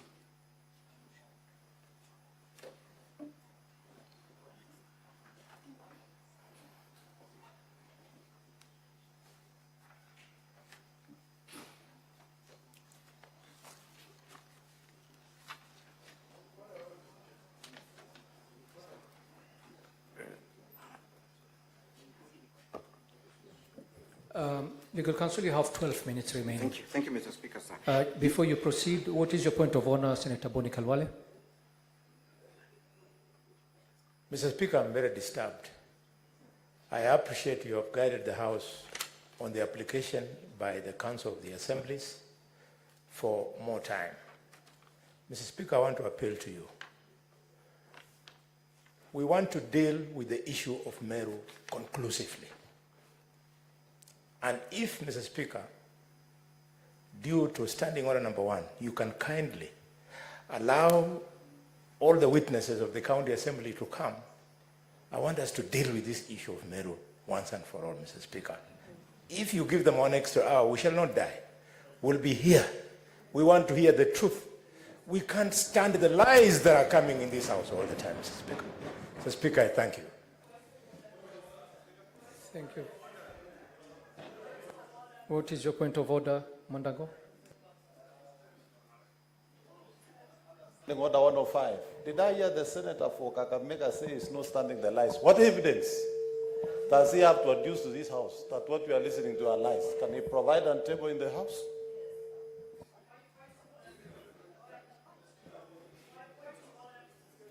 Gloria, what's your point of order? And that's the last point of order.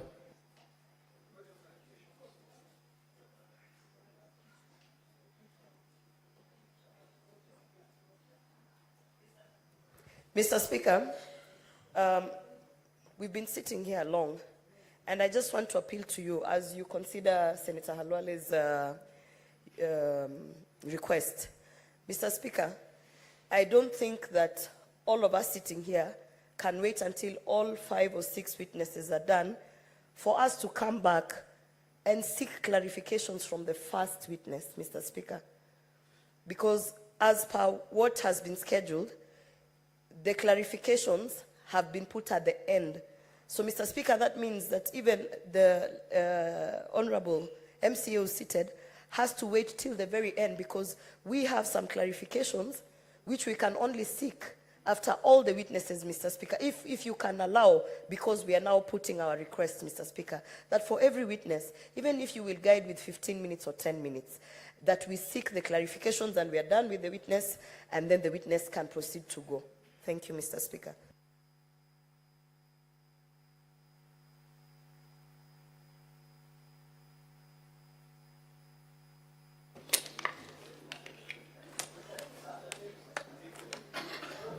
Senator Embu, I said very clearly, Gloria was the last point of order.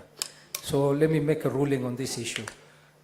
Senator Boni Kalwale, as much as I appreciate your concern, and I'll let slide your use of words, it could have been just a slip of the tongue.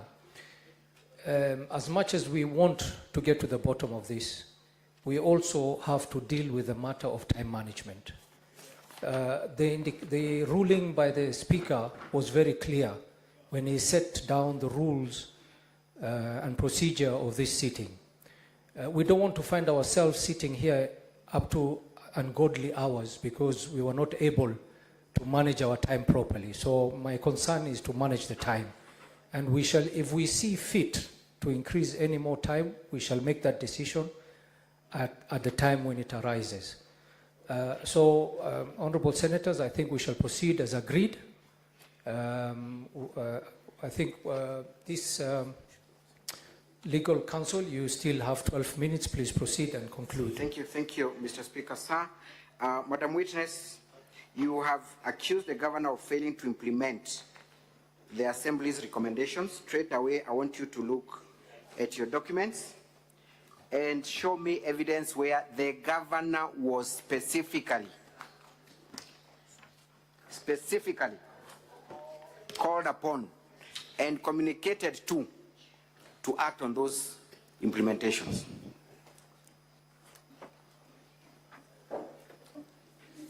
The letter you have adduced, is it addressed to the governor? A very specific question. Is it addressed to the governor?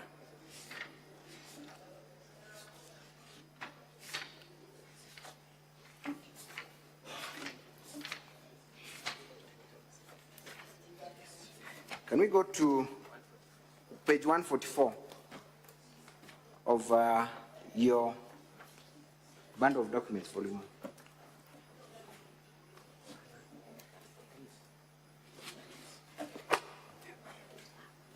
Have you found it?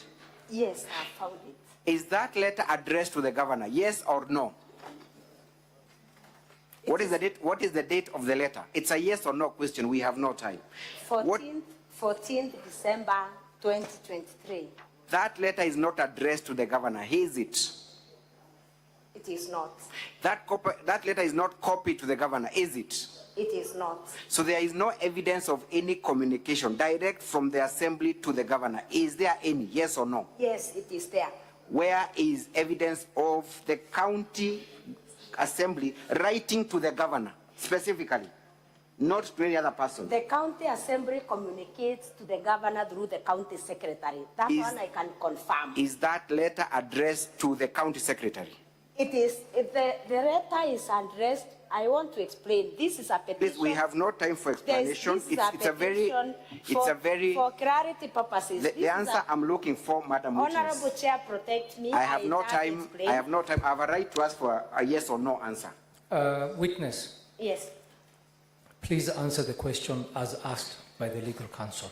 That letter is not addressed to the county secretary, is it? It is not. It is not addressed to the governor, is it? It is not. It is not copied to the governor, is it? It is not. The chief of staff was subject of the recommendation, isn't it? Yes. It is for that reason that is copied. The county secretary was subject of the recommendation. It is for that reason that he's copied. And so are so many other people who are involved in the process. Isn't that the position? No. Was there any follow-up with the governor as to why she has not acted on the recommendations? There is no other letter specific to the governor. There is no follow-up.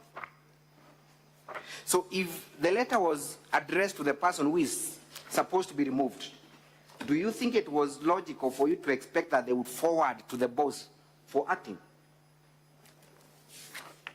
I can't confirm. Thank you. Let us go to the issue of illegally dismissing Dr. Ntoiti, Mwaki, and others. And you had just read pages. You had just read. Yes. The previous motion and compared it to the current motion. Yes, I didn't read, but I've seen it. So when you came to Senate last year and you said you were part of that motion, yes, you did not accuse the governor of dismissing. You accused the governor of doing what? Compulsory leave. Compulsory leave. Yes. That is what you told Senate. Yes. Did the governor subsequently dismiss these individuals? First of all, confirm they are the same individuals we are talking about. Yes. Is there any other action taken by the governor after we left Senate in respect to those individuals? The compulsory leave. Is there any other action subsequent to us coming to Senate that was taken by the governor? Yes or no? I'm not aware. The governor has not done anything else in respect to those individuals apart from what had transpired previously, isn't it? I'm not aware. So the course of action had transpired by the time you were in Senate last time? Yes. And what was Senate's resolution in respect to that matter?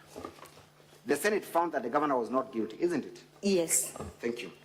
Let us go to the last issue of a bloated workforce.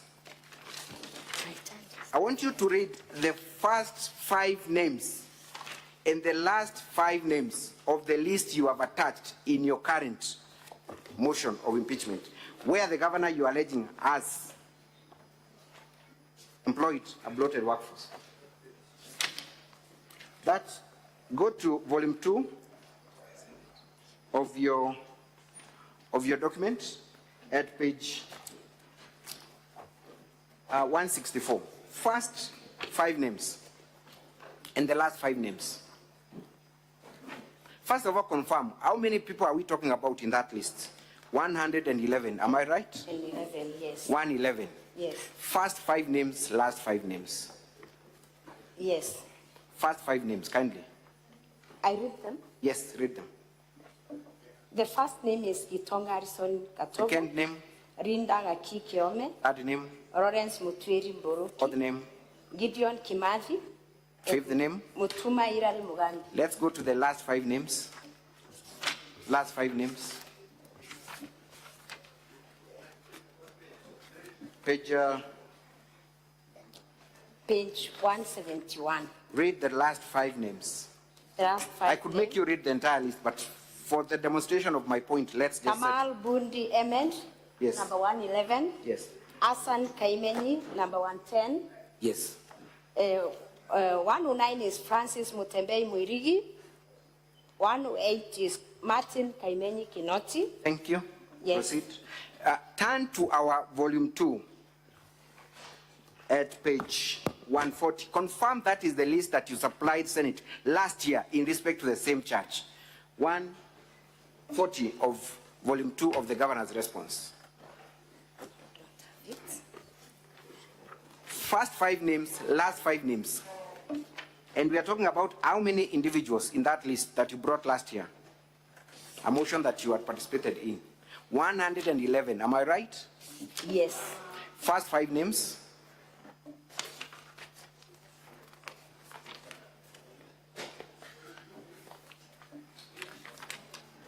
It's at page 140 of volume 2 of the governor's response. First 5 names. Gitonga Harrison Katogo. The same individual that appears in the other list, number 1. Number 2. Please, you do not have to flip the page. It's the same place you're reading. Yes. Second name. Jusan Kaimeni. 140, Honorable Senator, of the governor's response. Volume 2 of the governor's response at page 140. 140. 140. Yes, I've confirmed. They are the same. They are the same names, Yes. right? Yes. Do I make you read? 5 names. Do I make you read the entire list, or you can confirm that they are the same names? You can confirm that it is the same list of 111 individuals. Yes. That you brought to Senate last year. Yes.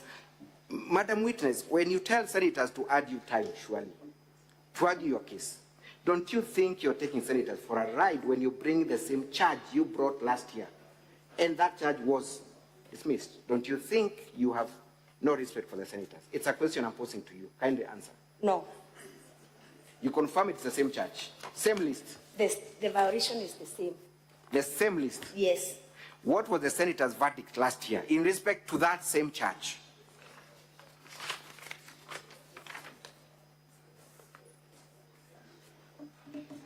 The same. What was the Senate's verdict in respect to the list you brought before it last year, accusing the governor of employing or of having a bloated workforce? What was Senator's verdict? We sat here for hours. What was Senate's verdict? The senator's verdict was it was not substantiated. There was no substantial. Yes. Okay.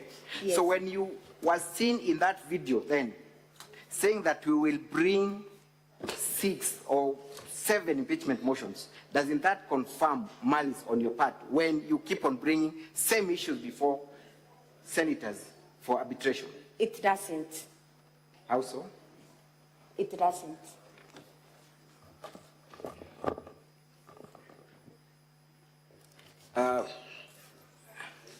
Finally, let me bring up the issue of the death of Sniper. You have accused the governor of gross misconduct for stating that there was more than 86 million that was collected through a specific pay bill. Yes. I want us to watch that clip where the governor is allegedly stating that 86 million was raised. It is in the County Assembly's videos.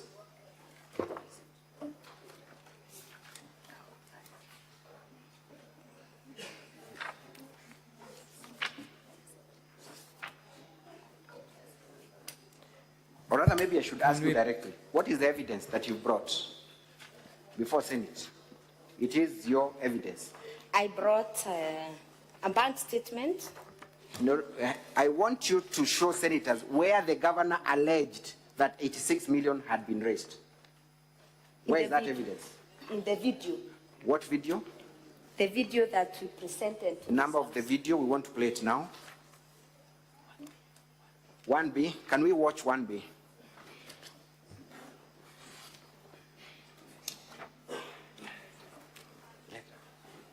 One B. Pongina bu atongeria baba ko barathiuronkaga na mwiri jwa sniper bari biacharene na isiasene bari gatigati mbece ile bothite monka nande inkoro. Legal counsel, can you stop that clip?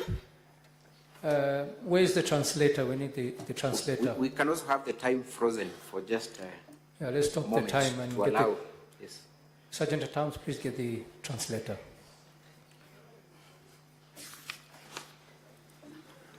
Speaker.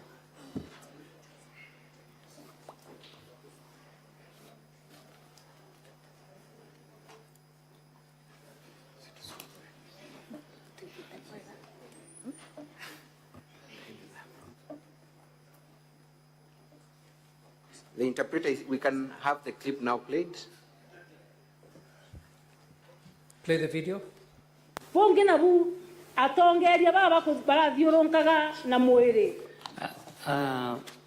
My names are Gitonga Kabori from KBC, Mwago FM. Mheshimiwa Speaker na waheshimiwa katika bunge la Seneti, naomba turundie ndiposa nianze. Pongina bu atongeria baba ko barathiuronkaga na mwiri. Lingine nalo lenye niko nalo na kwa viongozi wenye walikuwa nasungusha ule mwili jwa sniper. Mwili wa sniper. Bari biacharene na isiasene bari wale walikuwa kwenye biashara katikati. Katikati. Mbece ile bothite monka nande inkoroki ya milioni 86. Pesa yenye wamekusanya hadi wa leo ni zaidi ya milioni 86. Tulienda mwekuro sniper akilonyombe ngoroba. Tunataka huyo bibi wa sniper ajengewe nyumba ya gorofa. Tulienda mwekuro sniper agulwa Prado. Tunataka mke wake sniper anunuliwe gari aina ya Prado. We can stop there. We can stop there. The governor, Madam Witness. Yes. The governor has not, you have accused her of saying that 86 million was raised through a specific pay bill. The governor has not mentioned the pay bill, has she? In that video, she has not, isn't it? The video is not complete. But you had an opportunity to watch it, which we do not have. Has the governor anywhere mentioned the pay bill? Yes or no? We will still have a chance to play it. I just wanted to go on record. Did she mention the specific pay bill and account? She did not specific in that video that has been played, but the whole video will. But you have also not, that is your video, correct? That is your video, it's your evidence. It is my video, but I believe it is not complete. It is, the video goes on, the video goes on. Yes. Counsel, your time is up. Yes. Mr. Speaker, 5 minutes for just conclude on this. That's just an Witness, abstract of the video. Witness, one moment. Yes. Counsel, your time is up. Mr. Speaker, I beg for just 5 minutes to conclude on this line of questioning. 5 minutes, I promise. No, I can allow you to just conclude on your questioning. Thank and you. Then you stop there. Madam Witness, apart from that pay bill, there were funds raised through other modes, isn't it? You have seen a Facebook post contained at page 168 of our volume 1B. Does it provide for a different pay bill and a different account? I can confirm. Have you looked at it and confirmed that those accounts are different? I can confirm that the pay. It's a simple question. No. Have you confirmed that there is a different account annexed at page 168? It is not a different account. It is your evidence, it is the same account. It is not the same. It is not the same account. It is not the same. I'm saying the. Is it the same account or not the same? From your evidence, from in your defense, the WhatsApp whatever, it is the same account as the one as produced. They are not two accounts. So you confirm if senators look at page 168? Yes. The account therein is the same as the one you have provided in evidence? Yes. We'll leave that for us. Yes. I confirm. There was also Thank you. cash that Council, I'll have to stop you there. You had one last question. Thank you, Mr. Speaker, sir. You're welcome. I think we can. Honorable Chair, just a clarification. The council is already off. Wait. I don't think, witness, you can make a clarification. Okay. Mr. Speaker, sir, the next part will be taken by Mr. Muriuki and Mr. Mwangi for examination. But before they do so, kindly confirm. Council, let me guide you there. As you start, know that your 1 hour starts when you start speaking. Obliged. We'll only take about 7 minutes in this session. It's up to you how many minutes you're going to take, but just know that your time has started. Kindly confirm that the use of the term business refers to the functions of the county assembly. I confirm. Kindly confirm that this house has a committee called the House Business Committee. I confirm. And that the term use of the word business is not in the normal terms as Council Mutuma may want to appear, that this is a transactional aspect. Absolutely true. Further confirm that you have not drawn any financial benefits from this process. I have not. And that the auditor report that was shown to you is indicated as part and parcel of the business of the functions of the county. Yes, I confirm. And that is within the functions of the county, that impeachment is one of the functions of the county. Indeed, it is. Thank you. Council Muriuki. Thank you. Before, yes, Council. Mr. Speaker, I had an objection. The challenge is that in normal processes, I would have my own speaker to raise my objection, microphone, but now I don't. Council has asked questions that don't pass for re-examination questions. All of them, Council has been suggesting answers to the witness, and seeking the witness confirms those answers. That is the height of a failure of a trial process, at least as we are trained and as we know it. That has already gone on record. I don't know what the Senate will do about it, but moving forward, I plead that you ask Council to stick true to the rules of examination of their own witness, which can be in the form of suggesting answers to the witness and having the witness confirm those answers. Thank you very much, Council. That is well noted. And I will advise Council not to coach or guide the witnesses as we go forward. And it's for the senators to decide on their own on how they'll take that I am well question guided. that I you've taken. rephrase those questions. When you speak about business in your video, what exactly did you mean?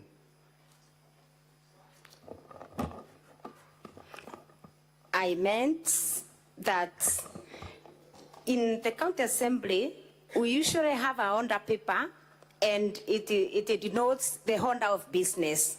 And I meant our oversight role is supreme, and we shall continue with it. Is the use of the term business a parliamentary term? In terms of order of business. Did the county assembly or any person who support the motion draw any financial benefit from the process? I'm not aware of any. Have you drawn any benefit yourself? I can confirm none. Finally, as I yield to my colleagues, you are led evidence that the Auditor General has noted that the two impeachment motions were indicated as having attracted financial obligations on the part of the county assembly, yes? Yes, it's a function of the county assembly of Meru. Thank you. I yield to Mr. Kenya, Mr. Muriuki.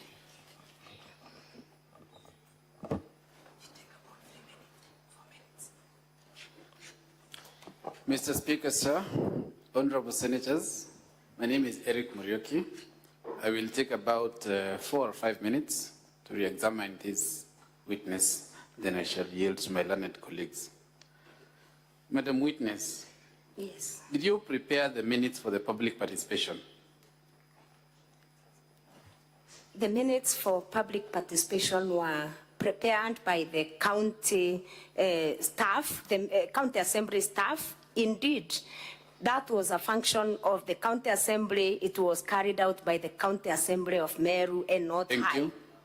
And are you a handwriting expert? I am not.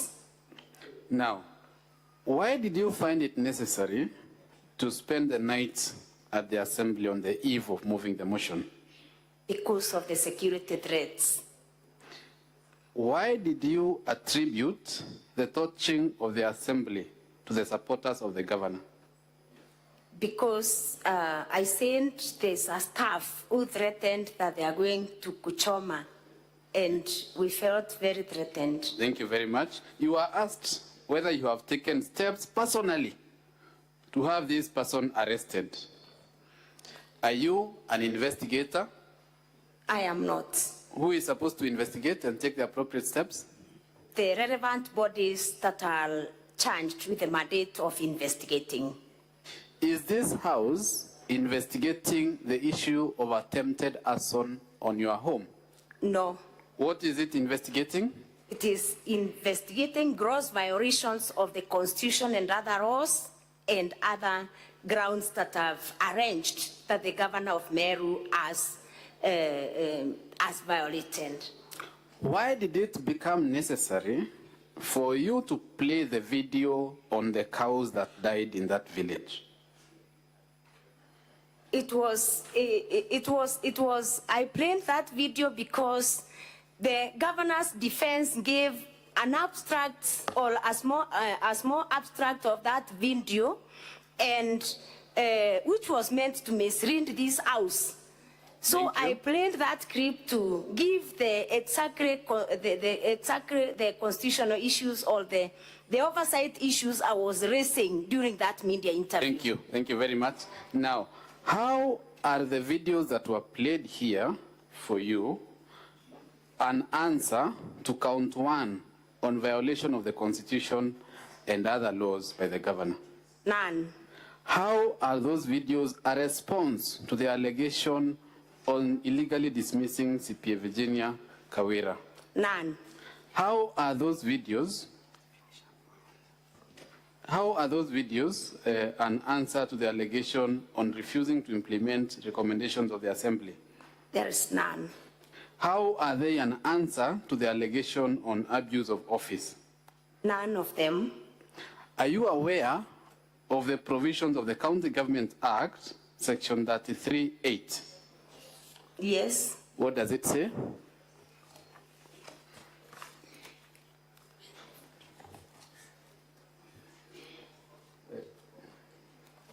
Section 33(8) of the County Government Act.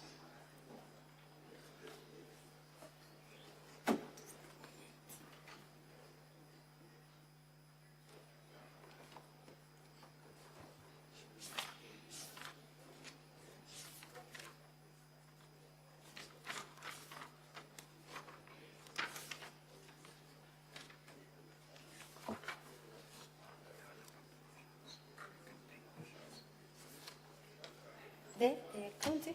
County Governments Act, Section 33(8). Section 33, subsection 8. Please, kindly council assist with retrieving the section. Okay, as that section is being retrieved, Madam Witness, let them help you to retrieve the section. Just listen to my question. Yes.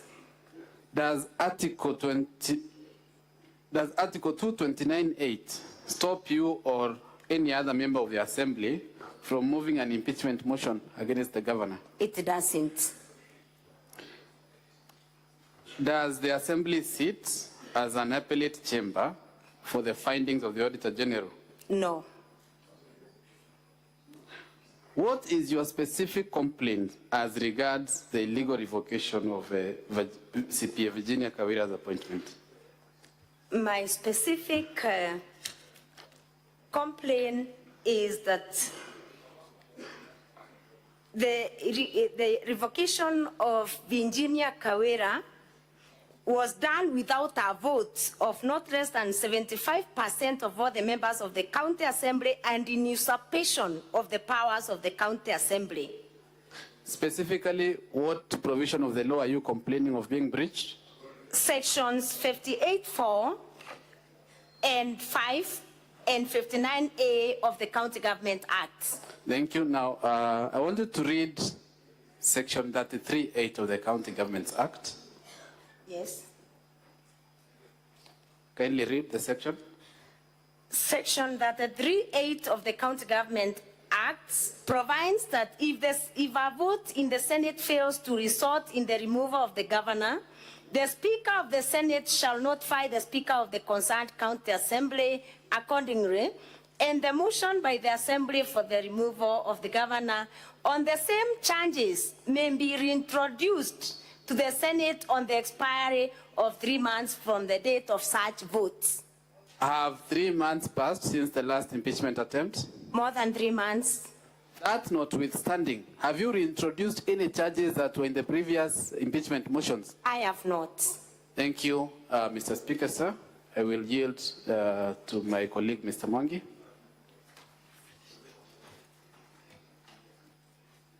I am informed that we have sufficiently covered our re-exam, so we shall move on to our next witness.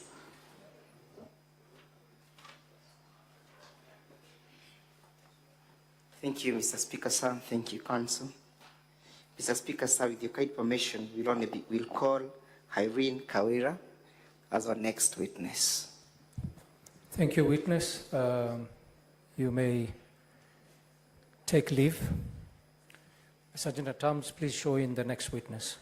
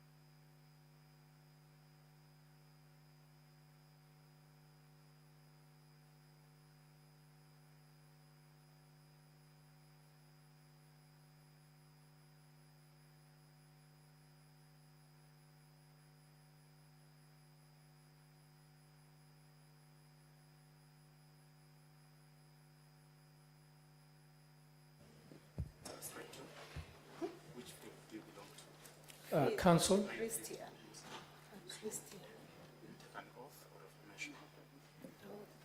Yeah. Sorry, Council and Clerk, just give us a few minutes as we do some housekeeping.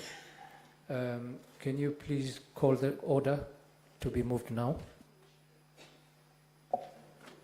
Order number 2, papers. Council and witness, please take a seat as we conclude on this. Majority Leader.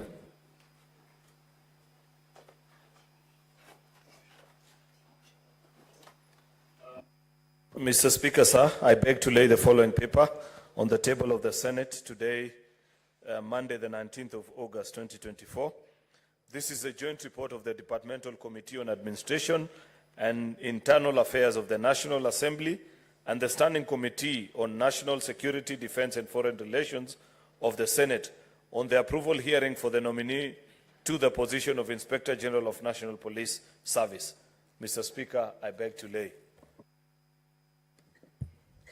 Next order. Order number 3, notices of motion.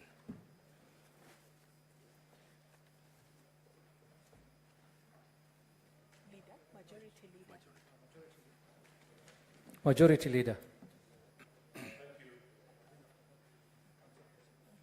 Thank you, Mr. Speaker. Mr. Speaker, I rise to give notice of the following motion, which is a joint report of the Departmental Committee on Administration and Internal Affairs of the National Assembly and the Standing Committee on the National Security, Defense and Foreign Relations of the Senate on the approval hearings of Mr. Douglas Kanja Kirosho as Inspector General of the National Police Service.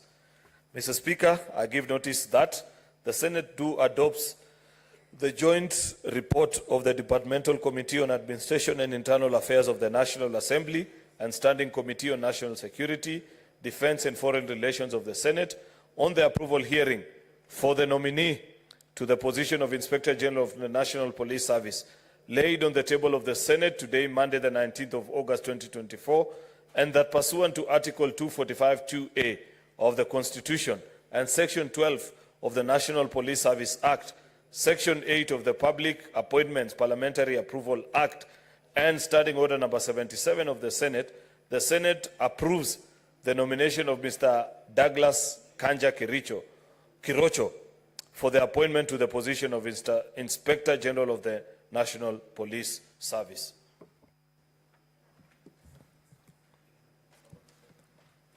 Very well, Council, we may proceed. That was a procedural matter that we had to dispense off with. Just for your guidance, you had already utilized 10 minutes. You have 50 minutes to conclude with your evidence. You are most humbled, Mr. Speaker, sir. So do you wish to take the oath in Kiswahili or English? English, yes. Time doesn't run when she's taking oath. No, the time has stopped until you start questioning. So I, then your name, and read the full text. Your left hand will be in the Constitution, and you lift the Bible with your right hand. Here. Not just face it this way. Then lift the Bible.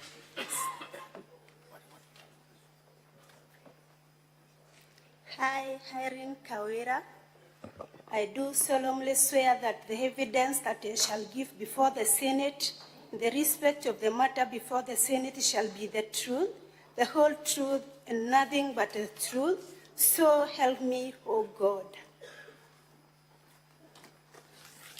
Would you kindly state your names for the record? Honorable members, I'm Irene Kawira, wife to the deceased sniper.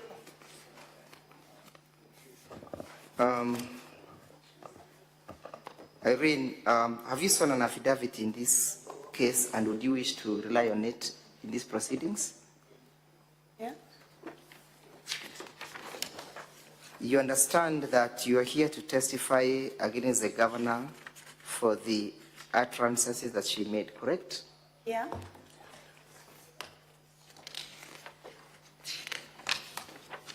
And just before we go to the crux of the matter, were you involved in the arrangement of your husband's funeral?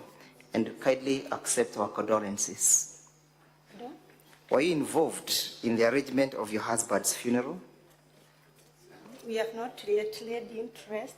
You have not yet laid him to rest. Yeah. But were you involved at a particular time in making arrangements? Yeah, I was. What nature of involvement? Council, could you please let me just speak directly to the witness. When responding, please use yes or no. Don't just say yeah. Okay? Yes. So that, and be audible. We are most humbled, Mr. Speaker, sir. So, were you involved, or was there a committee that was put in place to oversee the processes of preparing for the funeral? No.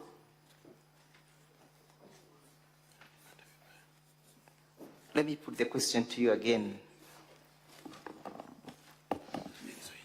Ama unataka tutumie lugha ya Kiswahili?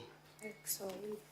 Ninauliza hivi, uliweza kuhusika katika kufanya mapalilio ya kupumzisha mumeo? Okay. Honorable members, nimesema bado bwanangu hatujamsika. Reason being, governor had said that already nilitolewa 86 million, and the moment that nilirudi back to the community to involve them in arranging of the funeral, they abandoned me. Wakasema niache kuwasumbua, I already have the money with me to bury my husband. So bado my husband is still lying in the morgue, bado hajapumzishwa. Kuna ushahidi ambao umeleta hapa katika hili bunge kudhibitisha hayo matamshi ya mheshimiwa governor? Yeah, there is a clip. Ungependa ichezwe mbele ya seneti? Yeah, please. Please do. Clip 1B of the County Assembly, list of evidence.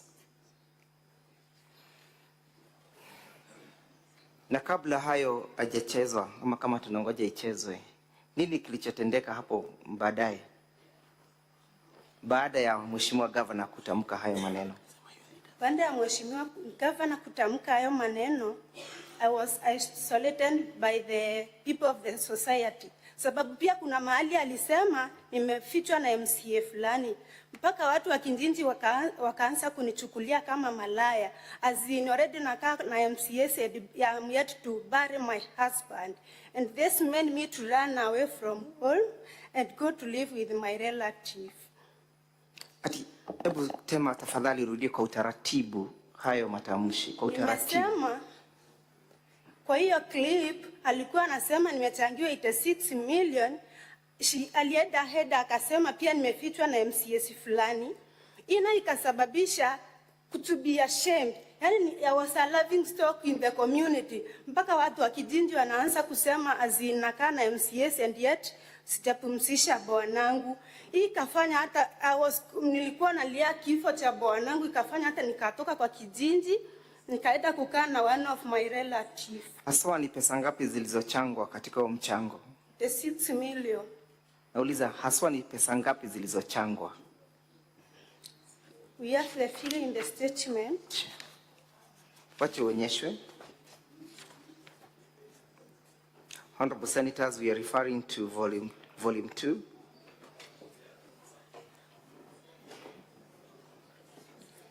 Page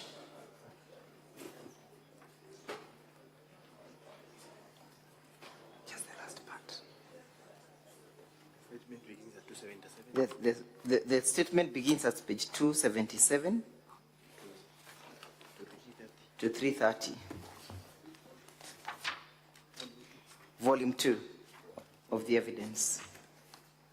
Muliwahi kufungua akaunti ya benki yoyote wakati mlikuwa mnatayarisha kumpumzisha mumeo?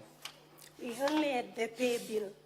Mulikuwa na nini? A pay bill. A pay bill. Yeah. Nani aliyekuwa amesajiliwa katika hiyo pay bill? Ni mimi. Ni wewe? Nani alikuwa anajua kiwango cha zile hela zimeingia na zile zimetoka? Ni mimi. Ni wewe. Thibitisha katika hili bunge kwamba hiyo ni ile nakala za kutoka benki ambazo zinaonyeshana kwamba wewe ndio umesajiliwa. This is the amount I confirm. Nauliza, thibitisha kwamba hiyo ndio ile statement ya benki. Hii ndio statement ya benki. Na iko katika page 277 hadi 330, yes? Yes. Hebu tuende katika hiyo page ya 330. Ni hela ngapi zilizochangwa? 2,000. Soma kwa utaratibu. 207, 491. Hizo ni zile pesa ziko katika balance ya account, si ni kweli? Oh, hiyo ni balance. We have 286, 516. Kwa hivyo yale matamshi ya mheshimiwa gavana hayalingani na ile ushahidi ambao uko katika hii. Hayalingani. Kuna njia zingine zozote zile ambazo watu walikuwa wanachanga? Ingine ilikuwa cash, lakini hakuna na channel nyingine. We had only the pay bill. Hela ngapi ulizozipokea kwa njia ya malipo ya pesa taslim? Wakati tulikuwa Kinoru, I received 8,000. Pesa ngapi? 8,000. Shilingi 8,000. Yeah. Ningekuomba tafadhali uweze kuitazama nakala ambayo imeandikwa kama volume 1B, ambayo ni nakala ya mheshimiwa gavana.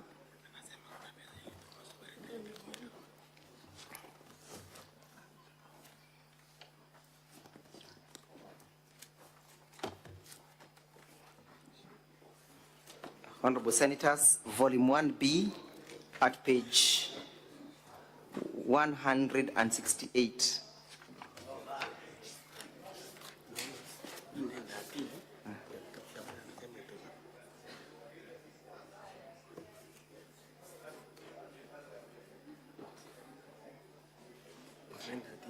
Hebu tazama huo ushahidi. Kuna mahali ambapo unaona kuna ile nambari ya simu 0720103913. Umeitazama? Hiyo nambari ya simu imesajiliwa katika jina la nani? Judith Kirago. Huyo ni nani alikuwa nani? She is one of the blogger. Nikuulize. The one who initiated the channel. Okay, the pay bill was initiated by the Snipers Friends and fellow bloggers. Sasa hii namba ya simu ni ya nani? Ya Judith Kirago. Kuna hela ambazo zilikuwa zinatumwa katika hiyo nambari ya simu? Yeah. Na hizo namba zilipotumwa katika nambari ya simu, ziliwahi kutumwa katika ile pay bill? Yeah, alisituma kwa pay bill. Alitransfer hela ngapi?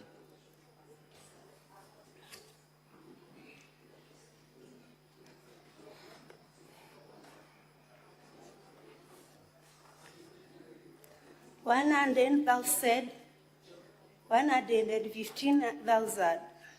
Kuna watu ambao wanafanya kazi na mheshimiwa gavana ambao wamestakiwa na kuhusishwa na kifo cha mpenzio mwemewe Sniper?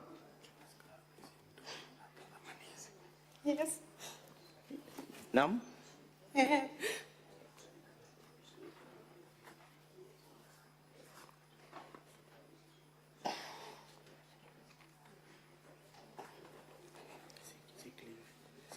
Mr. Speaker, sir, the governor has no objection to raise, subject to your direction.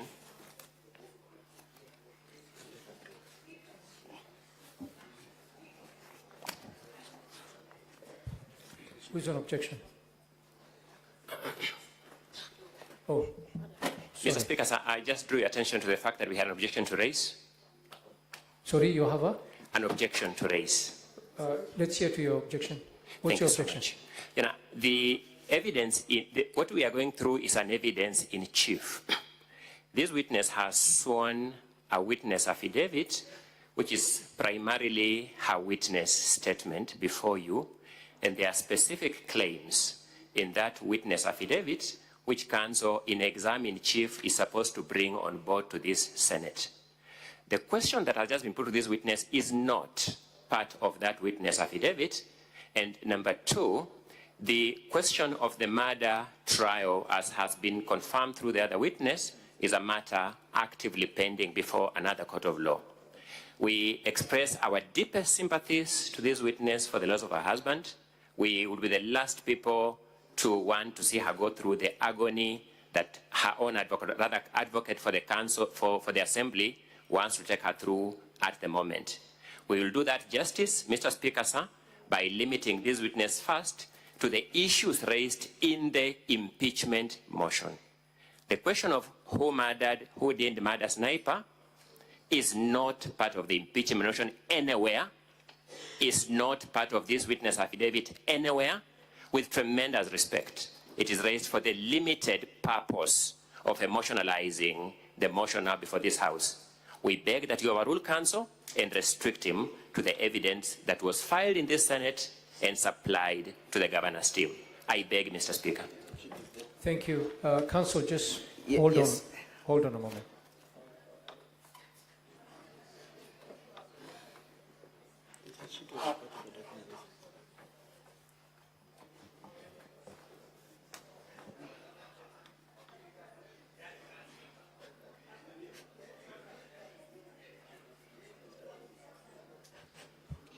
Council for the Assembly, could you respond to what the Legal Counsel has raised on the matter he has raised? I am most obliged, Mr. Speaker. Sir, I have always held my senior land counsel with high esteem until this afternoon when he makes an objection on a point that is not legally founded.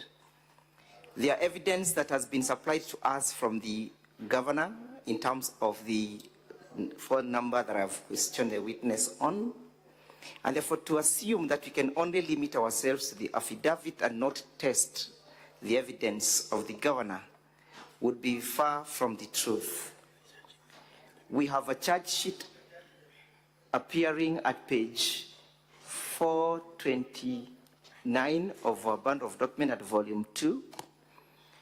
The County Assembly has no intentions whatsoever to prosecute the case that is pending before the court of law, but there is no caveat that an issue that arises in this trial cannot be mentioned for purposes of record. We have not accused the governor of murdering the sniper.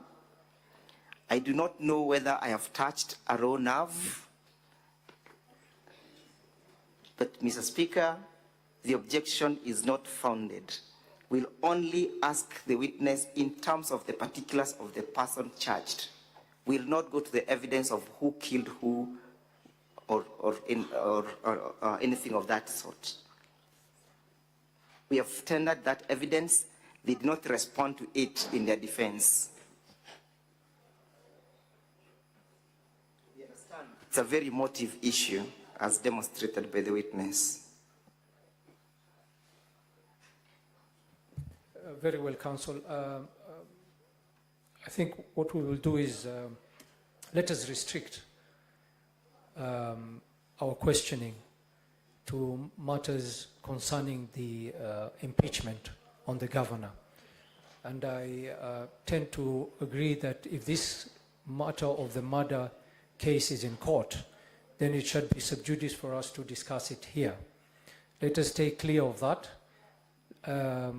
Counsel, I would urge you to stick to the affidavit provided by the witness, and the line of questioning should be specifically on the impeachment motion, and let us not divert on that, please. I am well guided, Mr. Speaker, sir. So, in respect to the murder of your dear husband, did the governor ever send condolences to the family? No? Could we then have the video played? Yes. Video 1B.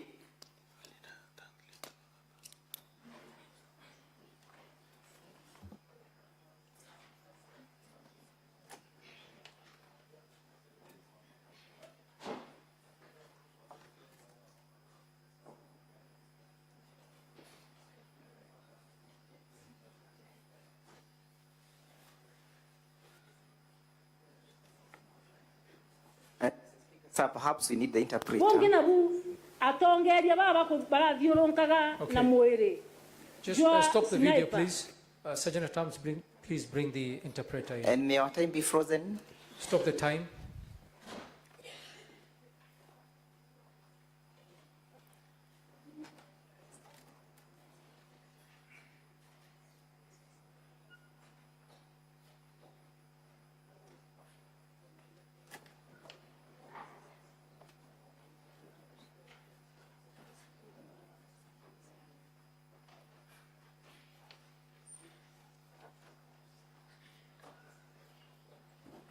Okay, let us play the video.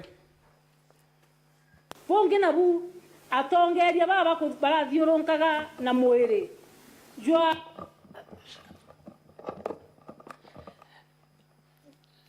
Mheshimiwa Spika, Mheshimiwa kwenye bunge la Seneti, jina ni Kitonga Kabori kutoka shirika la utangazaji KBC Mwago FM. Nukuu yenye gavana anasema, tuanze naomba.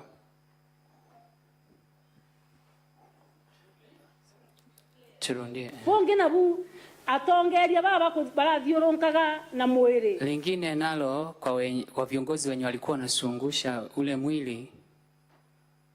Jua sniper. Mwili wa sniper. Bali biasharene na isiasa ene bali katikati. Mwili wa sniper wale walikuwa kwenye biashara katikati.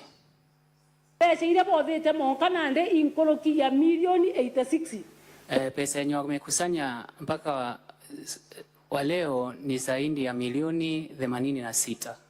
Tulienda mwekuro sniper akilo nyombe ngoroba.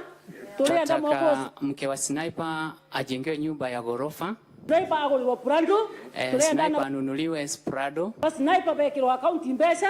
Watoto wa sniper wawekewe pesa kwenye akaunti. Nonto mbesa wiki ya konila milioni 60. Sababu hiyo pesa ikikuja kupungua milioni 60. Watoto wamenyaniamba bara vyoronka ya mwili. Sisi tutajua kwamba ni wezi walikuwa wanazungusha ule mwili. Kwa hiyo kwenda haki kile familia na haki kile mbesi ile botoera gochanga. Kwa hivyo tutataka haki kwa ile familia na haki kwa pesa yenye mkoa makusanya.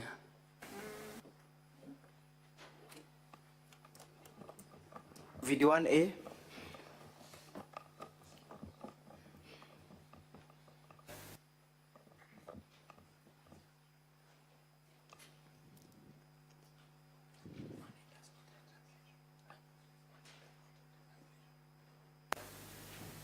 Wale ambao wanazunguka na mwili wakisema haki ipatikane, si haki ipatikane, wako katika siasa na biashara.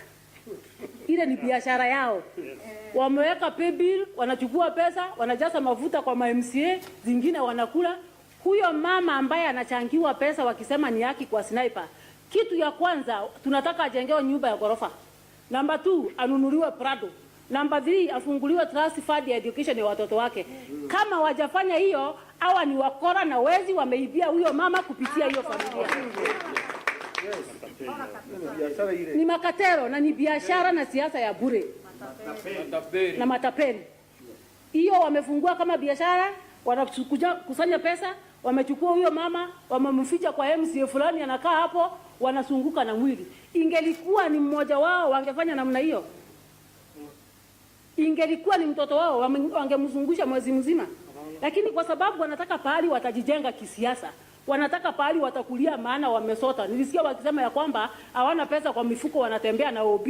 Sasa wamepata njia ya kutembea na pesa kwa mfuko kupitia maiti. Hiyo ya kutembea na mwili wa sniper ni mambo mawili peke yake. Biashara na siasa. Hakuna justice wanatafuta. Wangelikuwa wanatafuta justice, watoto wangapi wamekufa Meru? Watoto wangapi wamepotea Meru? Huko Ndumo Oruna huko upande wa Tigania wangapi wanakufa? Mbona hatujaona hao viongozi wakitembea wakisema ya kwamba tunahitaji haki ya vijana wetu ambao wanakufia? Why this one? Why huyu peke yake? Kuna MC ambaye aliuawa na ikasemekana sijui nani amemuua. Mbona tukiona? Hii ni siasa na biashara. Na wamelaaniwa wanaosunguka na huo mwili. Wamelaaniwa. Mtu ambaye ni mshtakiwa the key suspect mkuu ambaye ni Supu. Mnahitaji kuangalia mtu mmoja tu wa governor mwenye alipigia simu ama wengine wengi ambaye pia aliwapigia simu. Kwani Supu alipigia tu ndugu yangu simu? Hakuna mtu mwingine alipigia simu siku hiyo? Ndio mbebe kijana atimseme ati kwa sababu Supu alimpigia simu you want to charge him. Wale ambao wamewasukuma kisiasa kwa sababu mnasema ya kwamba mmepewa pressure, political pressure. Wenye wamepatia nyinyi political pressure, wapatie nyinyi ushahidi. Maana tutahitaji haki kwa kijana wetu, ninahitaji haki kama familia yangu. Ningependa kusema hivi. Vincent Moreri ama Supu ambaye ni key suspect hajawahi andikwa kwangu, si mfanyikazi wangu, hakuna siku amefanya kazi kwa gavana, na si mfanyikazi wa county. Ni shabiki kama vile hao walio nyuma yangu ni shabiki.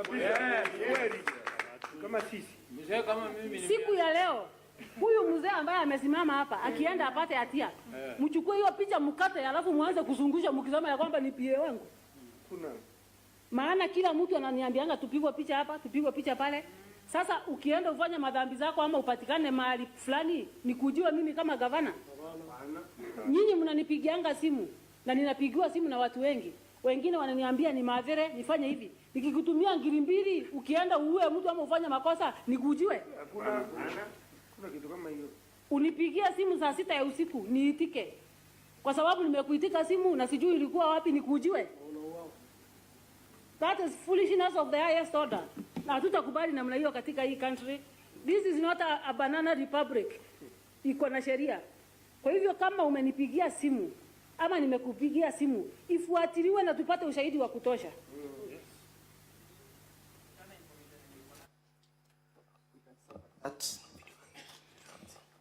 You want to see the last one?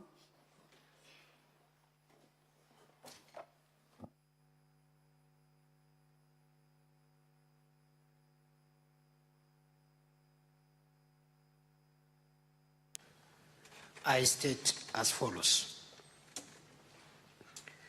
that the late Daniel Mutiani Bernard, alias Sniper, was a resident of Likathiv Village, Igembe South Sub-County in Meru County. Until his death, he was a political blogger who criticized the governor of Meru County and her administration.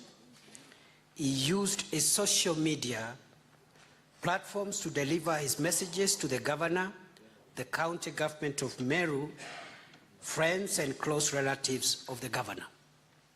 Mr. Speaker, sir, investigations so far have established that on 2nd December 2023, the deceased was at his home when he received a call from one Vincent Moredi, alias Supu, who requested to meet with him at Meru Town to attend an alleged meeting with the governor of Meru County to discuss their differences so that the deceased could stop attacking her on social media.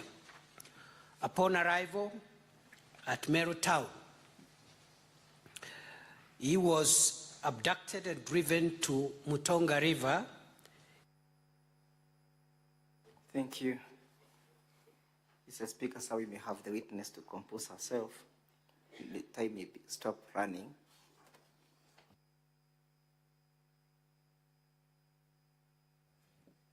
We can stop the time.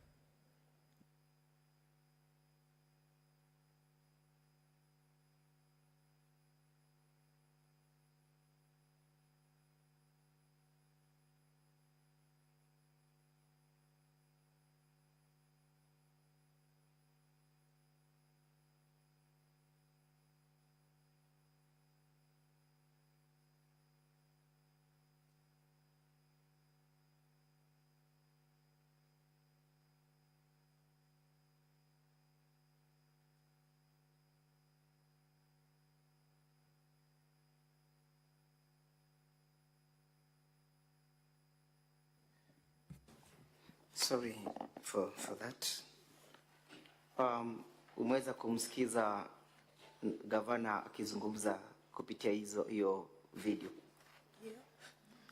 Na amesema kwamba kuna pesa ambazo ulipewa shilingi milioni 89. Ni ukweli ulipewa hizo hela?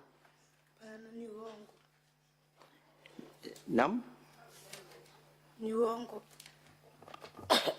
Na hayo matamshi ya mheshimiwa gavana yaliweza kuthuru vipi? kutoka gavana aseme niko na hizo milioni 86 sitaipata amani. Kwanza wenye walikuwa wanakuja kunipa at least pole wote walinitoroka nikaacha peke yangu. Nikabindi tu kama mimi ni ask for my kids because now their father was the breadwinner and he is no more. I was the one to start and ask for my kids. So ilifanya hata community wote nikiambia hata mtu niko na shida anaangalia anaona ni 86 million tu. Mpaka ikasema ikafanya hata nikawa sina security sababu kila mtu anaona pesa tu. Asante. Na amesema kwamba umeweza kuwekwa ama unaishi na mheshimiwa MCA fulani. Ni kweli? Hapana. Hayo yalikuwa affect vipi? Wakati alisema naishi na MCA, ilo lilifanya watu wote kwa kijiji wakaniita malaya. Mpaka wakaanza kusema huyu bibi Sniper hawezi subiria tusike bwanake. Wote wakaniacha na wakanitenga hivyo hata familia. Sina relative wote waliniacha na wakanitenga. Sasa kwa sasa hivi naishi wapi? Kwa sasa hivi naishi na one of my relative. Ninapomalizia, uliona viongozi wakizunguka na mwili wa Sniper? Yeah. Nani uliwaona wakizungusha mwili wa Sniper?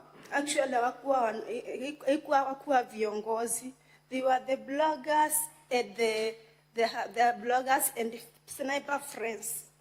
Ni kweli kwamba kifo cha bwanako kilifanywa ikawa biashara? Hapana. Asante, sina maswali mengine.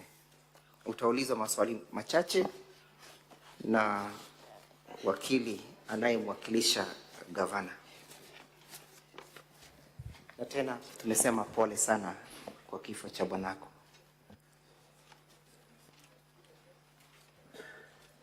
Council, as we proceed, could you please also advise the witnesses to stay back, not to go anywhere until the senators ask them questions during the questions and clarification time? Utakapomaliza kuzungumza usiondoke, manake senators watakuuliza maswali ya kudhibitisha maneno mawili ama matatu. Asante. The previous witness also, if she could be advised to stay behind, please. Bill Trace and Ricola, most obliged.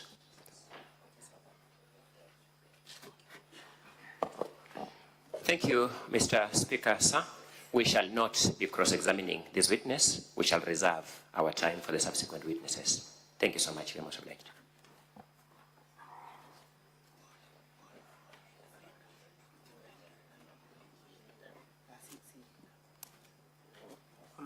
I don't know whether the senators would wish to seek clarification at this juncture. Not now. Once we finish with all the witnesses, we will call her back for cross-examination or questioning. Thank you very kindly, Honorable Speaker. Our next witness will be Linda Gaki. Mr. Mwenda and Mr. Mwangi will take the witness.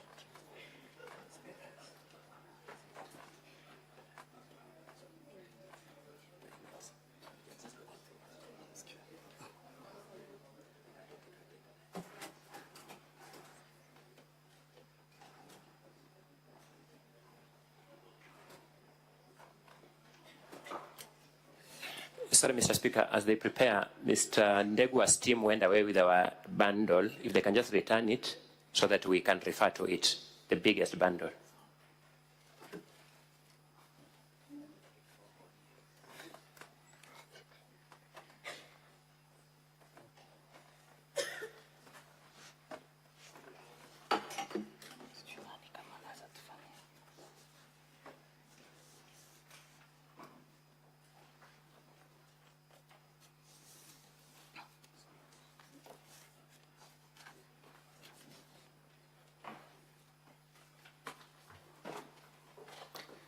I, Linda Gaki Kiome, do solemnly swear that the evidence that I shall give before the Senate in respect of the matters before the Senate shall be the truth, the whole truth, and nothing but the truth.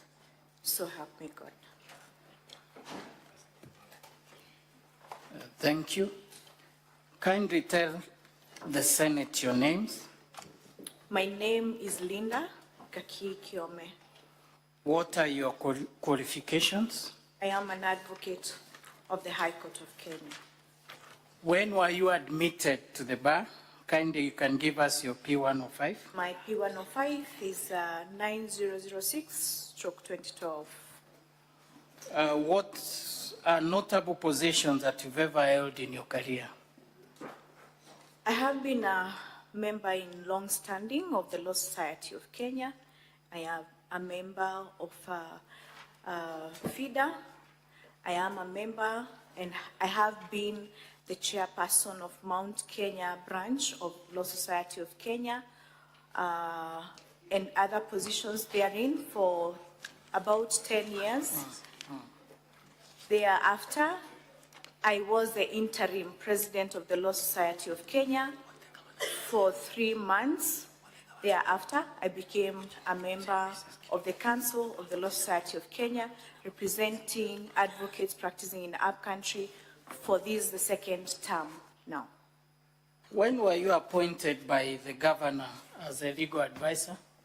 On the 28th of March, 2023. And when was your termination or your contract terminated?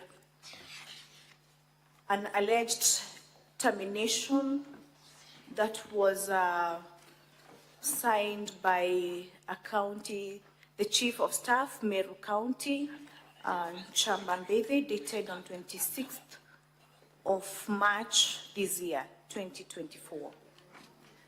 There is an affidavit dated 18th of August 2024.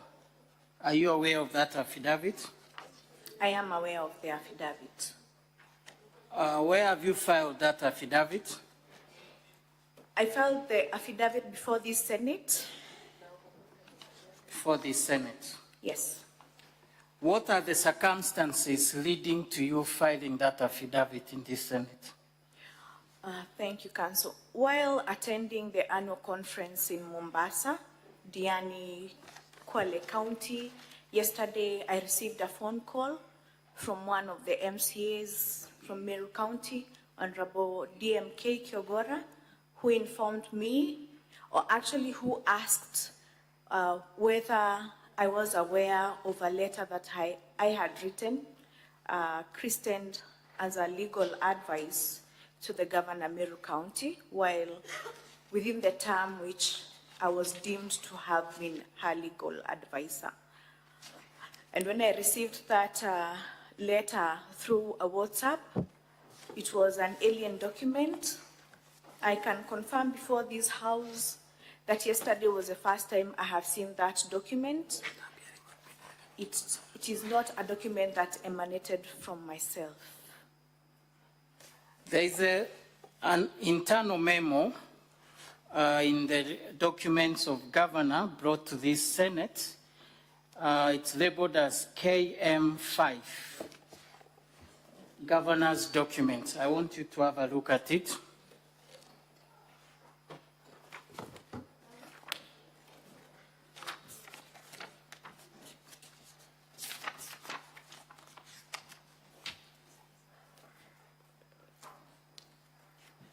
You're there? Yes, Council. I want you to have a keen look at that letter. From whose office is it emanating from? The letterhead seems to come from the office of the governor. Who is the author of the letter? It's from the legal advisor, office of the governor. Who is that legal advice office of the governor? According to that letter, at the very end, it has been signed off, but the name is not indicated. The name is not indicated. When was that letter, that memo written? On 23rd of February 2024. 23rd February. Were you still the legal advisor to the governor? Technically, yes. Why are you saying technically yes? In the month of December 2023, the governor summoned me in her office in Meru and asked me to tender my resignation, out of which the subsequent letter for notice of termination was issued to me by Nchamba Mbeve.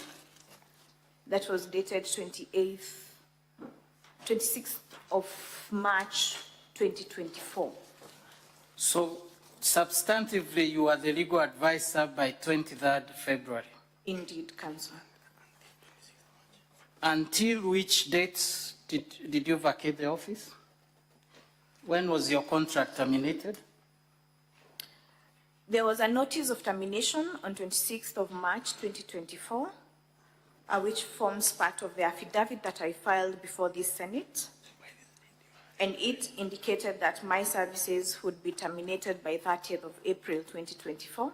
So it means by 23rd February, you are the legal advisor to the governor? Indeed so.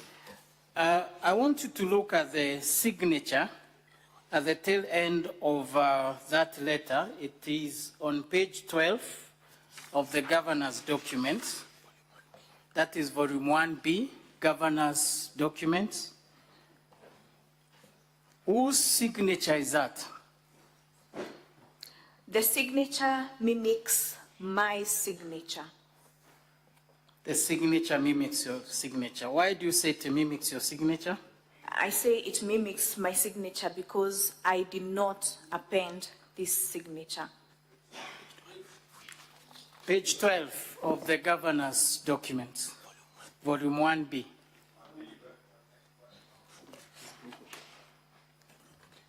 Should be a blue copy. Counsel, could you also tell us the affidavit by the witness is on which document?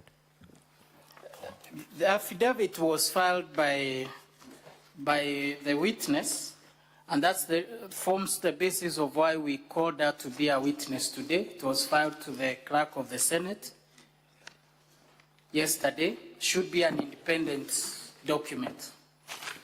Very well. Proceed. So you said the signature mimics your signature.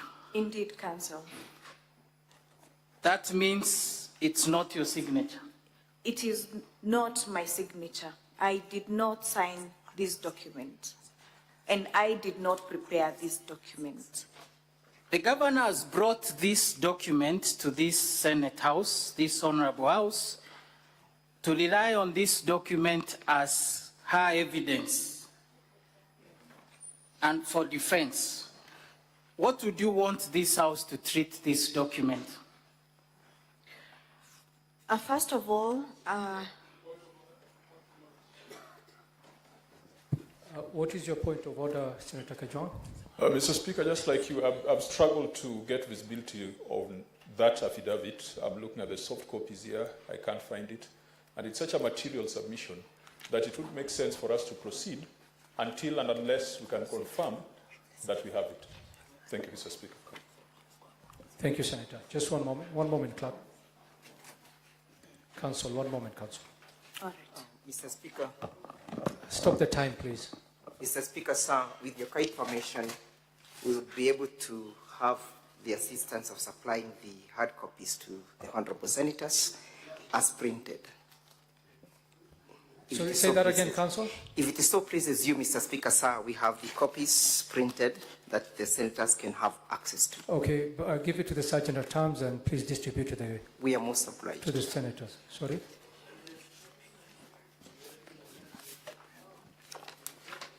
What's your point of order, Eddie?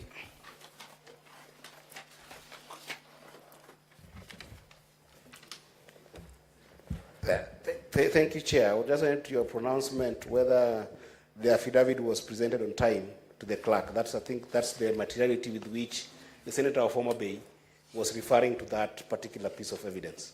Thank you. Okay.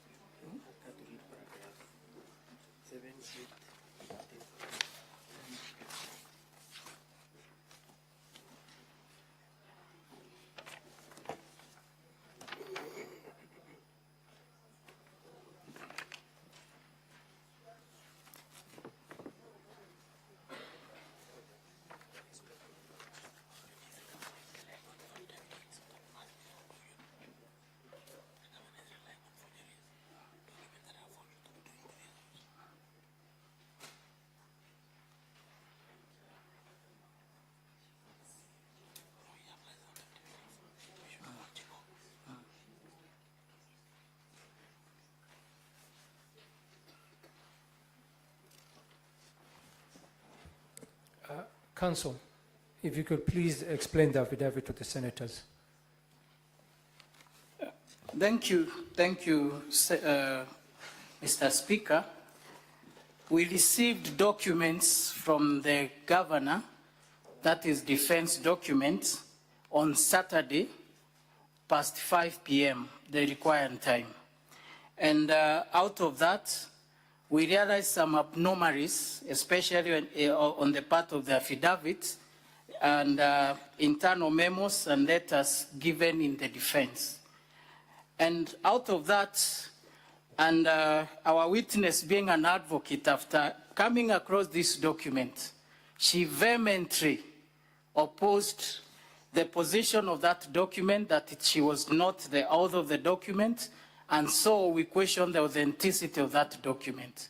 And that's why she was, she moved to swear an affidavit, that is yesterday on 18th, and it formed the basis of our prayers this morning that this witness be called as a witness of the Senate to come and substantiate on the document, because if this is not substantiated, then if it's a forgery, and I'm saying if it's a forgery, then this House can form basis of the final determination of this case based on that document. And that's why she was called upon to come and give this evidence. What is your point of order, Eddie? And Eddie, if I could just give guidance that this witness was one of the witnesses that was summoned through the Senate by the request of the council. And the summons went out this morning. Chair, the materiality of the affidavit is just about the issue of timing and filing. But I just wanted to just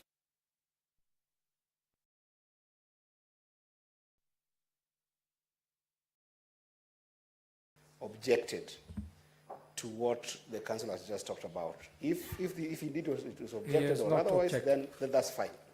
So far, he has not objected. Mr. Speaker, it was not objected in the morning, and that's Very why... well, we've established that, so please proceed. Thank you. We proceed to paragraph 7. I will request you to read for us, for this House, paragraph number 7. Thank you, Council, Mr. Speaker, and honorable members.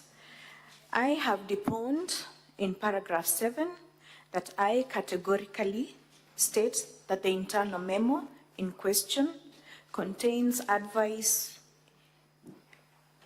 and information that I must clarify was neither prepared nor authorized by me, and I want to make it unequivocally clear that I did not draft, review, or endorse the contents of the said internal memo. I'll further request you to read paragraph 8.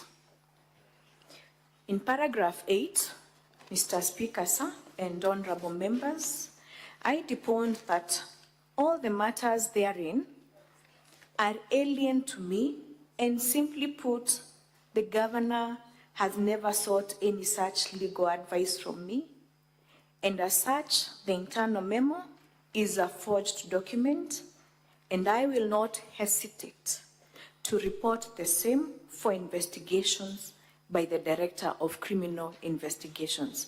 When I arrived in Nairobi, I went to the Parliament Police, and they told me that the only place I can lay this claim is before the DCI in Meru County. And that will be the first thing that I will do, because I feel aggrieved. I feel I was impersonated. I feel that as an advocate of the High Court, of so many years of practice, Mr. Speaker, sir, and honorable members, this advice, even my own people could have done something better. I have a lot of respect for the governor. In fact, I look up to her in a lot of ways. She's a resilient woman. But when I saw this letter, my heart sank with a lot of regret. Thank you.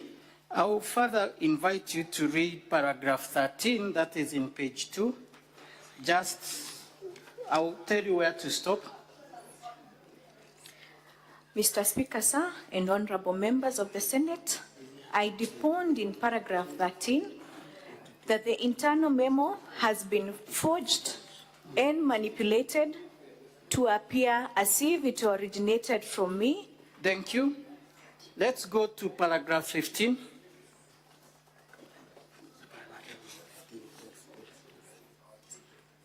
No, let's do 12 first.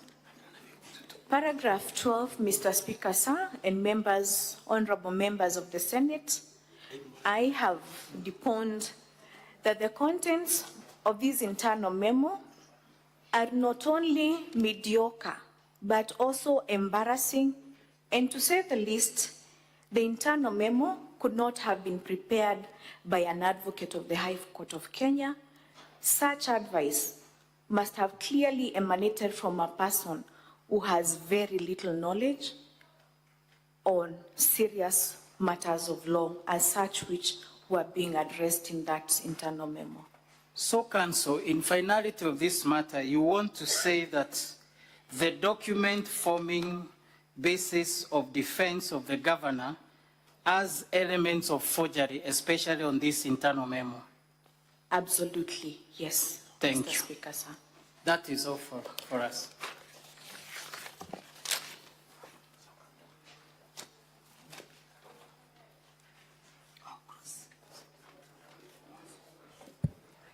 Counsel, you can proceed with the cross-examination. Thank you, Mr. Speaker. Because of time constraints, I will go direct to the issue at hand. I'll call you by your formal names, Linda Gaki Kiome, for purposes of these proceedings. So, Linda Gaki Kiome, please confirm for the record that you are an advocate of the High Court of Kenya. Indeed so, Mwalimu. Thank you so much. You're aware that the issue you have now brought before this Senate is a controversy as to whether you issued the advice in question or you did not issue the advice in question. Is that a correct summary of the issue? Indeed so. Thank you so much. The governor's case, from your reading of the response to the impeachment, that she received this advice. Is that not correct? That is correct.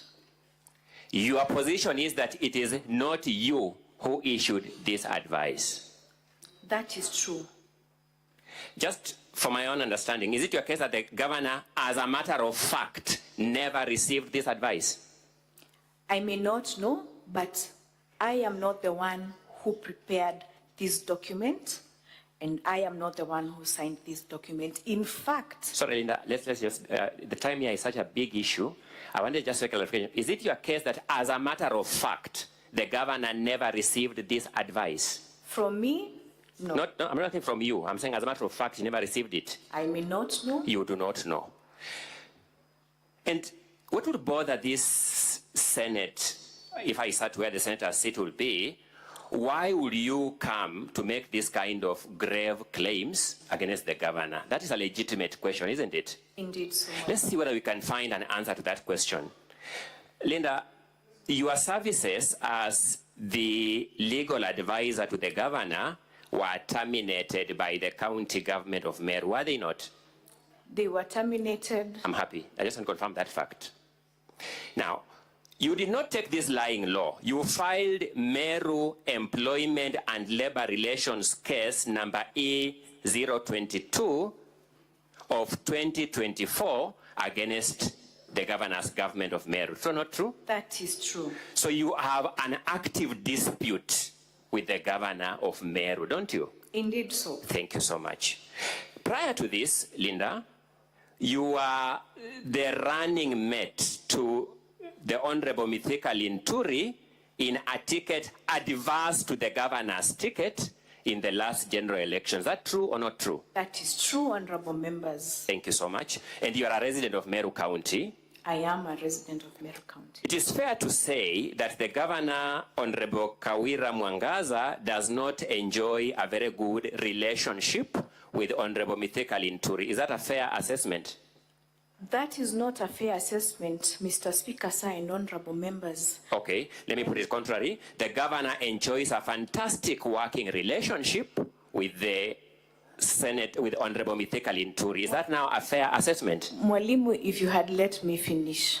No, you have answered my question. I have limited time. The Speaker there knows just how much time I have, and therefore I'm asking very limited questions.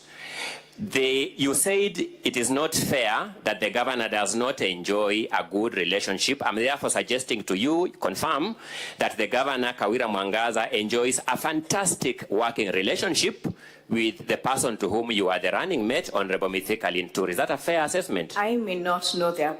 You do not know. I'm happy with that answer. You are aware that there was an impeachment motion in Meru County Assembly by the same mover of the motion that brings us here today, just this month of July. True or not true? I am aware. And you are aware that in that impeachment motion, your termination, the termination of your services as the legal advisor to the governor was an issue raised for removal of this governor from office. I saw the impeachment motion and I confirm that is the position. Thank you so much, Linda. Linda, if I look at your affidavit, you want to make us believe that the person who drew your attention to the fact that this legal advice is here in Senate was Honorable DMK Kiogora. Is that correct? Honorable members, that is the true fact. Thank you so much. Honorable DMK Kiogora is the same person who moved the first impeachment motion against this governor before this Senate. True or not true? That is true. Thank you so much. Honorable DMK Kiogora is the same person, is one of the people who signed on the motion in support of the removal of this governor, which motion brings us here today. True or not true?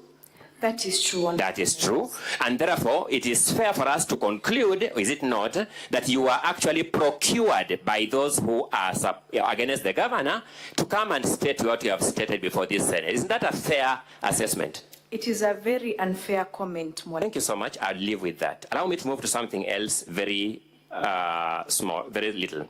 We want us to believe that you came to this Senate as an independent witness, not one of those witnesses summoned by the county assembly. No, I mean, voluntarily giving evidence for the county assembly.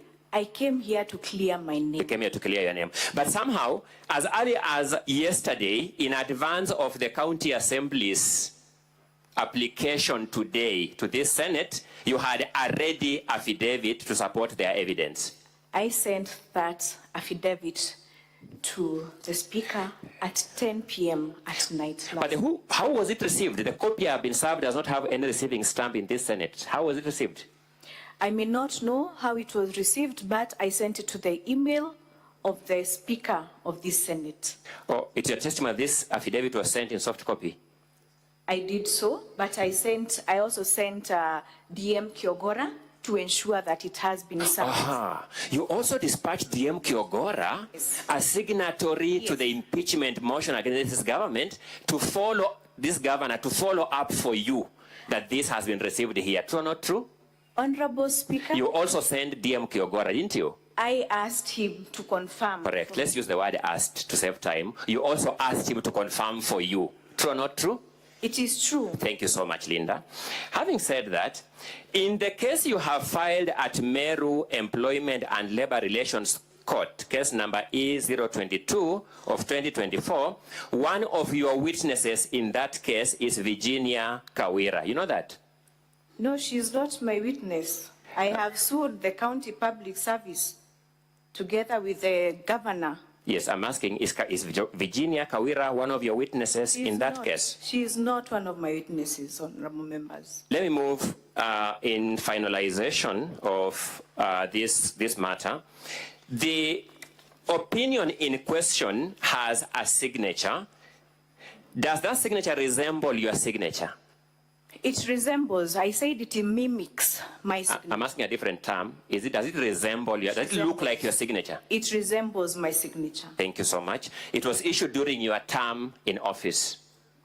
I may not know, but the dates are within the date is with the term when you are in office. Indeed so. During that term, you used to render legal advice to the governor. At that time, during that period in office, the governor had already asked me to make a resignation.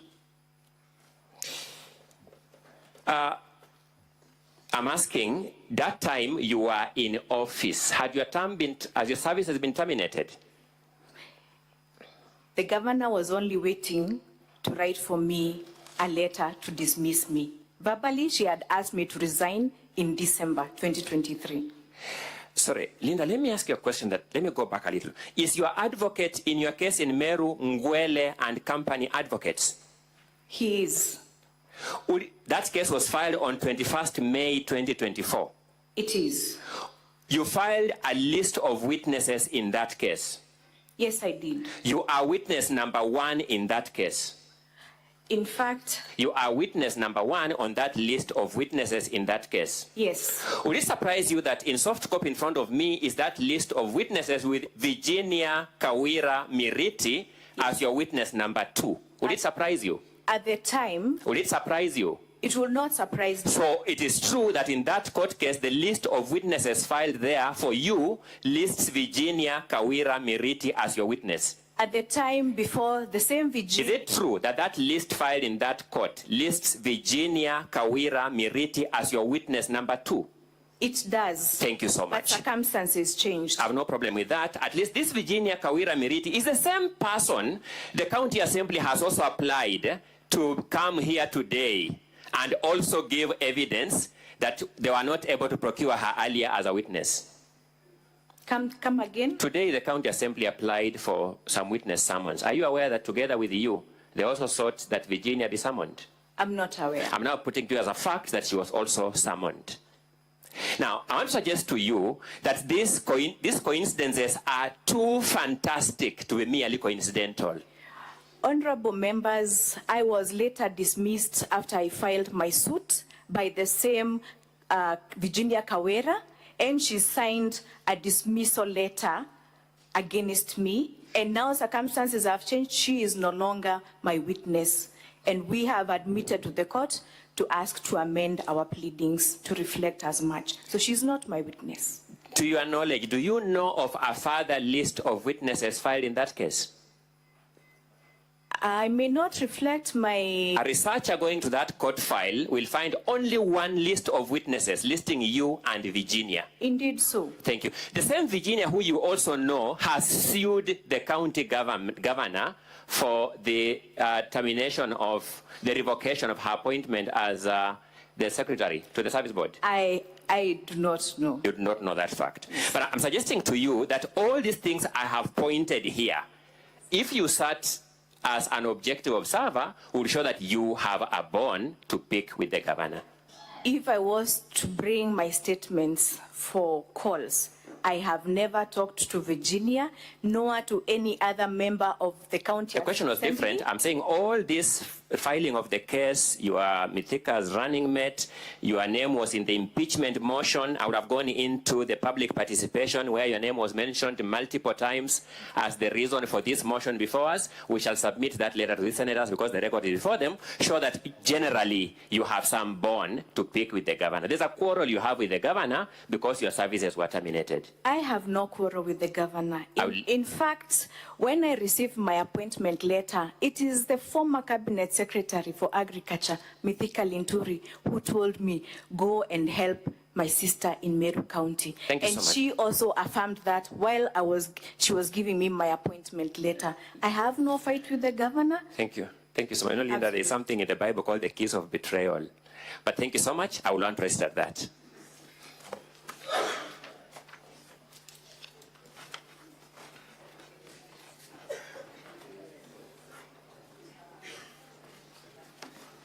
Mr. Speaker, Sam, my name is Gov Mwangi. I'll take very few minutes in re-examination. Re-exam. Madam Linda. Yes. Did the governor Council, give you... you only have 14 minutes. I'll Just take be less aware. than that, Mr. Speaker. Did the governor give you the job knowing that you are the deputy governor to Honorable Mithika Minturi? She did. Did the governor seems to be having a litany of cases against her former employees? Come again, Council? The governor seems to be having so many cases in court with her former employees. Are you aware of that? I am aware. You are asked whether the issues, several issues have been raised before this Senate. The issue of whether you have filed a case and whether Virginia is your witness. And the issue in question is the memo. Is it your evidence that the signature does not belong to you? Honorable Speaker and honorable members of the Senate, I am an advocate of the High Court. I would not come to lie to honorable members. This is not my signature. This signature has been lifted from previous documents and placed on this document. And would you know whether the governor really received that evidence, that advice, when it's not you who gave it to her? I may not know, Mr. Speaker, signed honorable members. Now, what is the case that has been mentioned as relating to the question of the internal memo? Is there any relationship? It's no relationship. This is about legal advice.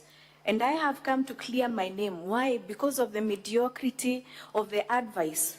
I would have wanted to also be a national leader. I had applied to be a PS. If I come to the committee that hears, the appointments from the national government, and such a document is presented as to have emanated from me, how would I speak for myself? How would I defend myself?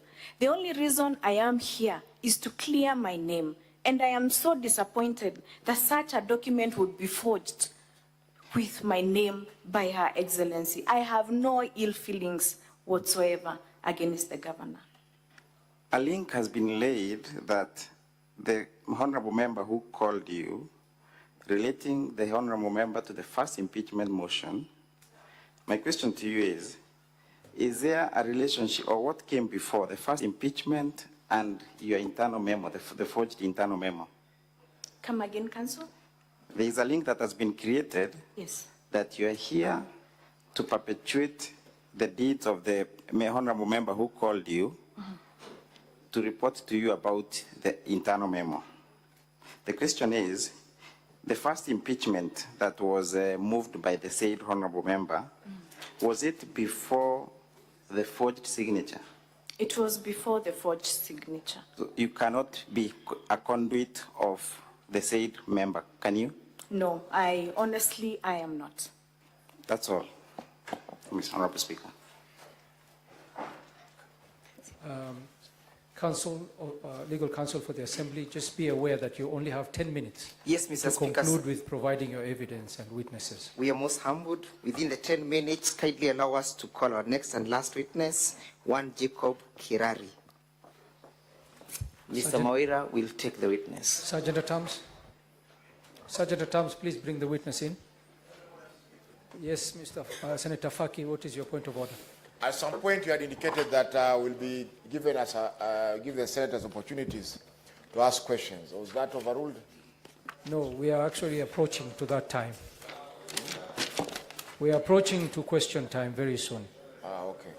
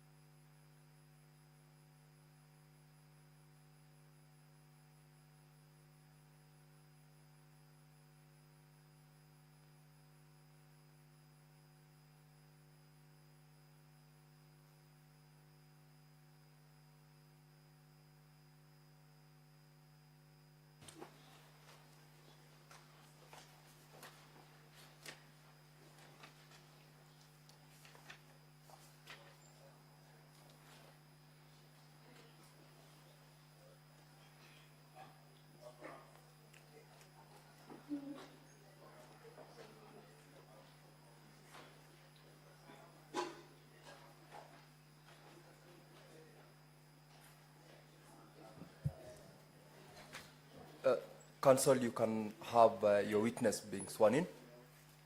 Sergeant at Arms, kindly facilitate the swearing in of the witness.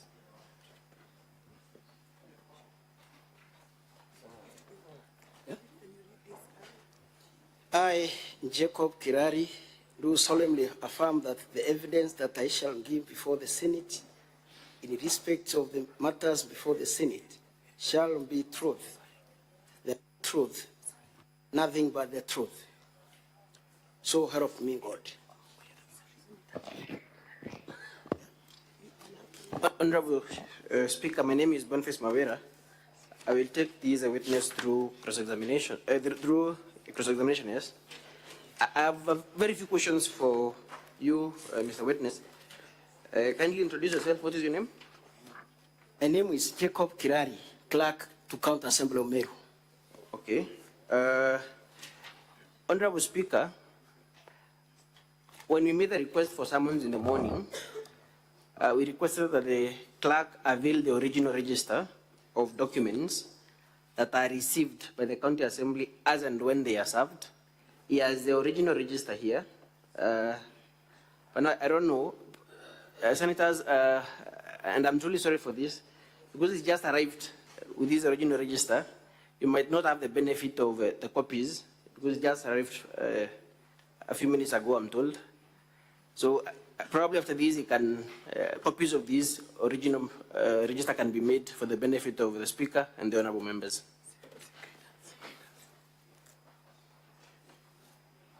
Mr. Speaker, I would desire to respond to that request before a ruling is made.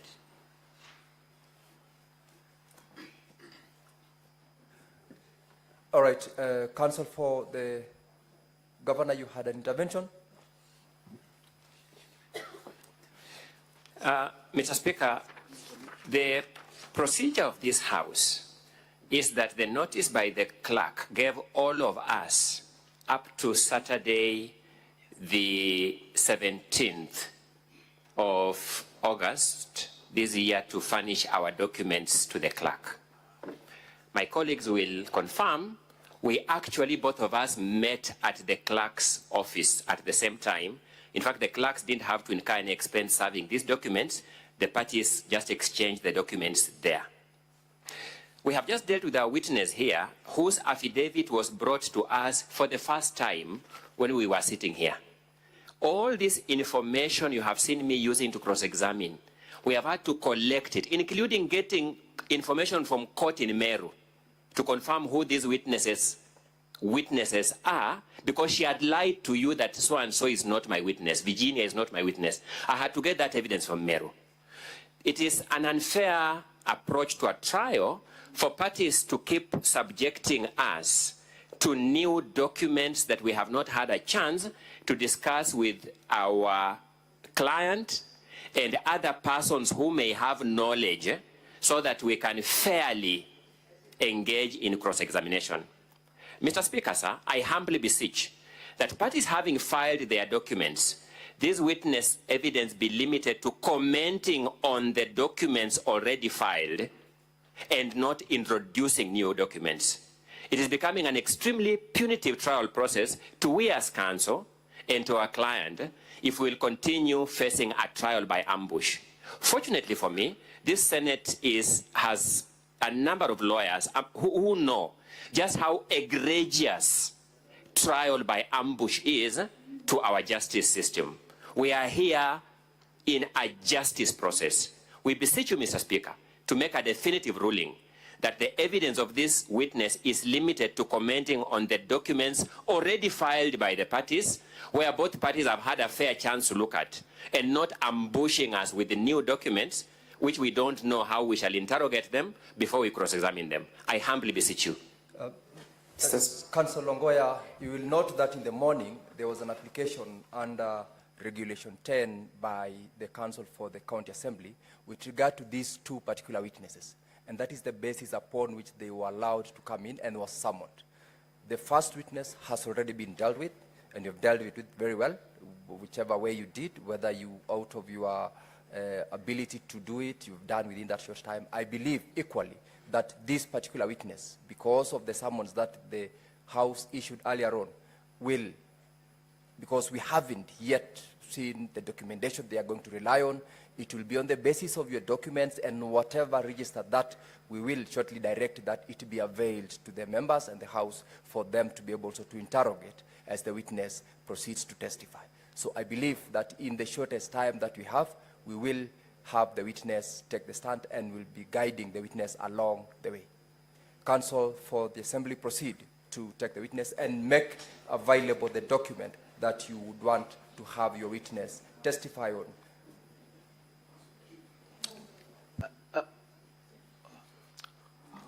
Honorable Speaker, the witness has come with the original register. For context, Honorable Speaker, the reason this witness has been summoned is because we discovered forgeries in the governor's documents after we exchanged documents on Saturday at around 6 p.m. And that is the only reason this witness is a fairly short witness. And in our summons, we requested that he avail the original register. There is only one original register, and this is the original register he has brought for all the letters and all the correspondences that are served in the County Assembly. So I would implore, Honorable Speaker, and I would seek your guidance as to whether you can assist us to make copies so that they are availed to members, or the original register can be circulated to members. I'm lost, Honorable Speaker.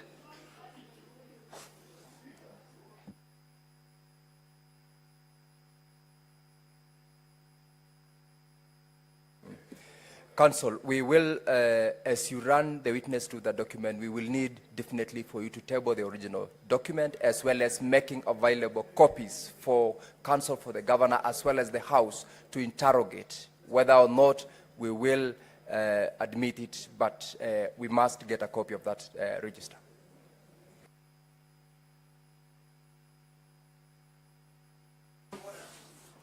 Senator Faki, what's your point of order?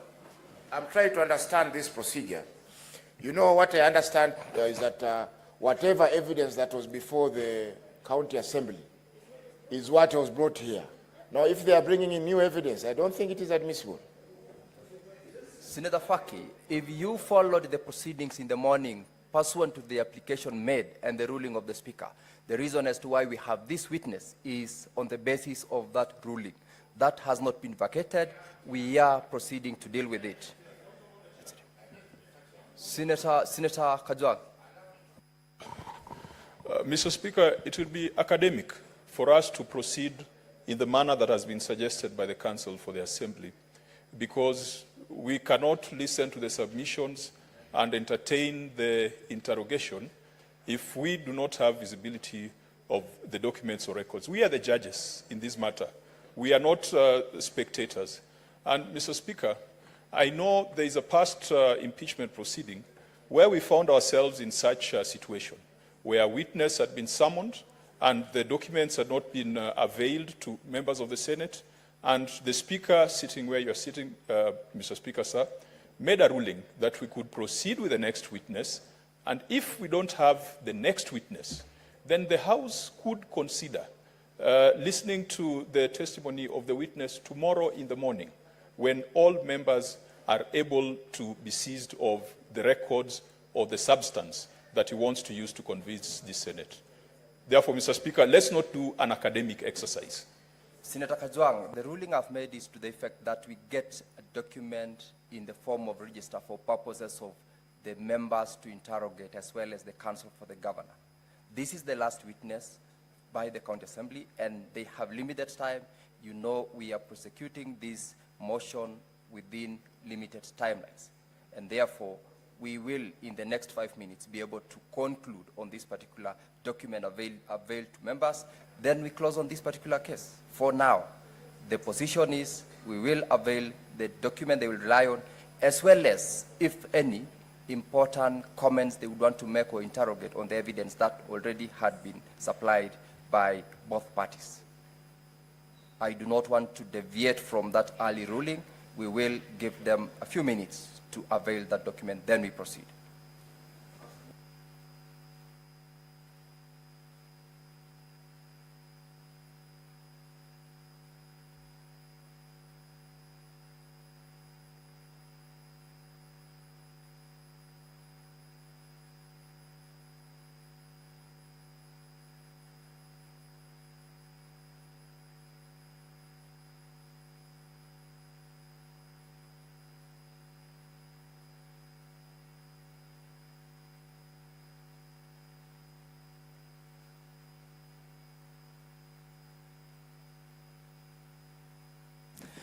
Very well, I'll not allow you to intervene any further, Senator Faki. What we will do, I'll give directions to the effect that we will stand down this particular witness. We have got questions, clarifications by members from among the witnesses who already testified. We will go back to that one, get those clarifications. Once we are done, we will come back to this particular witness as we close, because at that time, we will have had time to look at the document, including giving an opportunity to the counsel for the governor to look at that particular register before they take the witness to the stand. So can we have the witnesses who already testified, starting probably with the first witness, be put to the stand? Let members avail questions and clarifications and inquiries they would like to have from that particular witness, so that we immediately embark on that session. Then once we are done, we go back to the gentleman who was on the stand. That is the direction of the chair. The witness can step back as we prepare to avail that document to the House. We are most obliged, Mr. Chair.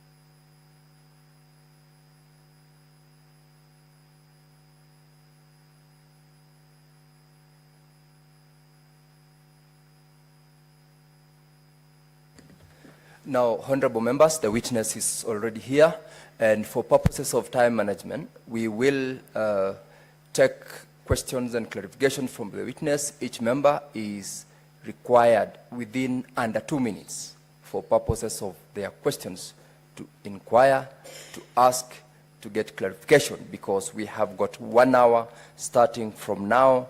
This session should end 1 hour after 9:15, that is at 10:15. And from my dashboard, I can see the request which are from members is almost to everyone in the House. So when you have the opportunity to ask, kindly do so under 2 minutes, because if you do not, make sure you go straight to the question, straight to the inquiry you want to make. Do not unnecessarily waste time in laying a lot of foundation. So I'll go straight to, well, whoever is not in will forfeit, of course, the opportunity. The next online, Senator Roba. Senator Roba is not in. Senator Joe Newton. Thank you, Mr. Speaker, for this opportunity, and I think I want to seek clarification from the witness, and I hope she's listening, Mr. Speaker. Mr. Speaker, there was a video that was played that showed one person that was said to be an activist in Meru surrounding, talking about something very malicious against the Senate. Mr. Speaker, I would like the witness to tell us the circumstances surrounding that, those comments. Mr. Speaker, and number two, there was a fire in the witness's compound, Mr. Speaker, but looking at the image on the video, the fire was just next to the wall. There was some goods that would have been destroyed by this fire, but which did not catch fire? Would the witness clarify exactly how the fire that was supposed to be damaging to her property actually fell just next to the wall? Mr. Speaker, in conclusion, I would like the witness to clarify and tell us, because there is a claim that there was a particular disease that was killing cattle in Meru, Mr. Speaker. Would the witness tell us whether she made a statement to the county assembly or a question or even a petition in the county assembly? Being a member of the county assembly, Mr. Speaker, instead of prosecuting this matter in public. Thank you, Mr. Speaker. Those are the clarifications I'll be seeking from the witness. Thank you. Madam Zipora, you may respond directly to those 3 questions.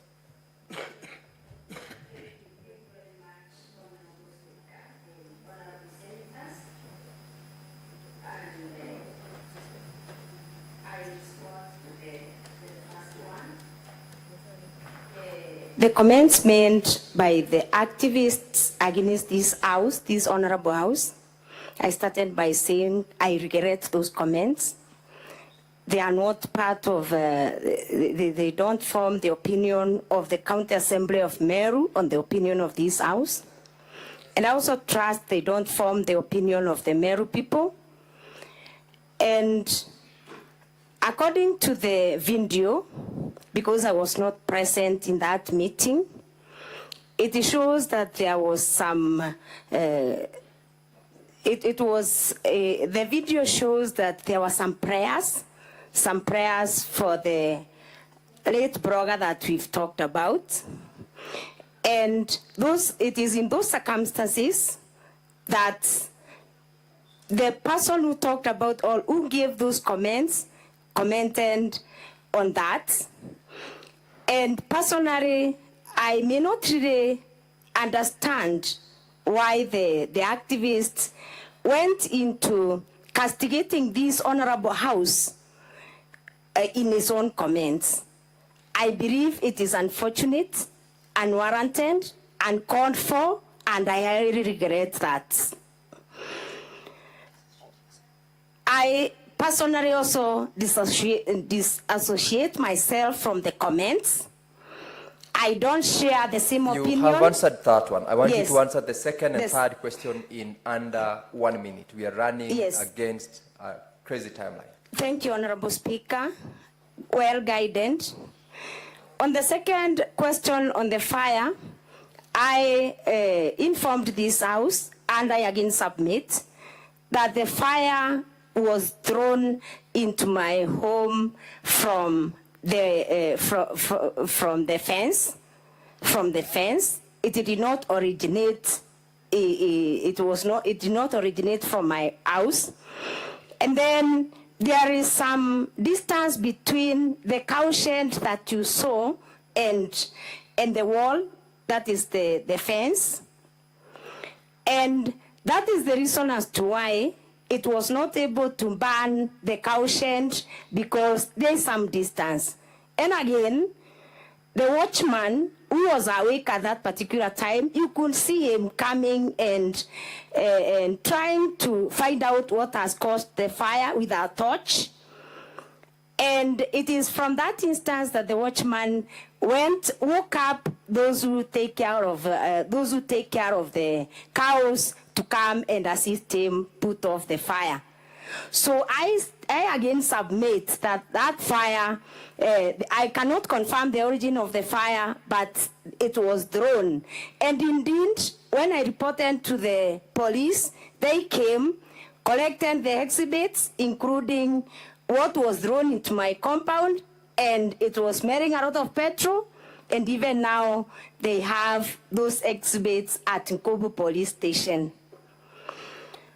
On point number 3, I submit that the disease that the farmers from Moruko were talking about was the rampant skin disease. And indeed, I submit to this House that I'm also a farmer. I do farming. I also end a challenge. But I submit that I did not seek a statement in the County Assembly of Meru. I did not file a petition, but I can say I have sought over 15 statements of other issues in the County Assembly of Meru. Thank you, Honorable Chair. Thank you. I will allow Senator Manzo, Daniel Tonga, and shortly after Senator Manzo, I'll ask Senator Wakoli to also ask both, so that you answer the two senators at once. Senator Manzo. Yeah, thank you, Mr. Speaker. Mr. Speaker, about the fire on the County Assembly, you already provided a video on your house. Is there any evidence that the County Assembly ever caught fire? And if it did, how come you still went on to spend the night there and still use the chamber the next day? And secondly, on the diseases of the cows, I believe these cows are owned by individuals, and they are also associated with a cooperative society. When a disease breaks out, do the owner of the animals immediately seek their own private vet, or will it take a long process to go to the county government, whereby the county government then has to go through a procurement process? What would be the most logical thing to do for an owner of a cow which gets sick? And we saw those videos, the people complaining, whether they will immediately go on to deal with it, or look for the county government. Is a long route. And finally, on Buri, you showed a video on Buri, and somebody say that Buri will burn down. Can you confirm to the Senate whether the whole of Buri sub-county was burned down? Thank you, Mr. Speaker. Senator Okoli. Thank you very much. Madam Zipora, you will wait for the second set of questions from Senator Okoli, then you answer both at once. Asante Mheshimiwa Spika. Ningependa kumuuliza Mheshimiwa MCA, katika mkutano wa wakulima pale ambapo ng'ombe walikuwa wanafariki kutokana na ugonjwa wa ngozi. Mheshimiwa Spika, naomba utulivu kati ya viongozi wenzangu. Majority Leader and Senator Cherargei, please allow Senator Wafula to be heard in silence. Asante Mheshimiwa Spika. Ningependa kujua iwapo katika mkutano huo kulikuwa na waafisa wa kaunti ambao walijiunga nawe kushuhudia vifo vya ng'ombe na mifugo kwa sababu ya maradhi ya ngozi. Na jambo la pili, katika jumba la county pale ambapo mlikesha usiku kwa sababu ya hofu ya kushambuliwa, iliweza kunakiliwa katika vitabu vya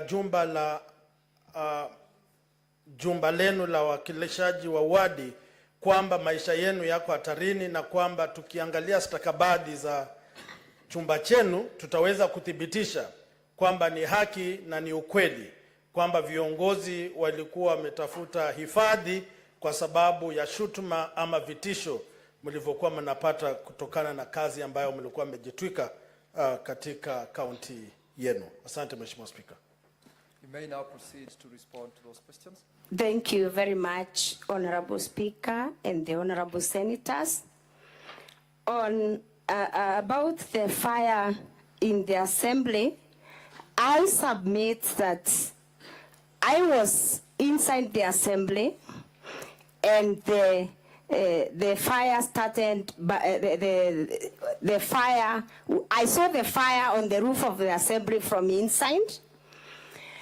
And I submit that a report was made, a report on the occurrence was made at the Meru Police Station. And Honorable Speaker and Honorable Members, I submit that the County Assembly of Meru has a CCTV footage, although I did not have adequate time to extract the CCTV footage. It can be evidence and good evidence and can really give us the evidence on how the Assembly was touched. Then on the disease, I would want to know that it is true that the individual farmers take care of their animals, especially when the animals have some problems. But I submit that the issue of vaccination is a very, very big issue that is usually done by the government simply because the farmers cannot be able to keep those vaccines. There is no single practitioner, private practitioner who vaccinates the cows. The practitioners cannot. Number two, the farmers may not be able to.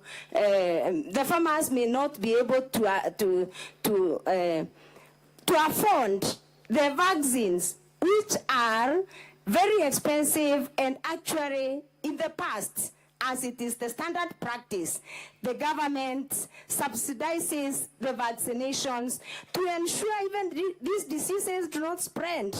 Because a disease can be read by a farmer who is ignorant and then it spreads, and this disease wipes out all the cows. Then I would also want to submit on the land issue about Bore. The public participation in Bore that the officer is purporting to disrupt.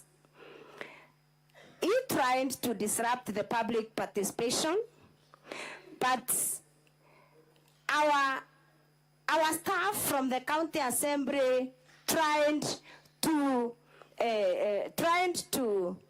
insist on those that wanted to participate to write memorandums, written memorandums. So from Bore sub-county, we relied heavily on written memorandums because many of the participants shied away from the public participation venues because of the same threats. Thank you, Honorable Speaker. Sorry, the second question, I'm sorry, Honorable Speaker and the members. Proceed. Then on the second one, about the disease, I submit that I did not say there was a meeting. I said these farmers consulted me or talked to me about their plight. They explained to me that they suffered these losses, and we did not have any meeting. And I submitted that immediately I got the report I called the director, livestock production and veterinary services to find out why the county, as it is the norm, was not vaccinating cows at this particular time. And that is the great effort that I made, and it was to no avail because we did not get any assistance. On the county assembly, again, I have noted that the county assembly, the reports by the investigators indicated that it was a petrol bomb, and I ran those charges here. It was a petrol bomb that was thrown. It was actually, it was retrieved by the investigators, and they have it as part of their evidence as they were charging these criminals. And again, I would want to say, I submitted that the members of the county assembly, including I, were feeling threatened, and that is exactly why the members of the county assembly slept in the chamber in order to be able to secure their security. Thank you, Honorable Speaker. Thank you, Senator Osotsi Godfrey. And after Senator Osotsi, we'll have Senator Kinyua. Then you will answer to those two senators. Thank you, Mr. Speaker. I have two clarifications. The first clarification, Mr. Speaker, is on the petition number 5 by the members of the public to the County Assembly of Meru, which was filed on the 15th November 2023. Mr. Speaker, you note that this was just 7 days after the last impeachment, which we had done on the 8th of November. So I'd like to find out from the witness whether you find this to be a bit sinister, because this particular petition was calling for the impeachment of various CECs and various chief officers by the County Assembly, and their further dismissal by the Governor. Was this a continuation of your effort to derail the county government of Meru? The issue number 2 is that, Mr. Speaker, the witness confirmed to this House that she's a member of the PAC committee. And being a member of the PAC committee, obviously she has interacted with the Public Audit Act, which, if you read under Section 31, Section 50, and Section 53 of the Public Audit Act, it is very clear that the report of the Auditor General has to be considered, processed, and reported to in the County Assembly. And Senator Osotsi, your time is up. You've asked the first question. Senator Kinyua, kindly ask your share of questions. Asante Bwana Spika. Swali langu ni kwanza, Bwana Spika, katika kanda za video ambazo Order, honorable senators. Order, honorable members. Let's have Senator Kinyua heard in silence. Bwana Spika, katika kanda za video tulizoonyeshwa hapa, tulionyeshwa ya kwamba Governor Kawira akisema ya kwamba kuna pesa ambazo zimechangwa. Bwana Spika, ilinikanganya kidogo kwa sababu iko mahali alipokuwa akiongea na Kimeru, alisema ya kwamba pesa ambazo zimekusanywa ni milioni 87. Lakini akiongea katika lugha ya Kiswahili alisema pesa ambazo zimekusanywa ni milioni 60, na ndiposa alikuwa akisema ya kwamba zinaweza zikajenga nyumba ya orofa kwa yule mjane, hata vile vile anunuliwe gari.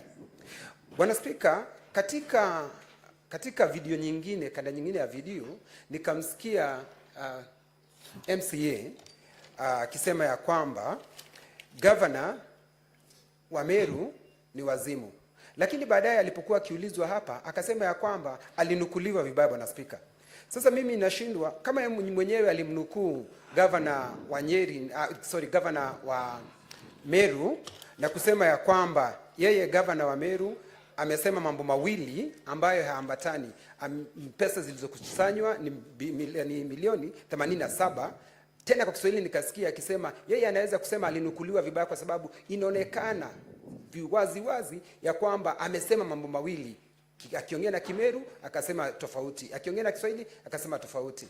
Yeye mwenyewe anaweza kusema ya kwamba alinukuliwa vibaya, Bwana Spika, katika lile tuhuma ambayo imeletwa katika Senate hii. Nashukuru Bwana Spika. Zipporah responds to those two questions. Thank you, Honorable Speaker and Honorable Senators. The question on petition number 5 that was presented to the County Assembly on 15th November 2023. I may not be in a position to explain whether it was a sinister motive, because the members of the public that presented this petition did it on their own variation, and the petition number 5 of the petition number 5 was committed by the Speaker of the County Assembly of Meru to a joint committee on labor and justice of two committees that I'm not a member. So just like any other person, I consumed that report, just like any other member of the County Assembly who is not a member of that committee, those two committees. I consumed that report, Honorable Speaker and the members, only on the day it was tabled on the floor of the House. So about the sinister motive, Honorable Chair and Honorable members, I may not be able to explain, because I consumed the report on the floor of the Honorable Assembly. Number 2, I submit I'm a member of the Public Accounts Committee, and it is true that the section that has just been quoted is indeed correct, but I submit that apart from that section, Honorable Speaker and Honorable members, section Article 229(6) also indicates that an audit report can indeed be considered by the County Assembly, but the Article 229 indicates that it is clear that the audit report is final. So in this regard, I want to submit that in the audit report, it was clearly indicated that the management of the county government of Meru was in breach of the law. So I do not really feel that the County Assembly could have said the management is not in the breach of the law. Then the next questions from Senator Kenyua. Honorable Speaker and Honorable Senators, the video about 86 million, the governor talks about a contribution of 86 million. About the 60 million, the governor is not giving two, in the video the governor is not giving two amounts. She only said if that money is not above 60 million, then those who are collecting that money are in Kiswahili akasema ni wakora na ni wezi. That is what she insinuated. She did not give two figures, Honorable Senator. And I believe it is the governor that can speak for herself whether she was taken out of context or not. But I submit that in the video that I am talking, I submit that video, Honorable Senators and Honorable Speaker and Honorable Senators, it was a media interview that I had taken more than an hour. I had taken more than an hour to do that media interview. Although I said I cannot remember the dates, I submit that I had talked about so many governance issues that if that video was played in full, I would be able to explain the context, the circumstances under which I made that comment. That is why I feel it was out of context. Thank you, Honorable Speaker. Have answered the questions. Senator Okech Eddy and Senator Mundigi, in that order.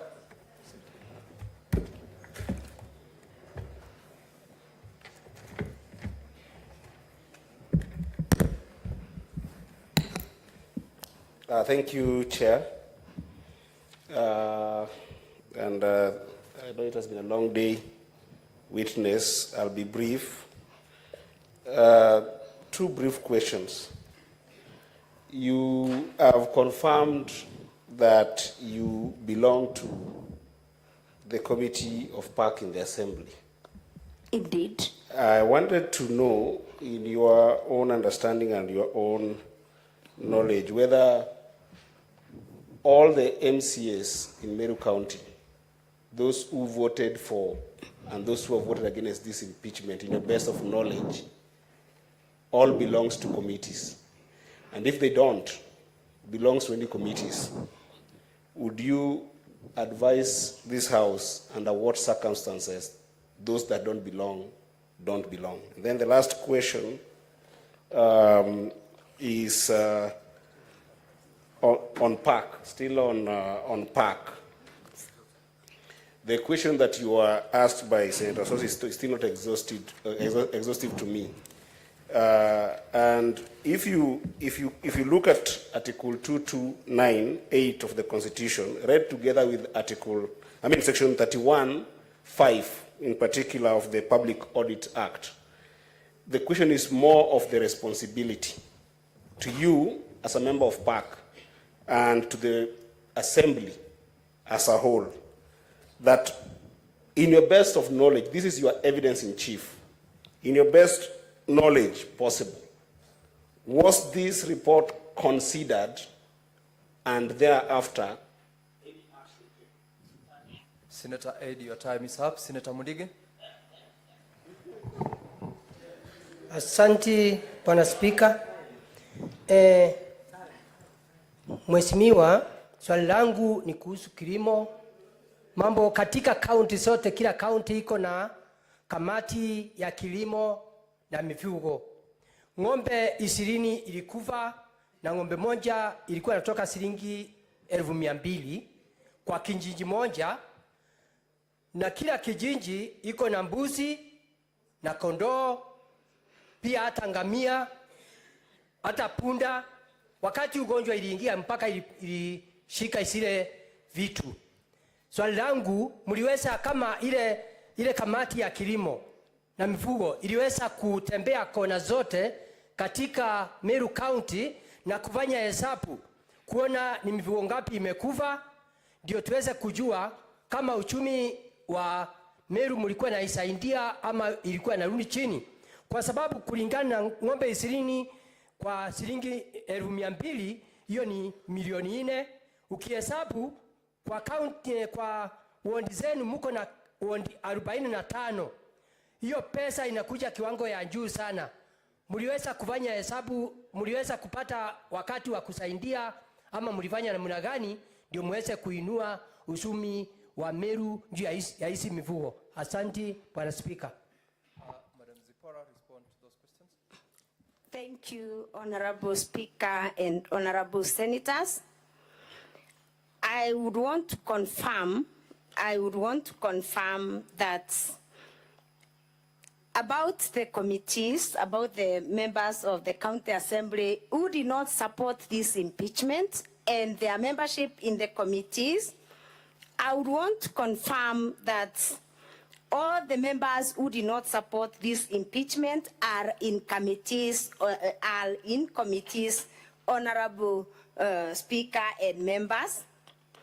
And as I said in the morning, I can start with the first committee, the Select Committee on Budget. In our volume 6 of the County Assembly documents. The County Assembly documents.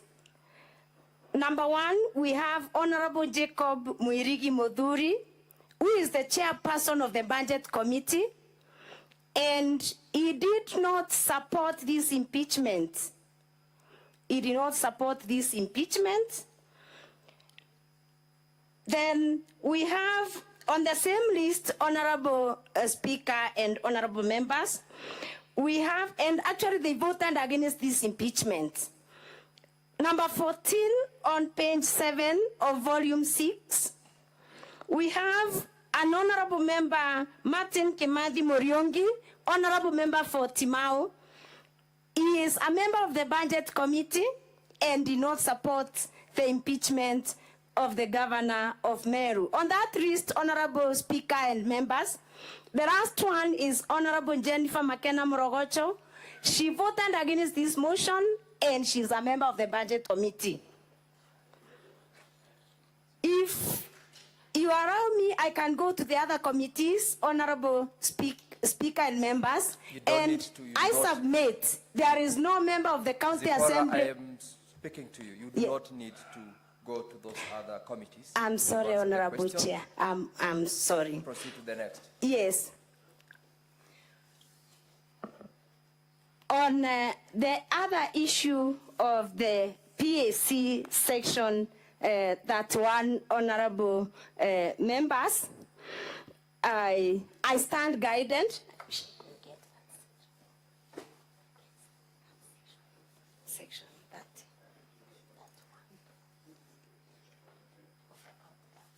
Sorry, the honorable senator can just repeat that question and give me the section that he referred to. I'm sorry I did not get it right, Honorable Chair. Senator Eddie, do you want to give yes, please, sections and the relevant article of the Constitution? Yes. Chair, thank you so much, Honorable Speaker. I'll be very fast. I referred to section 229, subsection 8 of the Constitution, and Public Audits Act, section 31(5). And it's a very simple question. It's a matter of responsibility over such report that is supposed to be considered, debated, and action taken about it by the Assembly. I'm asking you, in your base of knowledge, both in your committee that you sit in and the Assembly, did you consider this, debate it, and took action on that particular report, which is your report, which is actually your evidence in chief in this matter? If not so, are you inviting the Senate to do the work of the Assembly? Thank you, Honorable Speaker and honorable members. I earlier on submitted that even if the audit report indeed should be considered by the County Assembly, still Article 229(6) is very clear that the audit report is final.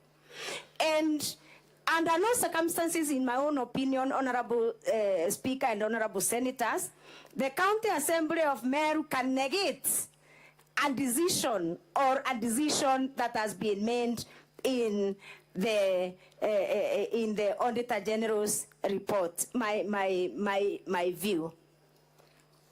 All right, respond to the second set of questions. That was actually one question by Senator Mudige. Thank you, Honorable Speaker and honorable members. The question on the loss of around 4 million, because the farmer is talking about the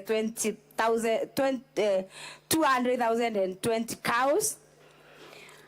Honorable Speaker and honorable members, personally I don't belong to the Agriculture Committee, but I can say that a number of reports have been tabled in the County Assembly in respect to management of livestock and livestock development and other aspects of agricultural activities in Meru County.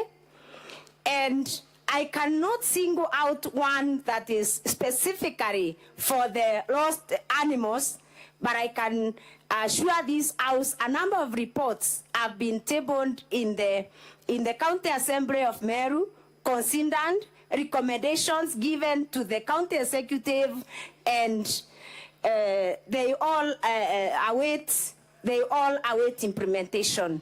Thank you, Honorable. Thank you so much, Zipporah. Honorable members, just for purposes of time management, I have got an indication that certain members have got questions with regards to the other witnesses other than the witness on the stand. I would like to know, for purposes of now allowing who to speak from the dashboard, because I have got only one so far, and we have expended 30 minutes of the 1 hour that is available. So kindly give that indication so that we can get to know how to manage the time with Madam Zipporah. For now, Senator Beth Sionko and Senator Munkatana, in that order, can ask their questions. Thank you, Mr. Speaker, for giving me this opportunity to ask Honorable Zipporah 2 questions. But before I ask the questions, Mr. Speaker, allow me to make this declaration. It is interesting. Senator Beth, ask the question. It is interesting, Mr. Speaker, for a woman to bring a motion against another woman, and also to line up 3 women witnesses against another woman. The first question, in regards to video VKM 09. Madam Zipporah, you declared the county, the governor's seat vacant. The question is, I know you are not speaking for IEBC anyway, but I want to ask, if you have been operating as a member of county assembly and with other members of county assembly, have you been acting on a county that has no governor? Secondly, on the fire that was on your compound, did you say that the watchman was the one who was taking the video? Thank you. Senator Mungatana. Thank you, Mr. Speaker. The clarification I was seeking, Mr. Speaker, is that maybe first I want to say it pains me as Senator for Tana River, and it pains this Senate indeed that we are where we are again on this matter. And we want to help the people of Meru. Sincerely, your video was saying, the video was saying that even if we return this matter, you will go for 6 times. So the question I wanted to ask is that, is there a deeper problem in Meru? And do you think that by sending away the governor, we shall resolve this problem on behalf of the people of Meru, or are we making the problem worse? Just clarify my mind on that. I thank you, Mr. Speaker. Madam Zipporah, respond to the question. Thank you, Honorable Speaker and Honorable members, for those questions. And I will start with the first one. Although it's not a question, it was a comment, and I believe it was directed to me. About a woman removing another woman from the office. I submit to this Honorable Madam House. Zipporah, yes. That was a comment. Respond to the question. Thank you. On the video, on the video that I referred to, and I said the position is vacant. I submitted here that in all those videos, again, I had a media interview of more than 1 hour, and because I said the videos are not dated, I could not be able to extract the videos and exactly get what I talked about. That's just a small extract of 20 seconds. And I want to submit to this House, I must have raised very serious governance issues during that media interviews, and I cannot really remember under which context that one was said. And that is exactly why I said I could have been taken out of context. I again submit that I never said my watchman took the video. Indeed, the video was retrieved from the CCTV cameras from my home. I didn't say the videos were taken by the watchman. I submitted that the watchman had something fall because he was not far, and he went to check water and foreign and he found the fire. That was my initial submission, and I still insist that is the position. Then, on the 6 times from Honorable Senator Mungatana, I would want to note that it is not about the many times that the governor of Meru is impeached. It is about fighting for good governance. It is about fighting for accountability. It is about fighting for delivery of services in Meru County. It is about someone taking responsibility for for the position somebody is given. It is not about we chant. It is not about anything. I think that one shows the determination that we need a Meru County that is functional, a Meru County where services are being delivered, where the officers, where the county government is serving the people of Meru. Thank you. Thank you, Senator Kajwang Moses, and thereafter, Senator Mutinda Tabitha. Thank you, Mr. Speaker. I want to be very direct and go to the exhibit that was submitted by the County Assembly. On page 353 of Volume 2, you took us there to illustrate or to demonstrate that the wage bill grew by 500 million Kenya shillings from 4.4 billion to 4.9 billion.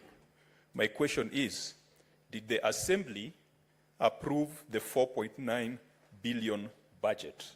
Or was the 500 million excess expenditure over and above what the Assembly approved?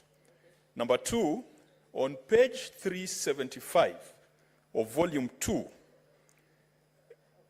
you have a schedule there showing the transfers that were made to the various entities. These entities include the Meru Investment and Development Corporation, the Meru County Revenue Board, the Meru Youth Service, and Meru Microfinance Corporation, which in your submission, you said the governor violated the Constitution by not appointing the chairs of the boards. At the same time, on page 375, we have the report of the Auditor General showing 699 million, close to 700 million Kenya shillings, was transferred to some of these bodies. Did the Assembly approve the 699 million transfer? And if the Assembly did approve it, then what then would be the matter of saying that the boards were not effective due to the non-appointment? Finally, you took us to Section 58 of the County Governments Act that talks about the CEO of the County Public Service Board. Now, I want to get your views on Section 56 and 57 of the same Act. The head of the County Public Service is the County Secretary. The County Public Service Board works with the County Secretary to ensure that... Senator Kajwang, your time is up. Senator Mutinda.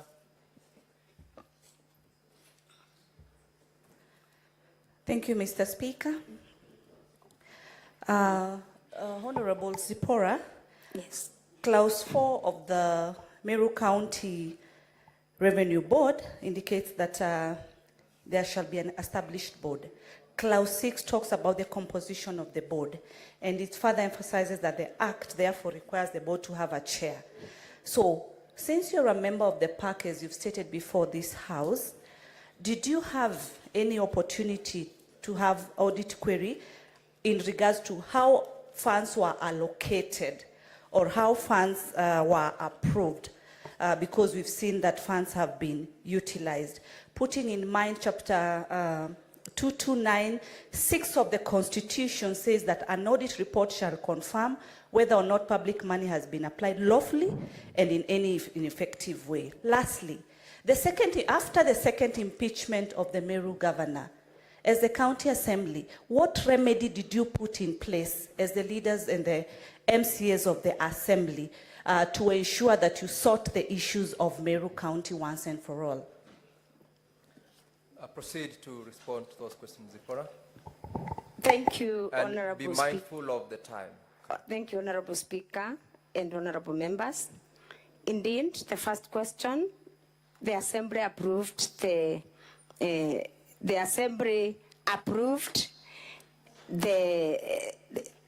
funds, whereas it is the work of the Assembly, of the County Assembly, to approve the funds, whereas it is the responsibility of the County Assembly to approve the funds. Section 30 of the County Government Act mandates the governor of any county to be accountable for the management of and use of the county resources. So I submit to this Honorable House that the County Assembly allocates, and then the governor, together with the county executive, is to ensure prudent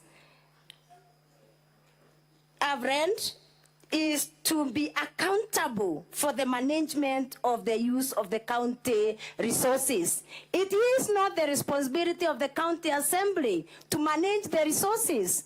It is the work of the governor herself, according to that section, together with the staff that the governor supervises. 2, about the Meru county bonds that have not been operational because they were not constituted, I submit that the County Assembly of Meru, through various communications from the clerk of the County Assembly, continued communicating to the county executive that they needed to submit documents to the County Assembly to enable the County Assembly carry out its mandate, documents that were never received. Similarly, as I've said, it is the work of the county executive to use the funds allocated well. On the issues, the third question, Honorable Speaker and Honorable Members, it is on the CEO of the Public Service Board and the County Secretary. These two offices in county public service, Honorable Speaker and Honorable Members, have distinct functions.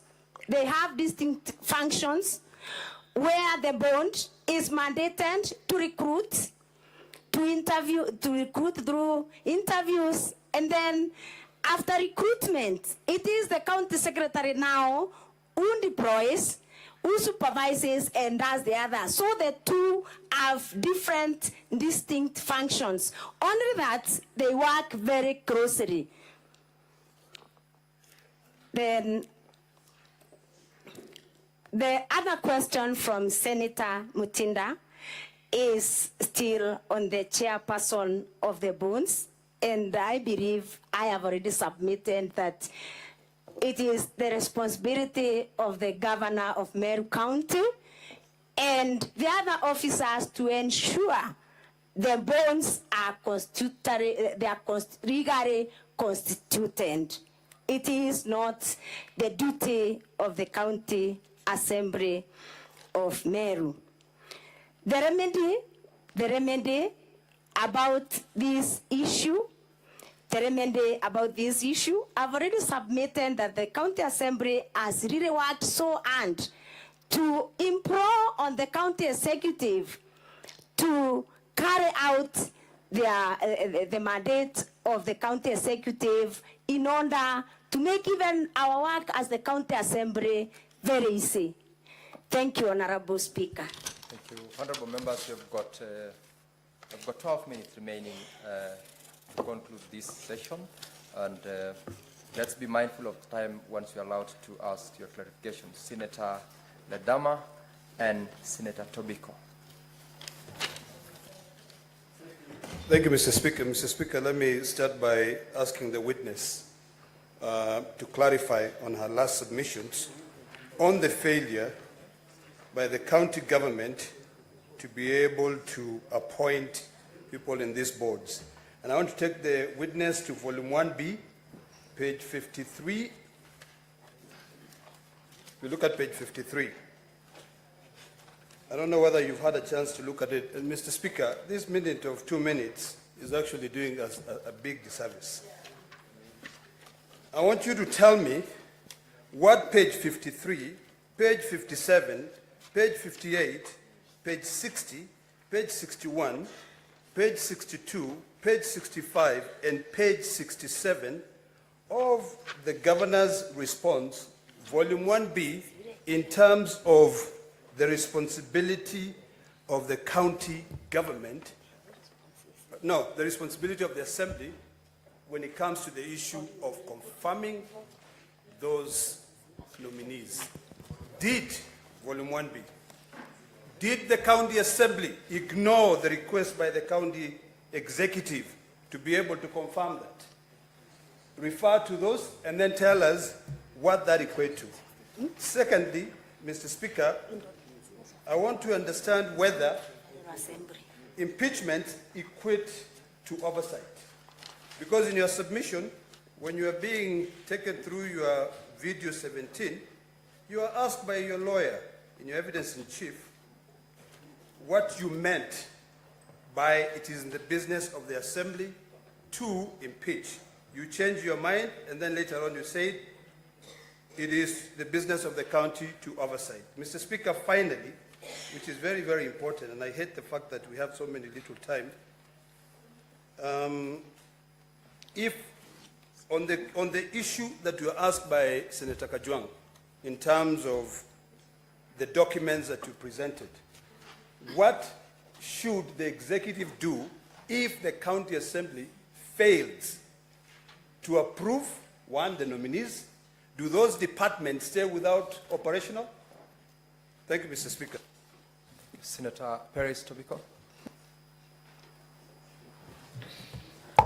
Thank you, Mr. Speaker.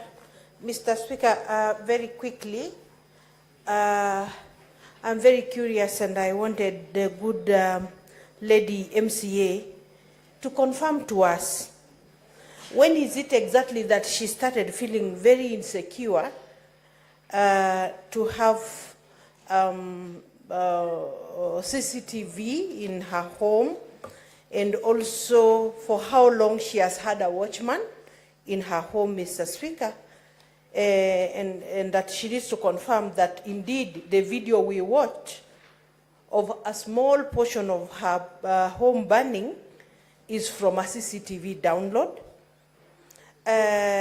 Because, Mr. Speaker, not many Kenyans do have, that level of security apparatus. Mr. Speaker, two, of the county assembly bundle of documents, there was a page we were referred to, page 31 of 173, a list of, directors. And of the directors, she said, are very low in scale, but are, acting as directors. Have they attached letters of appointments of these directors for the Senate to confirm? Thank you. Proceed to respond to those questions, Zipporah. Thank you, Honorable Speaker and honorable members. On the first issue, is about I am starting with the first issue. The first issue is on the governor's document, or the governor's document volume 1. Indeed, it is true it is true that there are some nominees that were forwarded to the county assembly for vetting, but immediately after the nominees were forwarded for the vetting, immediately after the nominees were forwarded for the vetting, the clerk of the county assembly, through a letter in our volume 2, page 61, wrote back to the county executive and requested for more information, clarification regarding the existence of vacancies in the offices within which the nominations were being made. And yes, that was, yes. Senator Olekina. Point of order. I think it's important that the witness refer to the pages that I led her to, because it is specific to the board appointments.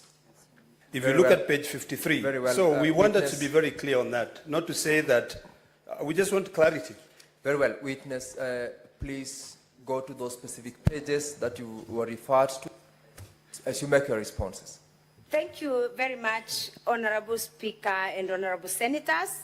I am referring to the letter that the Honorable Senator is talking about. The letter that the Honorable Senator is talking about in the body of the governor's response is on page 53. And I am saying, in response to this letter, Honorable Chair and Honorable Members, the clerk of the county assembly responded to this letter in our bundle of documents, that is the county assembly bundle of documents, volume 2, on page 61, requesting for more information on the nominees, Honorable Speaker and Honorable Members.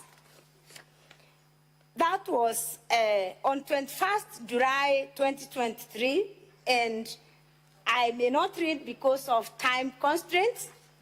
Then again, the clerk of the county assembly wrote again to the county government reminding this is kindly to make a follow-up on the requested information to facilitate the committal of the forwarded nominees to the various boards. That was a reminder, Honorable Chair and members, on page 62 of our bundle of documents. And up from that time, Honorable Chair and Honorable members. What's your point of order, Senator Medo?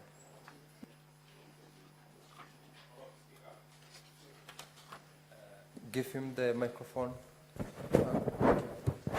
Honorable Speaker, I think since this is evidence in chief and it will go on record, it is fair that the witness refers to the content of the letter. The letter that the clerk has written would wish to kindly inform you that my office is unable to recommend the same for the appointment to be transmitted to the county assembly for action. So what the witness is saying that they wrote to us for more information, it's actually not accurate. The accurate fact is that the clerk said that the county assembly is unable to process their vetting since the offices have been occupied by other occupants. Madam Zipporah, kindly restrict yourself to the contents of the letter in responding to that particular question, and be very, very mindful of the time that is already out now. Well guided, Honorable Speaker and Honorable Members. I read the second letter. Maybe the Honorable Member was in the first letter. I'm sorry about that. But my submission is that Despite the constant communication, the information was not provided, so it became difficult for the County Assembly of Meru to continue with the process. On the second question,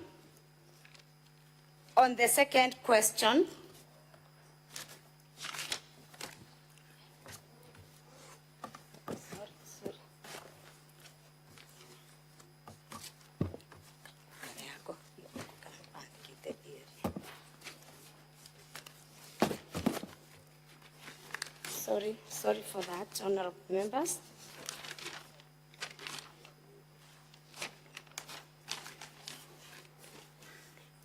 On the second question from Senator Orekina on whether impeachment is oversight, the impeachment of a governor is based on violations of the Constitution and other violations of other laws. And in my own opinion, I describe impeachment as part of the oversight, in my own opinion. Then I believe there's no other question from Honorable Senator Orekina. Then I got questions from Honorable Tobiko through the Honorable Speaker and Honorable members. I submit that I did not install a CCTV just because of these insecurities, but my home has been under surveillance of the CCTV camera for the last 5 years. I also submit that I did not secure the services of a watchman because of this. The watchman has worked for me for a number of years. And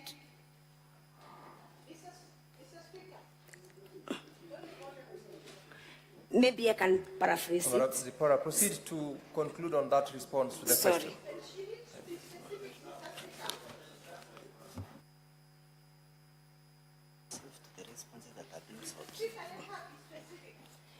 Yes, I can say that my home has always been guarded by a watchman. Since when? Since I established it. When was that? In the year 2003. The year 2003, there has been a watchman, although not the same person. You have already answered the question, yes. Madam Zipporah. Yes. And you're done? No, I'm not done. I have the last one. Conclude in under 1 minute. Honorable Chair, the last one is on the directors. I confirm that the document that I've presented in this House is an official document that was submitted to the Honorable House by the CCM, Public Service, Legal Affairs and Legal Affairs. It's an official document that was adopted in the House. So I believed I did not need to have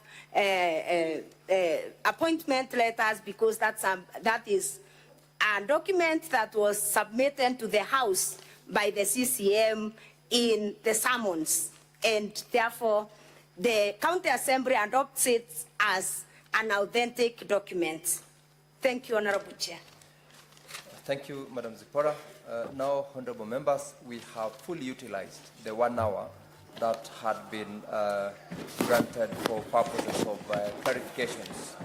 And therefore, as I directed earlier on, everyone had requested to seek clarification.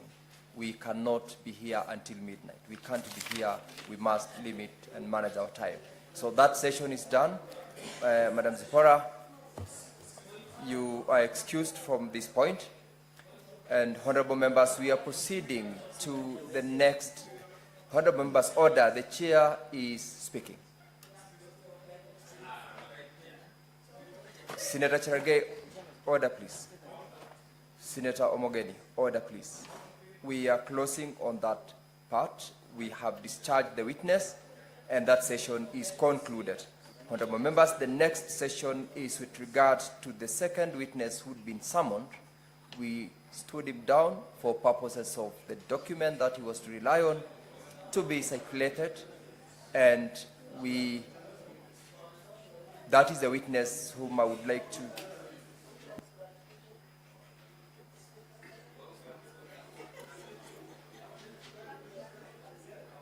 very well. Just confirmation, there is the second witness whom we'll need to call upon, Ms. Irene Kawira Kamenju. Very well, take the stand. And for members to seek clarifications, we will do this section immediately, and thereafter we go back to the witness whom we stood down.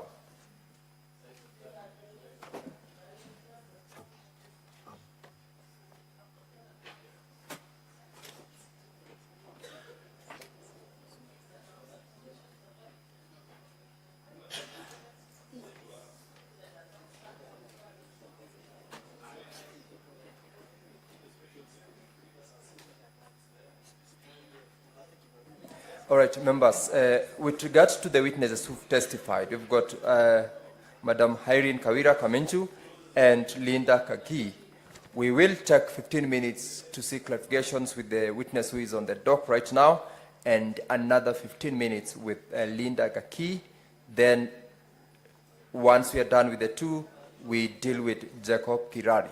So for those who are unable to seek clarifications with the previous witness, this could be an opportunity with the other two witnesses to seek any additional clarifications. And I have got from the dashboard Senator Okoiti Omtata,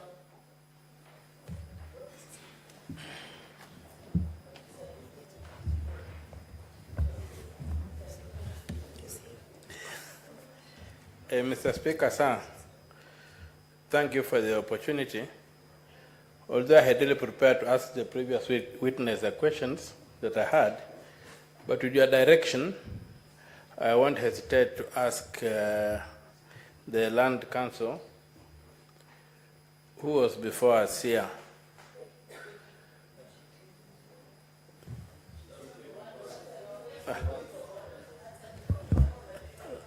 Well, Mr. Speaker, sir,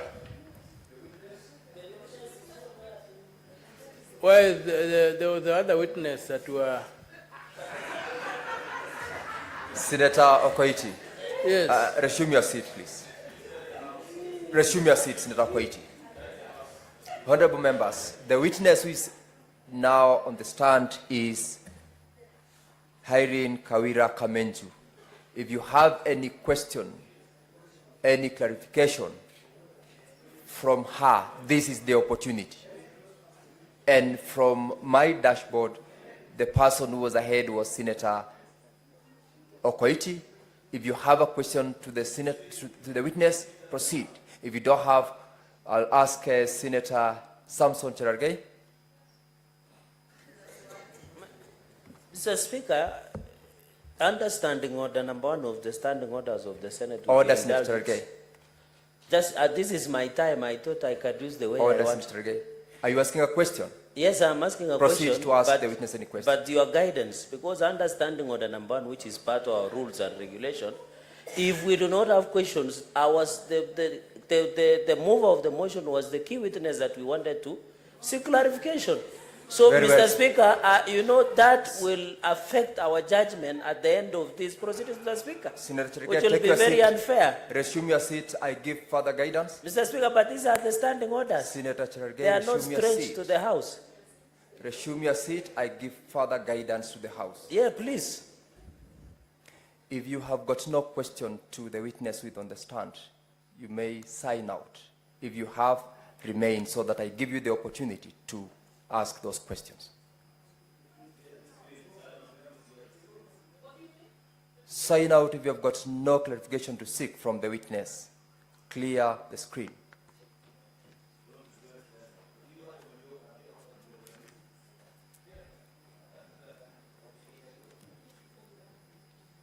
I still have members, so I'll give those who are still on the screen.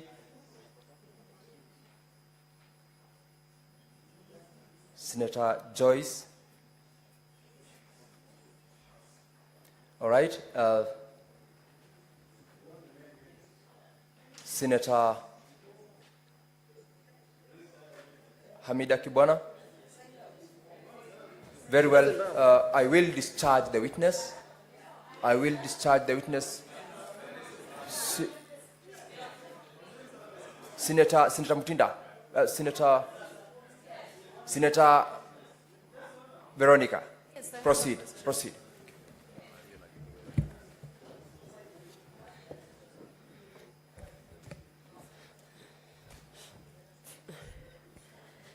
Kwanza ni kukuambia pole sana kwa maafa ya bwana yako Daniel Muthiani alias Sniper.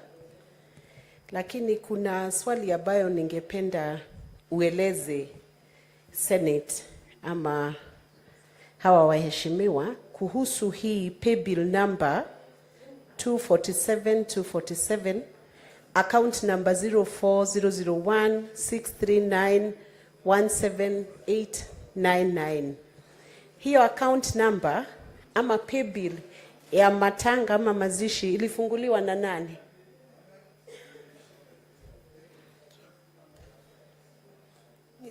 Okay. Senator Veronica. Yes. Proceed. I have asked her a question. Who opened this pay bill number 247 account number 040016391789? Hiyo account ambayo ilipata pesa 286,516. Nani alifungua? Mimi. Niwe ulifungua? It was initiated by the Sniper Friends and the bloggers, but I was the one who is responsible of the account. Kwa hivyo wewe ndio ulikuwa unaangalia balance ya pesa zile imepata? Yeah, and the notifications were being forwarded to me. Senator Veronica, address the speaker. Yes, through the speaker, kuna control yoyote ambayo governor alipewa?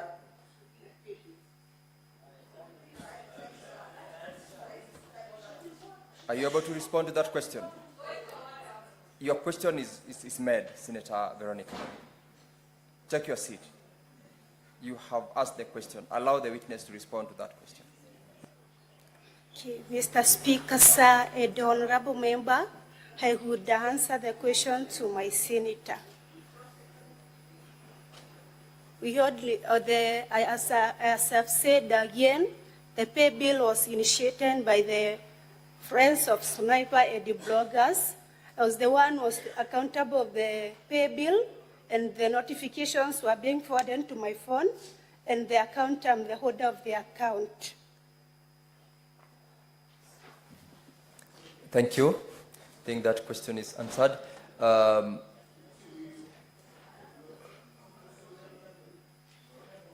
Senator Mutinda.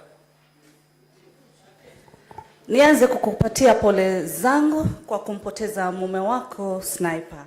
Swali langu, nimeona katika video kana kwamba ulikerwa sana wakati gavana alieleza ya kwamba uliweza kupokea milioni taslimu 86 na kana kwamba unaishi na MCA mmoja wa pale kaunti ya Meru.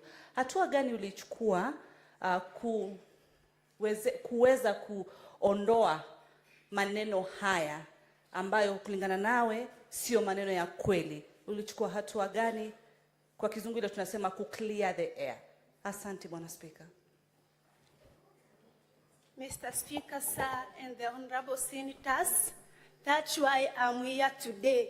I want to shed light to the whole House and to the Kenyans that I don't owe that amount, and again, misi kufichwa na MCA fulani.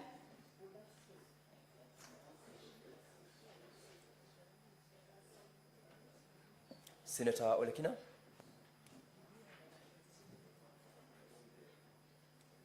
Mr. Speaker, I do not have a question for this witness. However, I do have a question for the attorney of the County Assembly in regards to the same issue It's the same issue.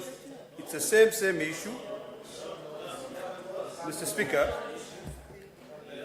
Speaker, there is a witness, but I need some clarification on the same issue of the 86 million, but not from the witness standing, but from the lawyer. Okay, it's the same issue. So you want to seek clarification from the lawyer? Yes, I'm speaking. Take your seat, so that opportunity will be Okay, made available. that's fair enough. All right. But now, Mr. Speaker, I think you're mixing things because we are asking on the same matter of the 86 Senator million. Ledama, So if you're going to take give your us time seat. for the lawyer, Take that's your fine. seat.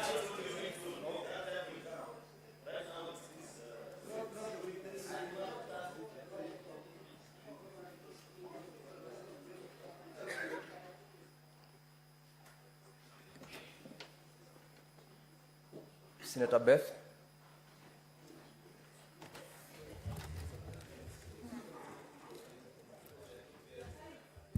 Thank you, Mr. Speaker. Kwanza nakupa pole. Ninajua ni hali ngumu.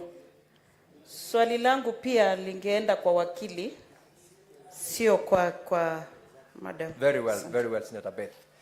Any other member? I have got from my dashboard 3 members, and I do not want members to complain. If there is none, then the witness is discharged. Let's call upon the second last witness, Ms. Linda Kiome. Senator, what's your point of order?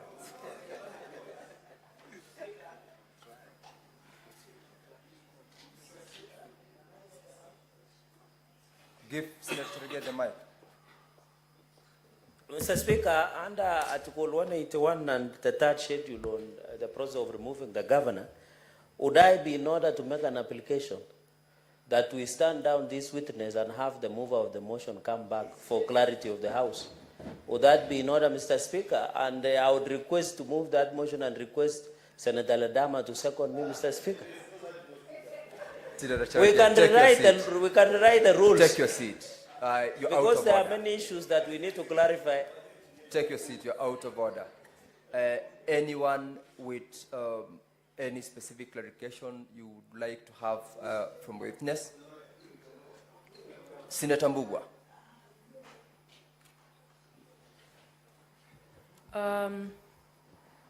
Thank you, Mr. Speaker.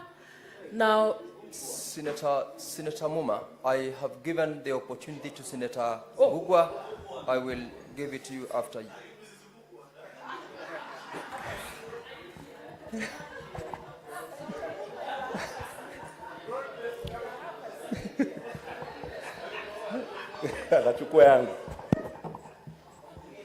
Thank you, Mr. Speaker. Just 2 quick clarifications from one Linda Kiome. You served as an advisor to the governor for 1 year.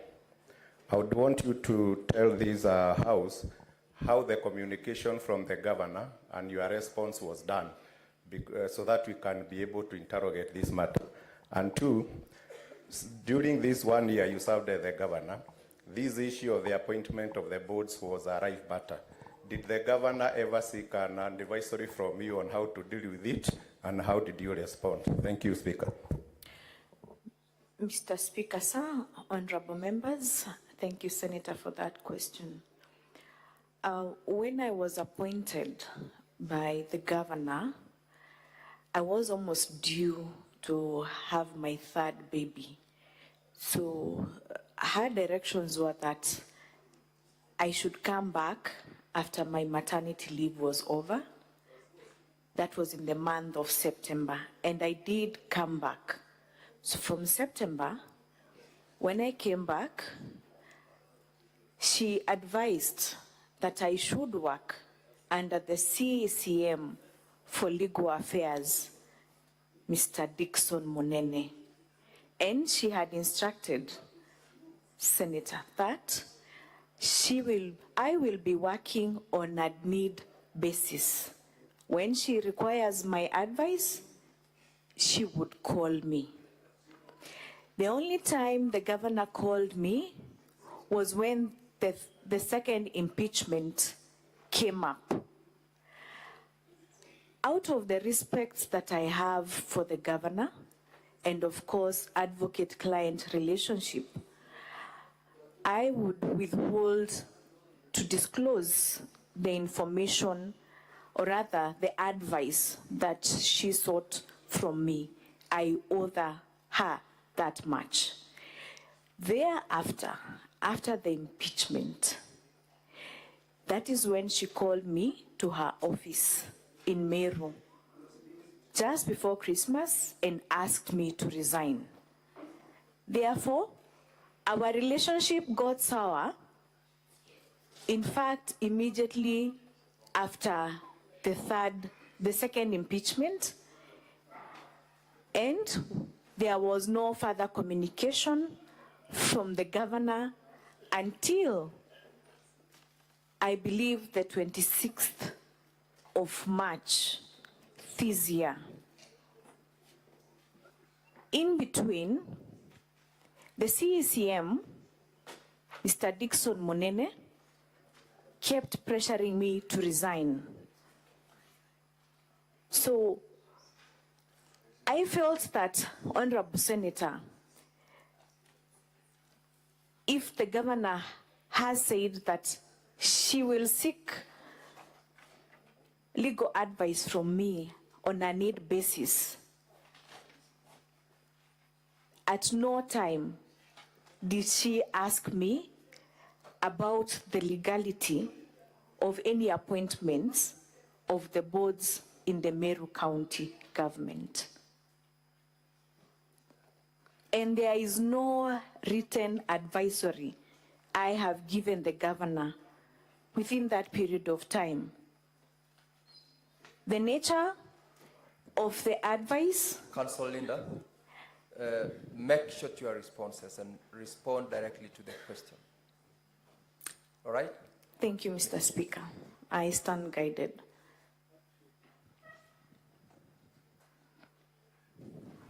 Did I cut you short or you were done? I was on the last issue where I was saying that the nature of the legal advice that she had sought was verbal, and she had asked me to go to her home to give her the legal advice. Thereafter, any other advice I was giving was through the CECM, Mr. Dickson Monene. Thank you. Senator Muma.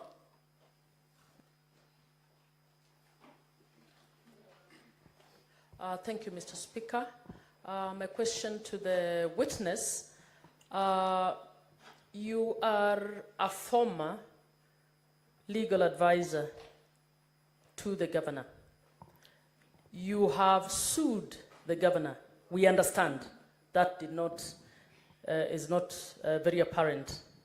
Now, did you see the need to declare conflict of interest in coming to give evidence against somebody whom you've had advocate-client relationship and whom you are advising? I didn't hear you declare that when you were called on the witness box. Mr. Speaker, sir, thank you very much. Honorable Senators, I said in my submission that I came to clear my name from an allegation of giving mediocre advice to the governor. I am an advocate of many years of practice. Ordinarily, in the very least, I would have at least written my name at the end of that advisory. I came here to clear my name for future prospects, and I indicated that very clearly when I was giving evidence. I did not withhold any information regarding to my relationship with the governor. Very well. Any other? Senator Mungatana? Mr. Speaker, just a quick clarification.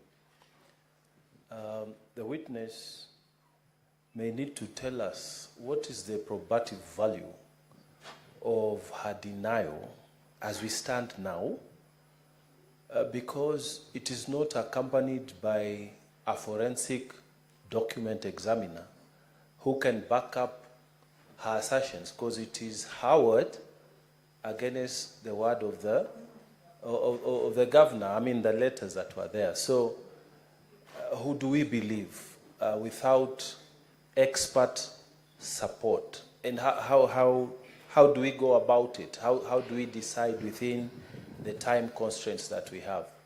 I submit, Mr. Speaker. Linda? Mr. Speaker, sir, thank you, honorable members of the Senate. I believe that my cause to come and to make a request to attend this session was first of all for my own future prosperity.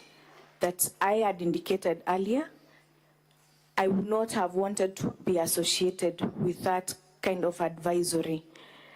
Number two, I got this information while I was in Mombasa. The first time I saw the document was on WhatsApp yesterday at about 2 p.m.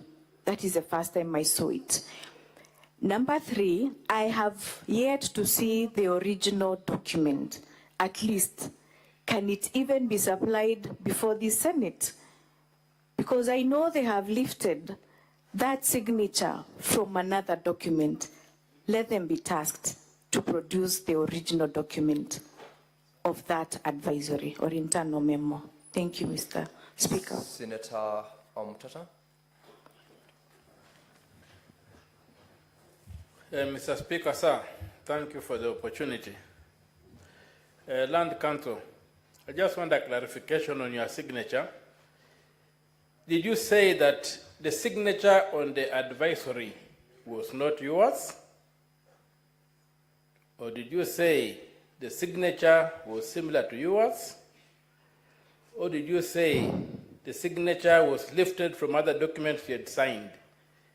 Because you made a reference to all the three, and maybe clarify for me which one is which. Thank you. Linda? Thank you, Mr. Speaker. Sir, honorable members, I was very categorical that I did not sign that document. Hence, making a conclusion that that signature was lifted from other documents that I have signed. And that is why I'm asking, can I be provided with an original document? Because what we have is a photocopy, and I know with a clean heart, I have not signed that document, and I have not prepared it. Senator Cherargei. Mr. Speaker, through you, Council, the governor in some of the charges, she has been accused of appointing a number of chairpersons, Meru County Revenue Board, Meru Microfinance Corporation, Meru Youth Service Board, and Meru County Investment. You are legal advisor to the governor. In your opinion, or did you at any point give advice to governor to comply with both county legislation and national legislation on the importance of appointing the chairpersons of these corporations? And finally, having been a running mate of the governor's opponent, I heard you saying you enjoy cordial relationship. Is that still the case? Do you say you hold the governor in high regard? Absolutely. And did you seek, in conclusion, Chair, before the governor appointed you to that position, did you seek the blessings of your former gubernatorial candidate, Senator Mitika Linturi? I thank you, Chair. Before you answer that, Linda, Senator Veronica, so that you answer both questions. Could the witness clarify how many legal advisory opinions she proffered to the governor during her short stint, and whether when she discovered, according to her, that her signature had been used without her consent, whether she took any action to forestall a criminal activity of forgery or using her signature without consent? How many opinions did you proffer which were official? What's your point of order, Senator Eddy? Mr. Speaker, I rise under point of order 8, and Mr. Speaker, and the rules that are related to this, Mr. Speaker. Where we have got any evidence where we cannot be able to interpret that evidence, our rules require that we must get an interpreter. On this issue of signature, you've seen it bouncing from one senator to another, and it's not clear. Mr. Speaker, don't you think, through your honor, Mr. Speaker, that there is need to examine or get an examiner for the signature, or there's need to examine the lifting as the evidence is being given by the witness? Because otherwise, then we cannot be able to pronounce ourselves on the broader allegation of that particular fraud. Senator Eddie, if you followed the sequence of the evidence the witness gave and the questions which have gone through from cross-examination to now, it's a matter of her objecting to the document having been signed by her, and that is what the honorable members are seeking clarifications on. Your concern is as good as the concerns that the rest of the members have raised. And I do not think in these circumstances we need any expert examination of what she, as a witness, is saying, I did not sign. Nonetheless, let's allow her to respond to the questions by Honorable Cherargei and Senator Veronica. Thank you very much, Mr. Speaker, sir, and honorable members. As I said, the governor advised that I could only give any legal advice on a need basis. As an advocate, you cannot solicit to give advice. You can only wait to be requested for the advice.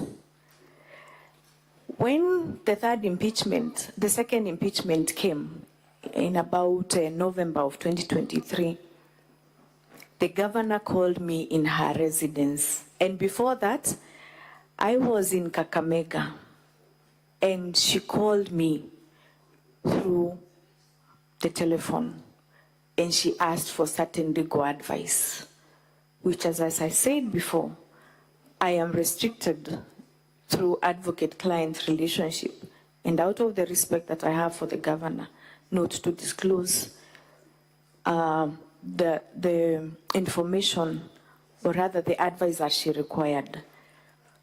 Soon thereafter the impeachment, that is when she called me and asked me to resign. So it means our relationship did not last long. And I was shocked yesterday while in Mombasa, in Ukunda, Diani, where we were attending an annual conference for LSK. I was sent for a copy of that document. It was the first time that I saw that document. I had to travel with a small baby at night so that I could come and see whether I would be allowed to clear my name out of that document. When I came, I submitted before that I went to the Parliament police station, and the OCS informed me, in fact, he called the DCI and they said, I can only make a report in Meru where the issue had arose. And I said earlier that I am going to pursue because I believe that the truth shall set me free. Even if a document examiner was to come here, for sure, he will exonerate me. And I am speaking the truth and only fearing God only. Thank you. Thank you, Linda. Any other person? We are actually out of the 15 minutes time we had granted to this clarification, and I do not seem to. Senator Beatrice, you have a question to the council. That will be the last member. I'm granting this opportunity so that we close on this witness. Okay, my initial, thank you, Mr. Speaker, sir. My initial comment was that the burden of proving forgery is actually on who alleges the forgery. So Linda needed to have submitted evidence of that it is not her signature. However, Linda, you are a legal advisor to the governor at some point. And you know, in the Constitution, there is alternative dispute resolution methods are scattered for in the Constitution.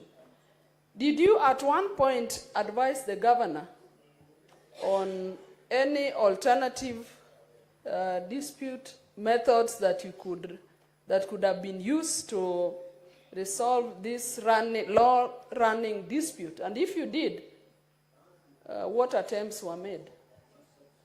Linda, I want you to respond to that question in under 1 minute. Thank you, Mr. Speaker. I would say, in my relationship with the governor has been very secretive. The governor has not been consulting much, and my options were very, very limited.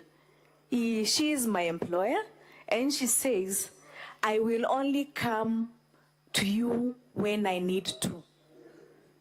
Limited only.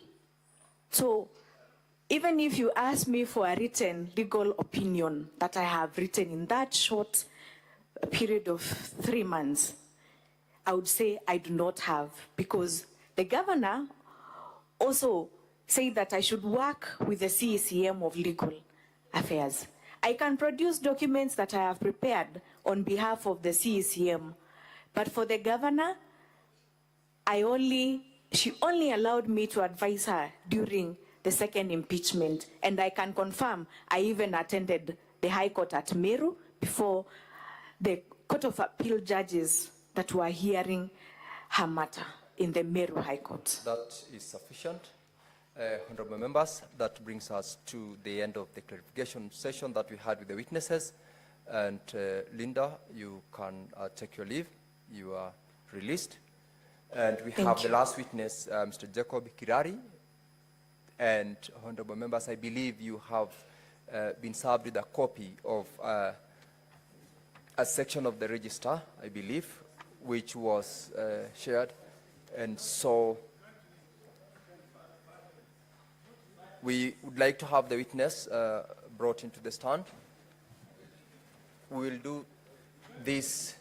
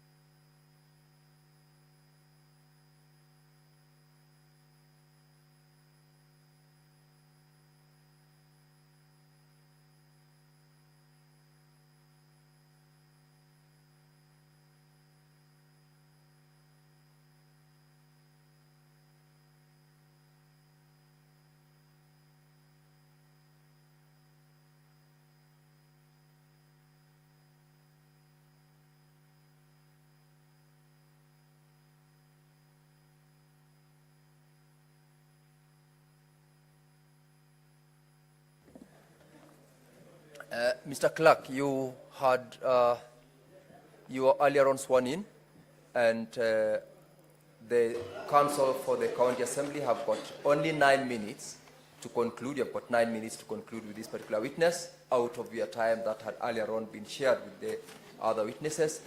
And so, starting now, run through the witness. This document has been shared to the members, and the original version of it has also been shared with the council for the governor. there is a soft copy equally that has been shared. So I believe members have had an opportunity to look at this document. So counsel, it's your turn. Check the witness through, mindful of the 9 minutes that is at your disposal.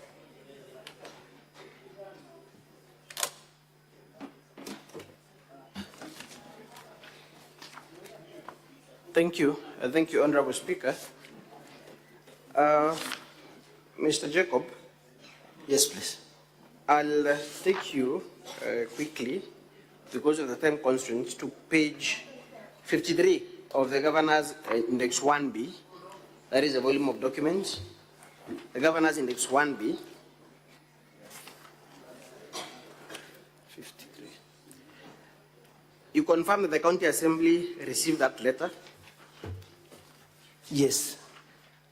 On which date? On the top left corner. Can you see that thing? I'm not clear, but is it 14th? Well, the document is dated 18th of June 2023, correct? Page 53 of the Governor's Volume 1B. Yes. It is dated 18th of June 2023. Yes. So that is the first submission that is the first list of the nominees that was sent to the County Assembly by the Governor. Yeah? Of all the documents that are filed by the Governor that are in contention with respect to the Meru County Revenue Board, that is a document that was sent, the list of nominees, correct? Yes. Turn with me to page 57 of the Governor's volume still. The Governor sent another list of nominees on 21st of June, correct? Yes. And another one was equally sent on 21st June. That is page 58. Very true. 58 of the Governor's Volume 1B. And as a response by the County Assembly, by yourself actually, on page 60 of the Governor's Index, yes, you will agree with me that, I will read it out in the interest of time, Honorable Speaker. In paragraph 2, the last sentence you say, from our present records, first of all, you make reference to the letters dated 18th and 21st June from the Governor, correct? Yes. In the second, in the paragraph 2, the last sentence you say, from our present records, we observe that most of the offices to which the nominees have been forwarded are substantive office holders whose terms are yet to expire, correct? Very true. And the reason, what was the basis for you to say that their terms are yet to expire? The record in our office of actually nominating those, of vetting the respective nominees. Yes. Were very clear that those offices are still occupied. They were to expire around December. Yes. I'll refer you to page 52 of the County Assembly's Volume 2. For instance, with respect to the Meru County Revenue Board, I want you to confirm whether page 52 of the County Assembly's Volume 2, that is the exhibition supported impeachment motion, the Meru County Revenue Board, the term of the board was extended for 3 years from 15th November 2020, correct? Yes. So it means it was expiring in the 15th of November 2023, correct? 3 years from 15th of November 2020. Very true. So at the time of receiving nominees to the Meru County Revenue Board, in the letter we have seen by the Governor, the letter on page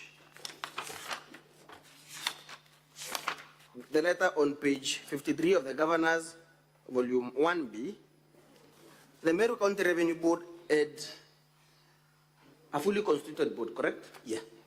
And therefore the nominees could not have been appointed to those offices unless the existing appointments were revoked? Yes, or natural attrition. Or on account of natural attrition? Yes. So I'll take you to the County Assembly's Volume 2, the letter on page 58.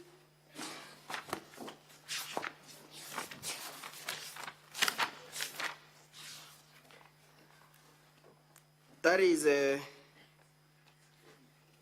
letter you wrote to the county secretary, correct? Yes. And what do you tell the county secretary in that letter? Delayed.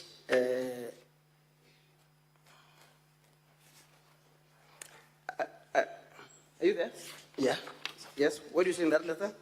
Delayed in approval of board nominees. Pardon. Before you get there, turn to the governor's page 61 in the other volume, volume 1B of the governor. Page 61. The next KM 9 Roman 1. That is a letter by yourself, correct? Yes.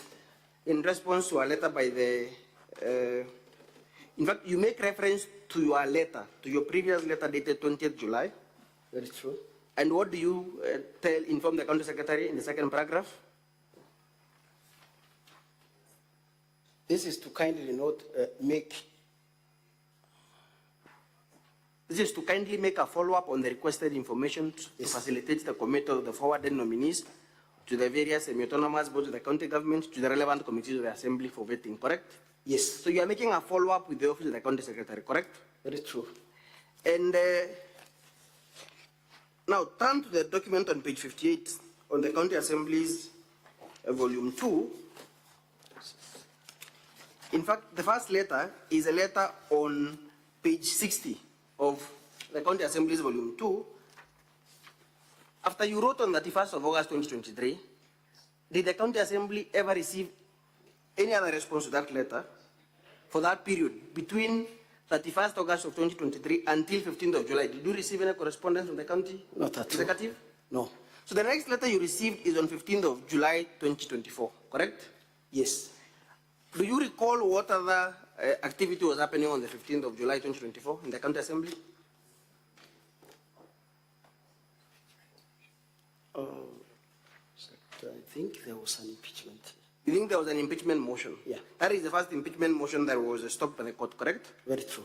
So on the date that the impeachment motion was being, in fact, was forwarded to your office, you received a letter from the county secretary accusing you of, at paragraph 2, of deliberately failing to approve or communicate your rejection of the employees and purporting that you want to cripple the overall performance of the government agencies, correct? Very true. And you respond with a letter on page 58, correct? That is 2 days later, on 17th of July, correct? Yes. What do you tell the county secretary at paragraph 2? At paragraph 1, you make reference to your earlier letter of 20th July, which was close to a year later, because we are in 17th of July 2024. The previous correspondence, when you're making the follow-up, was on 17th of July, was on 20th of July 2023, correct? Yes. There was a letter of 31st of August 2023, which you sent to them from the governor's own documents, correct? Yes. So, at paragraph 2, what do you tell the county secretary? Or let me read so that you can agree with me for the benefit of time. Yeah. As per our communications, the assembly repeatedly requested additional information and clarifications regarding the filling of available vacancies in the respective boards. Then you urge them at paragraph 3, kindly refer to the aforementioned letters for clarity, and the assembly remains willing. So, at all times, would you say that the county assembly was intentional in crippling the functions of the county executive? It's not true. So, the governor, did the governor respond to that letter?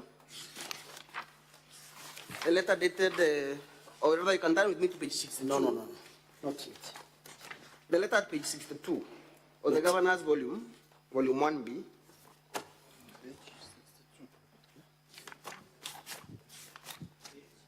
Page 62 of the governor's volume 1B.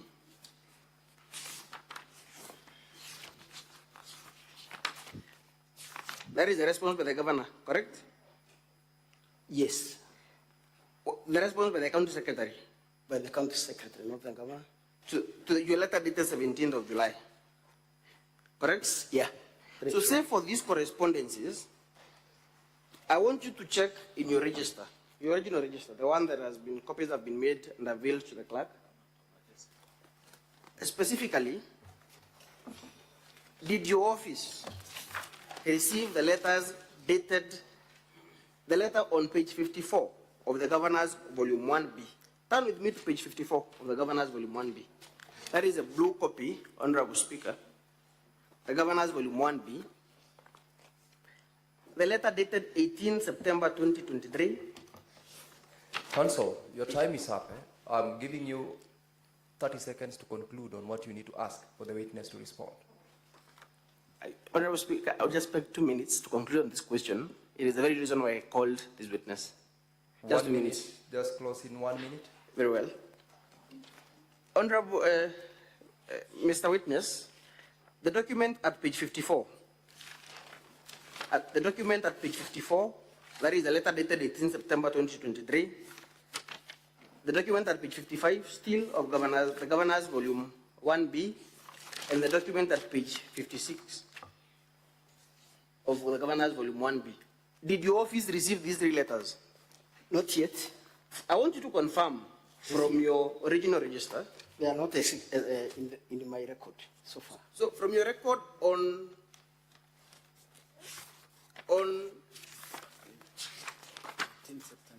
18th of September, is there any document that you received from the County Secretary? Not yet. From your records, this is the register that you maintain in your office? Yes. For all correspondences. On the 18th of January, that is the letter at page 55. 11th January, rather, Mr. Speaker, did you receive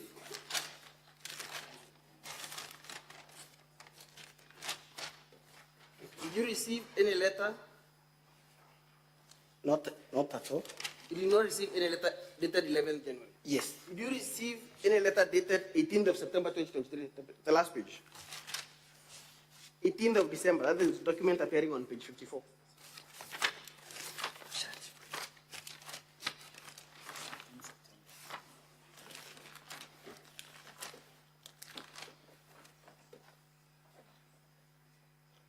No. So, to the best of your knowledge, are these documents legitimate documents that were served upon your office, or are they forgeries that are manufactured for the purpose of hoodwinking this honorable house? I want to confirm that these documents are not in my records, and therefore they must have been authored outside my office. Is it a coincidence that Counsel, your time is up. Your time is up. Very well. Yield the witness to the Governor's team. Very well. Thank you, Mr. Speaker. I will the witness for course of examination.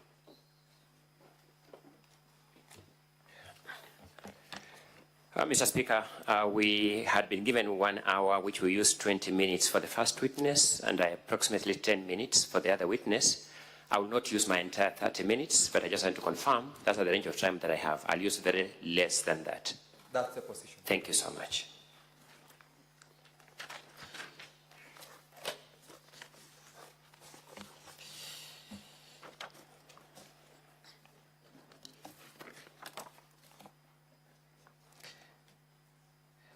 Mr. Jacob, let me just have your full name kindly so that I'm able to call you formally. Jacob Kirari. Jacob Kirari, thank you so much. Jacob, you are brought to this house for the limited purpose of producing that register. True or not true? Yeah. You are brought to this house today to produce this register before this house. Yes. Thank you. For how long have you served as a clerk of Meru County Assembly? From 2020. From 2020. Yes. Does Meru County Assembly have any other register for receiving correspondence, or that is the only register? We use register when it's full, we open another one for purposes of accountability. At the moment, so does Meru County Assembly operate multiple registers simultaneously, or does it operate one register at a time? One register at a time. Thank you. When was that register opened, the one you have?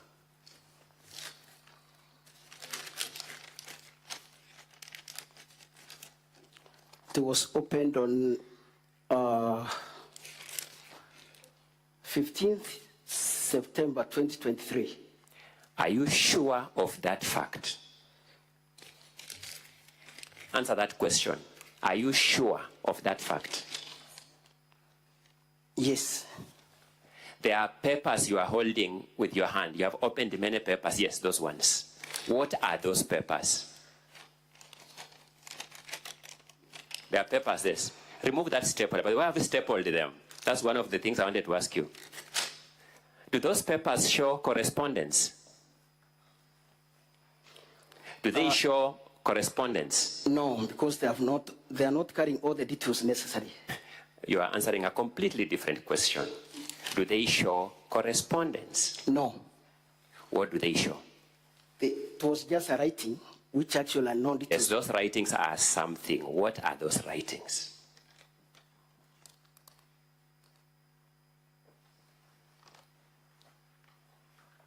Okay, let's go systematically. Open the very first page of that book. The very first page.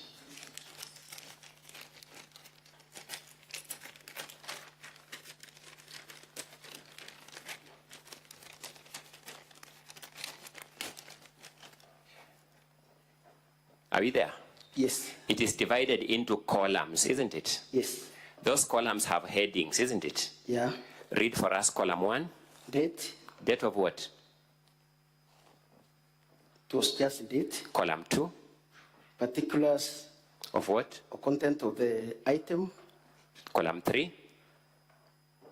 Request. Column 4. Authorized to buy. Column 5. Signature. Column 6. Nothing. Okay, let's go to the place called particulars. No, don't close that page. Let's go to the page called particulars. Read the first entry, the very first row. What particulars are entered there? Infamous. The second column? Lunch allowance. Sorry? Lunch allowance. Second column is Phineas Mwenda.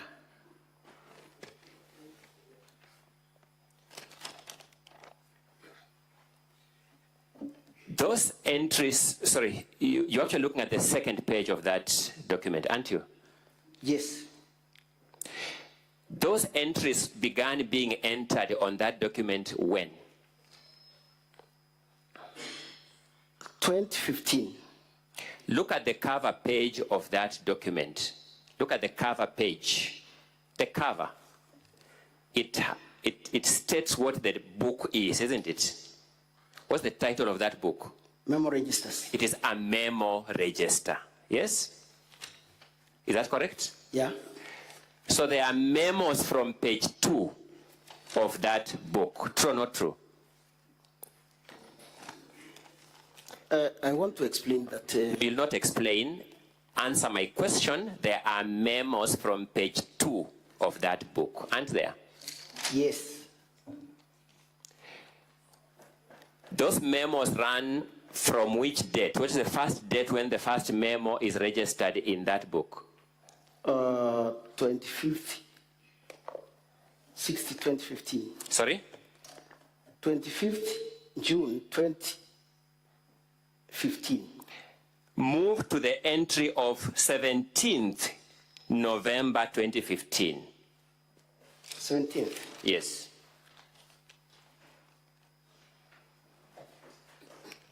Correct? Yeah. There is a memo on that date, isn't it? Just facilitation. There's a memo for facilitation on that day. Yeah. Is that true or not true?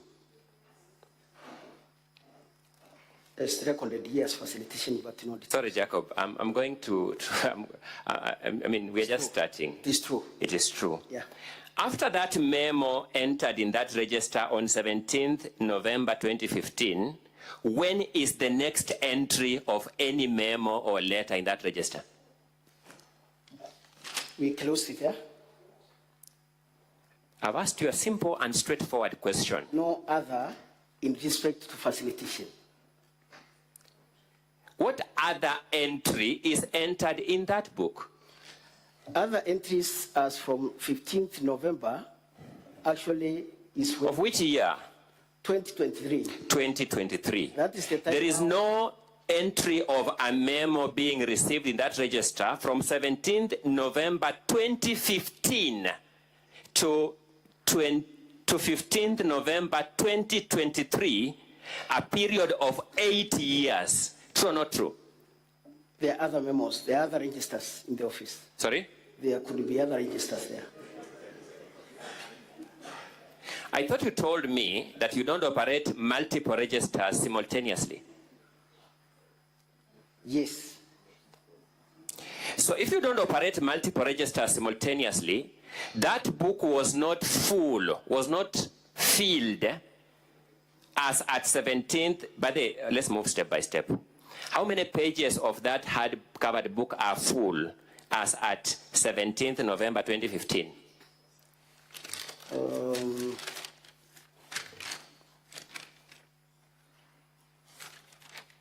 4 of them.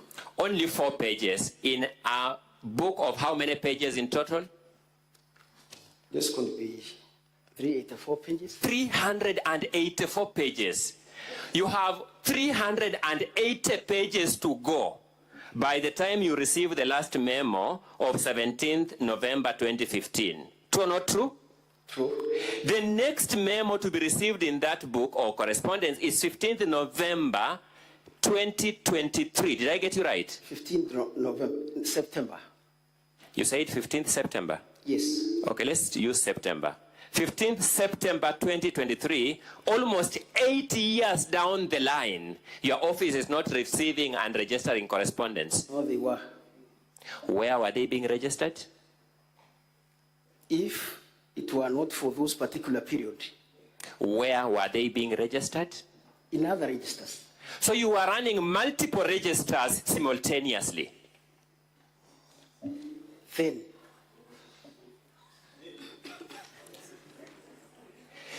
You are running multiple registers in the period between 17th November 2015 and 15th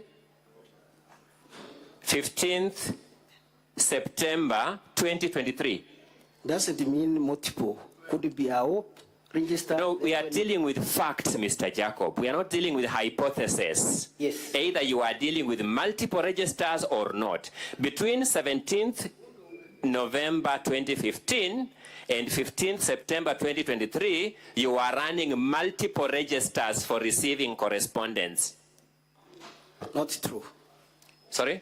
Not true. You are running one register. Yeah, when it gets filled, then you open another one. I thought we are agreed. Okay. When was that register first used to record correspondence? Which day? First? Yes. That is 2015. No, give me the date. 25th. 25th? Give me the date. 25th June 2015. 25th June 2015. Yeah. It has 384 pages. Yes. Ordinarily, filling that book means using all pages. Does it have any other meaning? Yeah, it will depend with the content which you are using there. I'm saying filling that book means using all pages, the book getting used up. Yes. Am I correct in that understanding? Yes. When was that book completely used up to date? When? Yes. It's not yet over. It's not yet over. So that is the register. But still. But that register of yours, after 17th November 2015, the office of the clerk, Meru County Assembly, receives no letter for 8 years until 15th September 2023. Mr. Jacob, does that make sense to you? Not true. Does that make sense to you? We just brought the register that has issues. There are other registers without issues? Yes. So you are running multiple registers? No, when a register is over. Mr. Jacob, where are those registers without issues? Where are they as we speak now? They're in the office. Why didn't you bring them for us to fully interrogate this question? I got this information yesterday. Mr. Jacob, what is your professional background? Me? Yes, you. I'm a clerk. Which area of learning are you an expert in? For example, I am a lawyer by training. Then I can be a teacher, I can be an advocate, I can be a speaker of this assembly, but I'm a lawyer. And you? I'm a finance. Sorry? Bachelor in finance. Finance people are very good at record keeping, Mr. Jacob. LLB. Sorry? Degree. Sorry? Also law degree. Oh, you have a law degree? Yes. That's the shocking news of this evening for me, Mr. Jacob, for good reason. So we can talk the same language. Oh, yes. Thank you so much. Mr. Jacob, you know as a law graduate that if facts are within your peculiar knowledge as the multiple registers you have not brought here, and you don't bring here, a fact finder like these senators must make an adverse finding against you on that fact. Did you learn that in the law of evidence? Yes. Thank you. So you are knowledgeable in that area. Yeah. I'm therefore inviting these senators to make an adverse finding that had you brought those registers, these things you are saying are not in the registers would have been found there. Isn't that invitation sound in the law of evidence that you learned? Actually, it's as a result of time when I was told this. Isn't that suggestion of mine sound in the law of evidence that you and me learned? Yes. Thank you. So let's move, let's now make progress. Let's now make progress. Look at the governor's bundle 1B. 1B. My assistant will show you. Oh. My assistant will show you. That is a letter received in your office, isn't it? Very true. Thank you. And that the receipt of that letter is not disputed, isn't it? Yes. Go to your register and show us where you have indicated that receipt of that letter. Which page in your register shows that letter received? Check the date, because the register operates on along the lines of dates. The register, which is here, actually starts from September. By the way, let me ask you, you said you became the clerk when? 2020. Where is the register of the documents you have been receiving since you became clerk in 2020? In the office. Sorry? In the office. How many pages is it? It will depend with what is. How many pages is it? It will depend with what is in the store. Sorry? Any register in the store we can use. Is that register full? The one in the office? Yes. Yes. Where is it?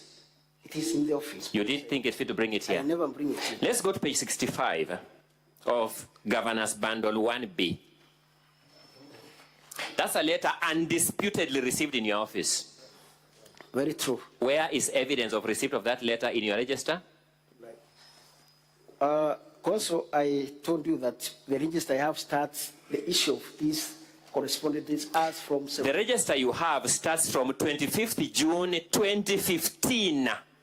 You are the one who has read it for us. There's a different content. Sorry? That part of it was slightly used for facilitation, but here we... Sorry, what is the title of that book you are holding? It doesn't matter, but... Sorry, it matters, Mr. Jacob. Titles matter. What is the title of that book you are holding? Memo register. Does it have any other title for any other purpose? Is there any other title on that book anywhere? There isn't.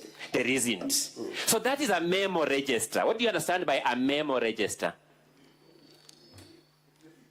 It's a register that we record memos. It's a register in which you record memos. Yeah. Isn't it? Yes. From that cover page, we then go to page 2, which is the first place where the first entry is made. Yes? Yeah. That is 25th June 2015. Yes. Then we run simultaneously with that document bearing the name of memo register up to 17th November 2015. Fact or not true? Yeah. No problem. The content we are talking about is starting from 15th September 2023. I am talking about the content of that book. That book is a book. By the way, this is a government register, isn't it?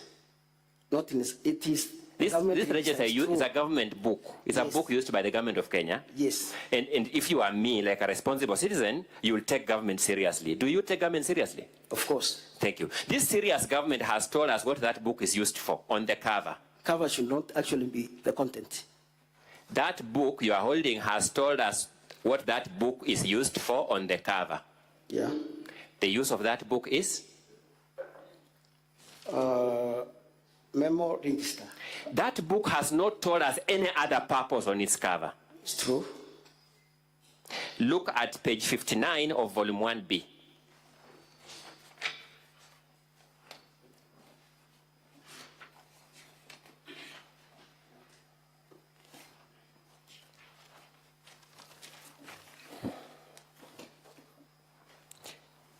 That is a letter undisputedly received in your office. True. Where is it received in that register? Also, I told you any record not from September, I don't have it here. By the way, that letter is received in the period after 25th June 2015, yes? Yes. When that book you are holding is in existence. Yeah. This letter I've shown you at page 59 is received after 25th June 2015. Yes.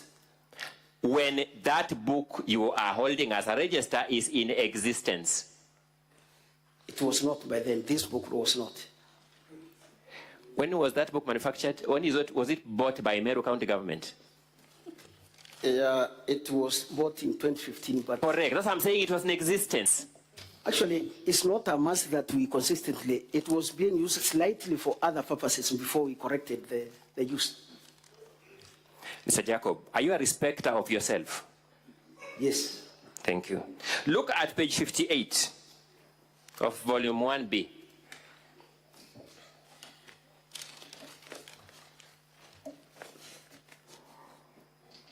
Yes?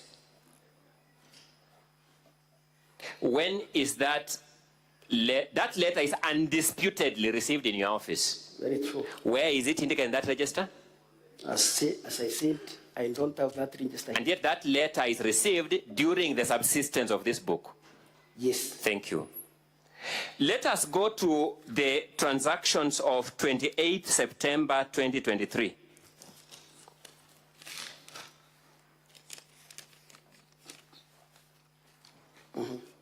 There is a letter received in your office on that day. No, I'm talking about the register. The register shows a letter received in your office on that day. 20? I told you 28 September 2023. Yes.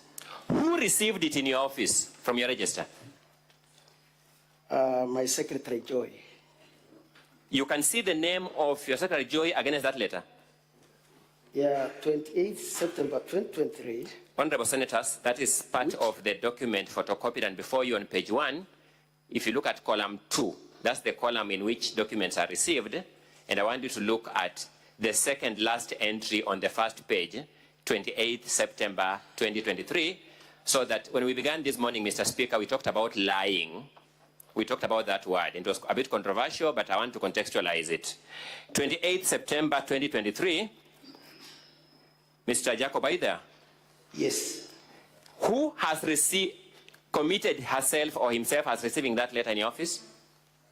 There was a letter received 28 September 2023, which... I'm talking about the second last entry. The second last entry. Yes, 28 September. Professor Jotham Mishemi, EBS. You see that letter? You see Professor Jotham or something, Mishemi, EBS? Yes. Who received that letter in your office? It's Joy. Where is that entry? You can see the same 28, just... No. I'm talking about a particular... Joy makes an entry against every letter. You can see 9th September, 19th, every letter, 20th September, 22nd September. You see 22nd, let's go 22nd. You see 22nd September? Yes. You see Joy has received a letter from CECM Agric. Yeah. The same 22nd September, there's a letter from CECM Finance. You see it? True. Who received it? Joy. On the same day, isn't it? Yeah. Let's go to 28th, the second last letter. Who has indicated having received it? She has not, but the same... No. Who has indicated as having received it? Nobody. Nowhere, isn't it? Yeah. This is the record you want this assembly to rely on to make a decision in this matter. Yes, true. This is the record. Yeah, it's on a serious matter like impeaching a governor. This is a truthful record. I'm asking you, this is the record you want this Senate to rely on to remove a governor from office. Not to caution, not to want to remove a governor from office. You know how serious that enterprise is to protect the integrity of that office. Let's look at page 60 of the bundle. You know, I can't see clearly. Are those 10 minutes? Thank you so much. Let's go to page 60 of bundle 1B. Who is the author of that letter? It's me. What are you saying in that letter in 1 minute? Can you read it for me? Okay, let me read it for you. I'll ask the County Assembly's Council to put their copy to the witness so that we use the microphones properly for record for the Hansard purposes. Volume 1B of the Governor's documents, page 60. The County Assembly's Council, kindly put the document to your witness.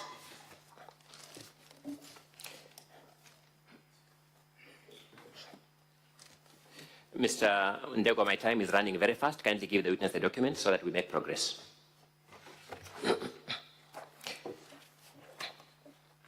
Mr. Witness, that is your letter. It is my letter. You are referring to the letters from the County Secretary dated 18th and 21st June 2023. Very true. The subject of this letter is nominees to various semi-autonomous boards of the County Government of Meru. Yes. As at 21st July 2023, you admit that the Meru County Governor had nominated various nominees to semi-autonomous boards of the County Government of Meru. Yeah, we received those lists. Correct. Those boards are the same boards that the governor is accused of not appointing people to in this impeachment. True or not true? Very true. Thank you. The law requires the County Assembly to approve those nominees before the governor appoints them. True or not true? Very true. As at 21st July last year, you had received the governor's nominees. Yes, but thank you. Now let's go to paragraph 2. Not to be acted upon because let's go to paragraph 2. There were no existing vacancies. Let's go to paragraph. By the way, let's deal with this fairly fast. The governor wrote to you seeking to know which of those offices had vacancies. Do you remember that correspondence? I think they have record. Do you remember that correspondence? No. You don't remember. By the way, as a clerk, you received these nominees and vetoed them. You never tabled them to the assembly. No, that's not right. Okay, let's read. Paragraph 2 reads, and I quote, "Would wish to kindly inform you that my office is unable to recommend the same for their consideration to be transmitted to the County Assembly." Is that a correct reading or am I exaggerating? Can you repeat? I'm reading paragraph 2. Would wish to kindly inform you that my office is unable to recommend the same for their consideration to be transmitted to the County Assembly for action. Is that a correct reading of what you wrote? Yes, because by your office you meant the office of clerk. Yes. You believe that in law the office of clerk can veto documents before they are tabled for the assembly? Not the issue of vetting. It is the issue of procedure. So which procedural step had been failed? Under Section 6 of Appointment Act, Counter Approval Act. Let's go to the next paragraph. You said this is largely because we observe that there may be missing information on the status of the offices the nominees have been nominated to occupy. Are we clear at that point? Yes? Yes. Which offices are these you are referring to? These semi-autonomous bodies. Sorry? The semi-autonomous bodies. Which ones? Give us their names. Nominees like the Revenue Board and the rest. Sorry? Nominees for Revenue Board and other agencies. Mr. Clerk, yes. Did you ever table this letter from the governor's office to the county assembly? Yes, it was. Where is the memo tabling them? We never tabled this one when we wanted the clarification. When a letter is received in the office of the clerk as a matter of procedure, the clerk has to check the compliance of that letter. You know, you are dealing so with that we can now forward to the Speaker. You are dealing with the House of Parliament, Mr. Jacob. Very well. Are you aware that when letters are tabled, they're actually endorsed as tabled? They're actually endorsed on the first. You see an endorsement. That stage was not yet. When they come to the office of the Speaker, as per the law, they are public appointments, County Assembly Approval Act, Section 6(4). Now let's move to the next. All these documents has to be lodged through the office of the clerk. Let's move to the next stage. You say from our present records, we observe that most of the offices, not all of them, most of the offices which nominations have been forwarded to have substantive holders. Now, which are those most that had substantive holders, and which are those least that didn't have substantive holders? According to the County Assembly record. I've asked you I want you names of offices. Which are those most that had substantive holders? Which are those least that didn't have substantive holders? Yeah, when we checked, according to what we are approved. Give me the names so that we identify the most. Sorry? But they are there in record. Which ones? We want to know. This Senate must make a decision factually. Like the microfinance. Who was the office holder? The board. Who are the office holders? The board is there in the law. Who are the office holders? I don't remember of it.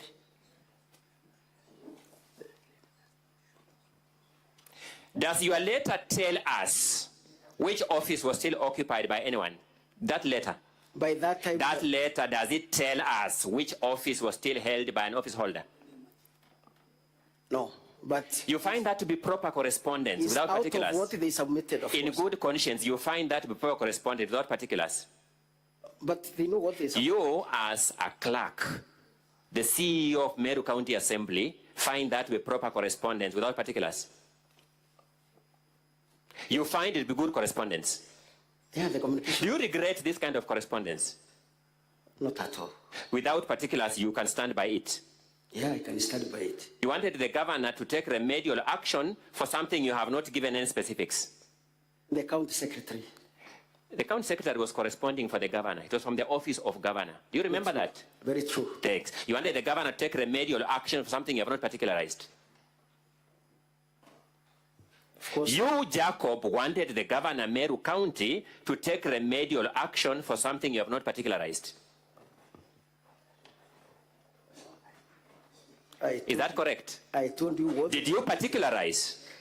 We questioned what they said. Did you particularize which office is occupied? You did not. Yeah. So you wanted the governor to take remedial action for something you have not particularized? Yeah, he could have inquired. Mr. Jacob, when will you people end this manifest malice against this governor? When do you propose to end it? What? When do you propose to end this manifest malice against this governor? No malice to governor. Me. When do you propose to end it? Who? You. I'm not supposed even to handle such a situation. Sorry? I'm an officer. I'm not a politician.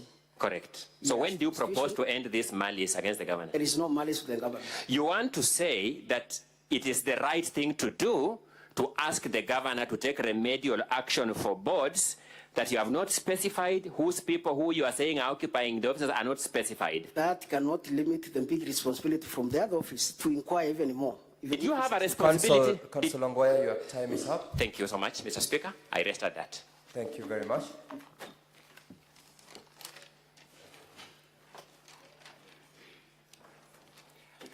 Mr. Speaker, may I then request that the Senate retains the original register, because what the copies they have and the register, the physical one, from my questions you can tell there's a big discrepancy. That point is noted. We'll make appropriate arrangements for that. Counsel for the Assembly. Counsel for the Assembly. You recall that your time is up. I believe then that you do not expect any opportunity other than the discretion of the chair to permit you in the shortest time possible if there is any re-exam. Yes, Honorable Speaker, I kindly beg your indulgence that you humbly allow me to ask a few questions in re-exam. Mr. Speaker, I may have to raise on that issue because there's something called equality of arms. The County Assembly had 3 hours and 10 minutes to deal with their first witness. we were given 1 hour strictly with no extension. The 20 minutes we were given ate into our time of cross-examining the other witnesses. Mr. Speaker, it would be impossible for the public following these proceedings to get a feeling that there is a even-handedness if this county government is added 1 more minute. You notice, Mr. Speaker, I stopped my question in between. I stopped my question in the tracks when you stopped me. This county government is the real author of all misfortunes of time mismanagement today, the 19th day of August, 2023. You've made your point. Thank you so much, Mr. Speaker. I urge that you deny them that. You must have noted the fact that I notified the council that they didn't have any extra time because they ate into their time in the earlier proceedings. But nonetheless, I will exercise my discretion. I'll allow you 2 minutes both to ask and to respond. So it will be up to you to decide how to utilize the 2 minutes, whether to ask the question or whether to allow the witness to get an opportunity to respond. Thank you very much, Honorable Speaker, Honorable Senators. My name is Eric Morioki. Mr. Witness, in your exam, what was that book used for and at what date? Actually, this book, as from September, has been used for correspondences that are received and that goes out of the office. Now, you were asked about some documents appearing on pages 59 and 60, the ones that their authenticity is not controverted. Very true. In response to that question, or in follow-up to that question, I wanted to look at pages 54, 55, and 56 of the Governor's 1B.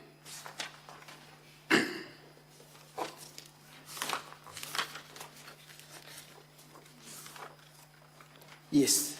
Are those documents that were received by your office? They are not. It's a forged document.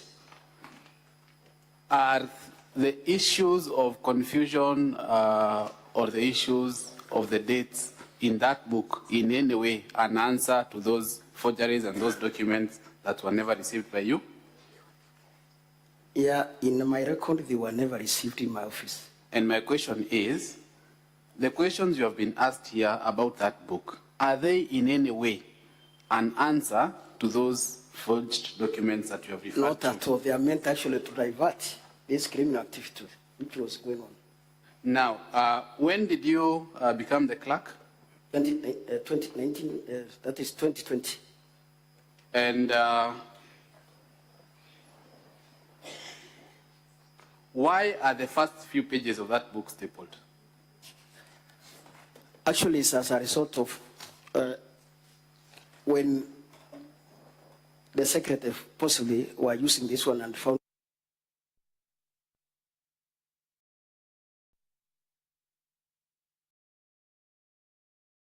Honorable members, we've got 18 minutes to the close of the day, and you are all aware that we cannot go beyond midnight. I know members have got questions or clarifications they might need to have with the witness, and we should do this in under 10 minutes to allow us to adjourn the session in good time.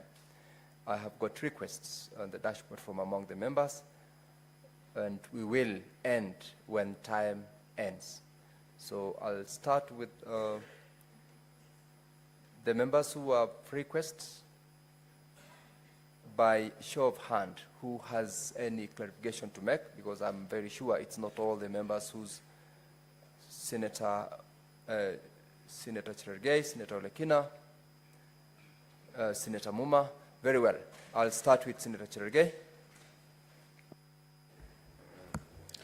Clerk, mine is a quick one. In the, I don't know whether the witness is distracted. Just a quick one. In this letter written to you, summoned by the Senate, Mr. Jacob Kirari. Yes, Mheshimiwa. I can see that you were the letter was specific that you confirm authenticity of the letters 18 September 2023, 2024, 11 January 2024, and then number 2, provide the official register of the documents as maintained by the office of the clerk of the county assembly.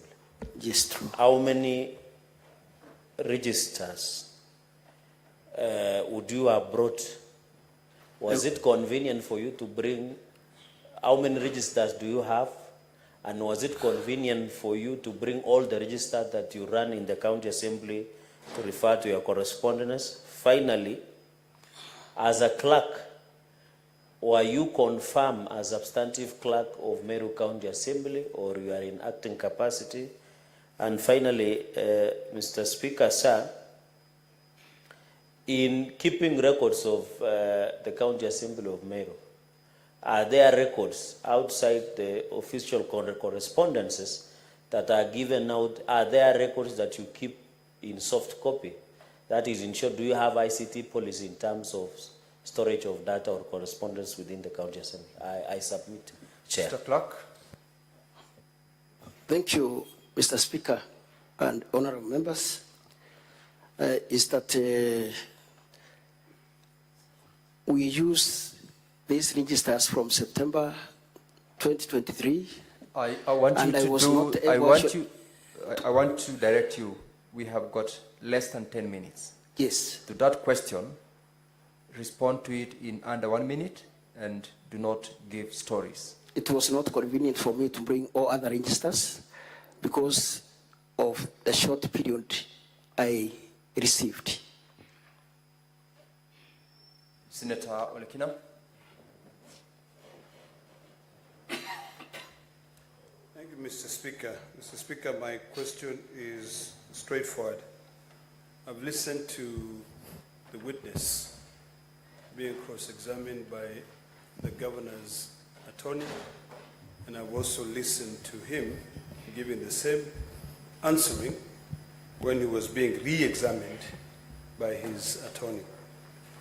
And the question to me, which I want to be clear, is that were these documents ever received in your office? Because when you were being asked by the attorney for the governor, you made responses to the affirmative. But when you are being re-examined, you introduce a new word and say it's a forgery. So which is which? You know, that to me really bothers me. I want to be clear, because if you look at volume 1B of the governor, from page 55 all the way to page 68, there are letters which have got stamps from your office. The governor's lawyer has also referred you to the register. And in your submissions, you affirmed that that record was indeed a record from your office. So which is which? Did you ever receive? Is it a forgery? And if it is, which statement do you stand with? Do you stand with the statement you gave during your re-examination or the statement that you gave during the cross-examination? Thank you, Mr. Speaker. And honorable senators, the questions which have been asked by the governor's counsel did not relate at all to the 3 documents which are purported to come from my office. What the senior counsel questioned me about is about June and other record behind that. But what has been forged is those appearing as from September to March. And these are the ones I've confirmed that they are forged, even the way the stamp has been put. And you compare with any other correspondence from my office, you realize that this was actually an act of just fraudulent act in those 3 documents. And Mr. Speaker, because I received a correspondence from the county secretary the other day about the same relate that is on 17th July, we received in the same book, and Mr. it is Clark, here. You have responded to the question. I will allow 2 last clarifications, one by Senator Muma and Senator Joyce. Senator Muma, you will listen to both, then you respond to both of them at once. Thank you, Mr. Speaker. Clerk, you are the clerk of Meru County Assembly. I believe your staff must have assisted in the impeachment process in Meru. So you are familiar with all the counts, all the charges, including the charge number 2 around appointment to the boards. When you came here, you are aware about what you're coming to give evidence about.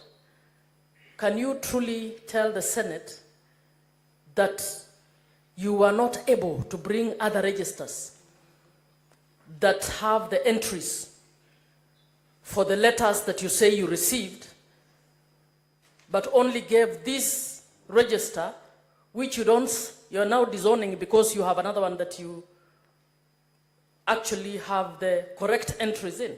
Do you want us to believe that? Thank you, Mr. Speaker. Wait, Mr. Clerk. Senator Joyce, ask your question. Thank you very much, Honorable Speaker. Allow me to raise the question to the clerk. The clerk give admissibility of a motion to the County Assembly. I would like to know what has been his technical advice to the County Assembly, bearing in mind, Honorable Speaker, that they have done this is the third impeachment motion, which I know they have been using the public resources, and what has been his technical advice on the same impeachment motions, Honorable Speaker. Thank you. Mr. Clerk, answer those 2 questions. Thank you, Mr. Speaker. The first question is about the registers and the nomination in respect to the motion. I want to say that I was aware of these 3 documents only about the bond, and actually was to remind the office of the clerk to simply to ensure that the bond are in place. But Madam Senator, when I came here and got the 3 letters that are purported to have come from the county secretary, that's the time I realized that because I had full knowledge of how we communicate with the county secretary, and when we communicated, because the issue was actually in July, and these letters are appearing between September and January and March, then I sensed something is not right, because the recent letter over the same issue came on 17th July. So that's the time now, and it is recorded. Even that of July is recorded in this register. That's the time I realized that there was a sinister motive to actually set those 3 letters to show that they are reminding us. Number 2, actually, when they brought the nominees in assembly around July, and we questioned that those offices are not vacant unless they advise otherwise whether they are vacancies. They stayed for the last 6 months, and we reminded them that still they never responded to our letter on clarity as how those vacancies, whether those vacancies existed and how. It's only July 17 that they just brought another letter, but still worried because the same position stood. That's why I responded very fast. And that is the position. The 3 letters I disown totally. That of September to March, they are not from my office, even if you see them and how they are stamped. You have responded, Mr. Clerk. Answer the other question. The other question about my advice as to the procedure of this impeachment, Mr. Speaker, the work of the clerk, as you are aware, when the proper procedures and relevant laws have been complied to, the clerk definitely, we usually talk with the members, but when they see that there is a breach of laws and other issues, of course, that is their role. And when they comply with the relevant law as per the standing orders, they bring the document to my office. Definitely, I would love to act on them.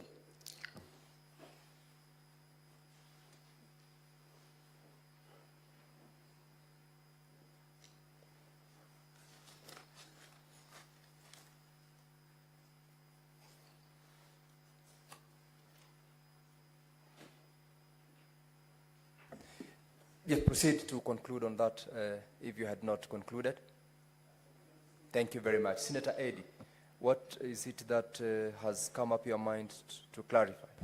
Chair, because of the lack of the registers that I didn't see, and if I get it correctly, clerk, you've been clerk since 2020.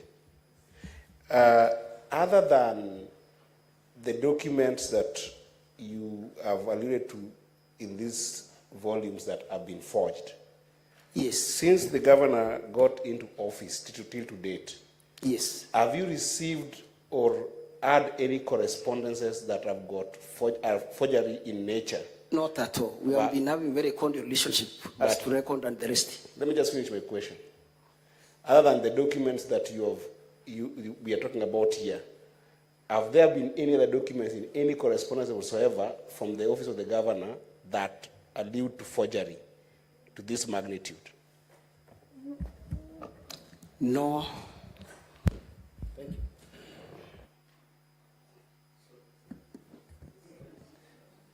You've been answered. I want to close this, honorable members. Let's not reopen any clarification. Senator Joyce, what is it that is burning?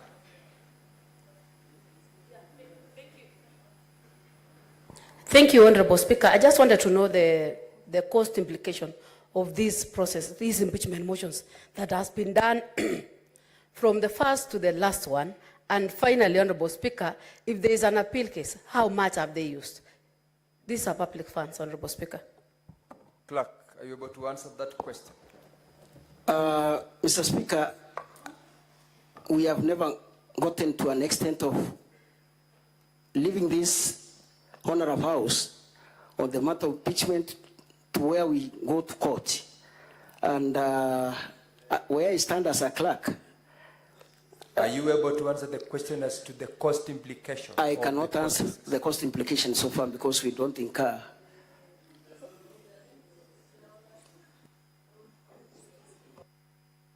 Very well, you are not able to answer. Say you are unable to answer, you do not know the cost. That should be your simplest answer, right? There is no cost. Thank you. Honorable members, that brings us to the end of this session. Senator Joyce, order please. Let's all be standing, please.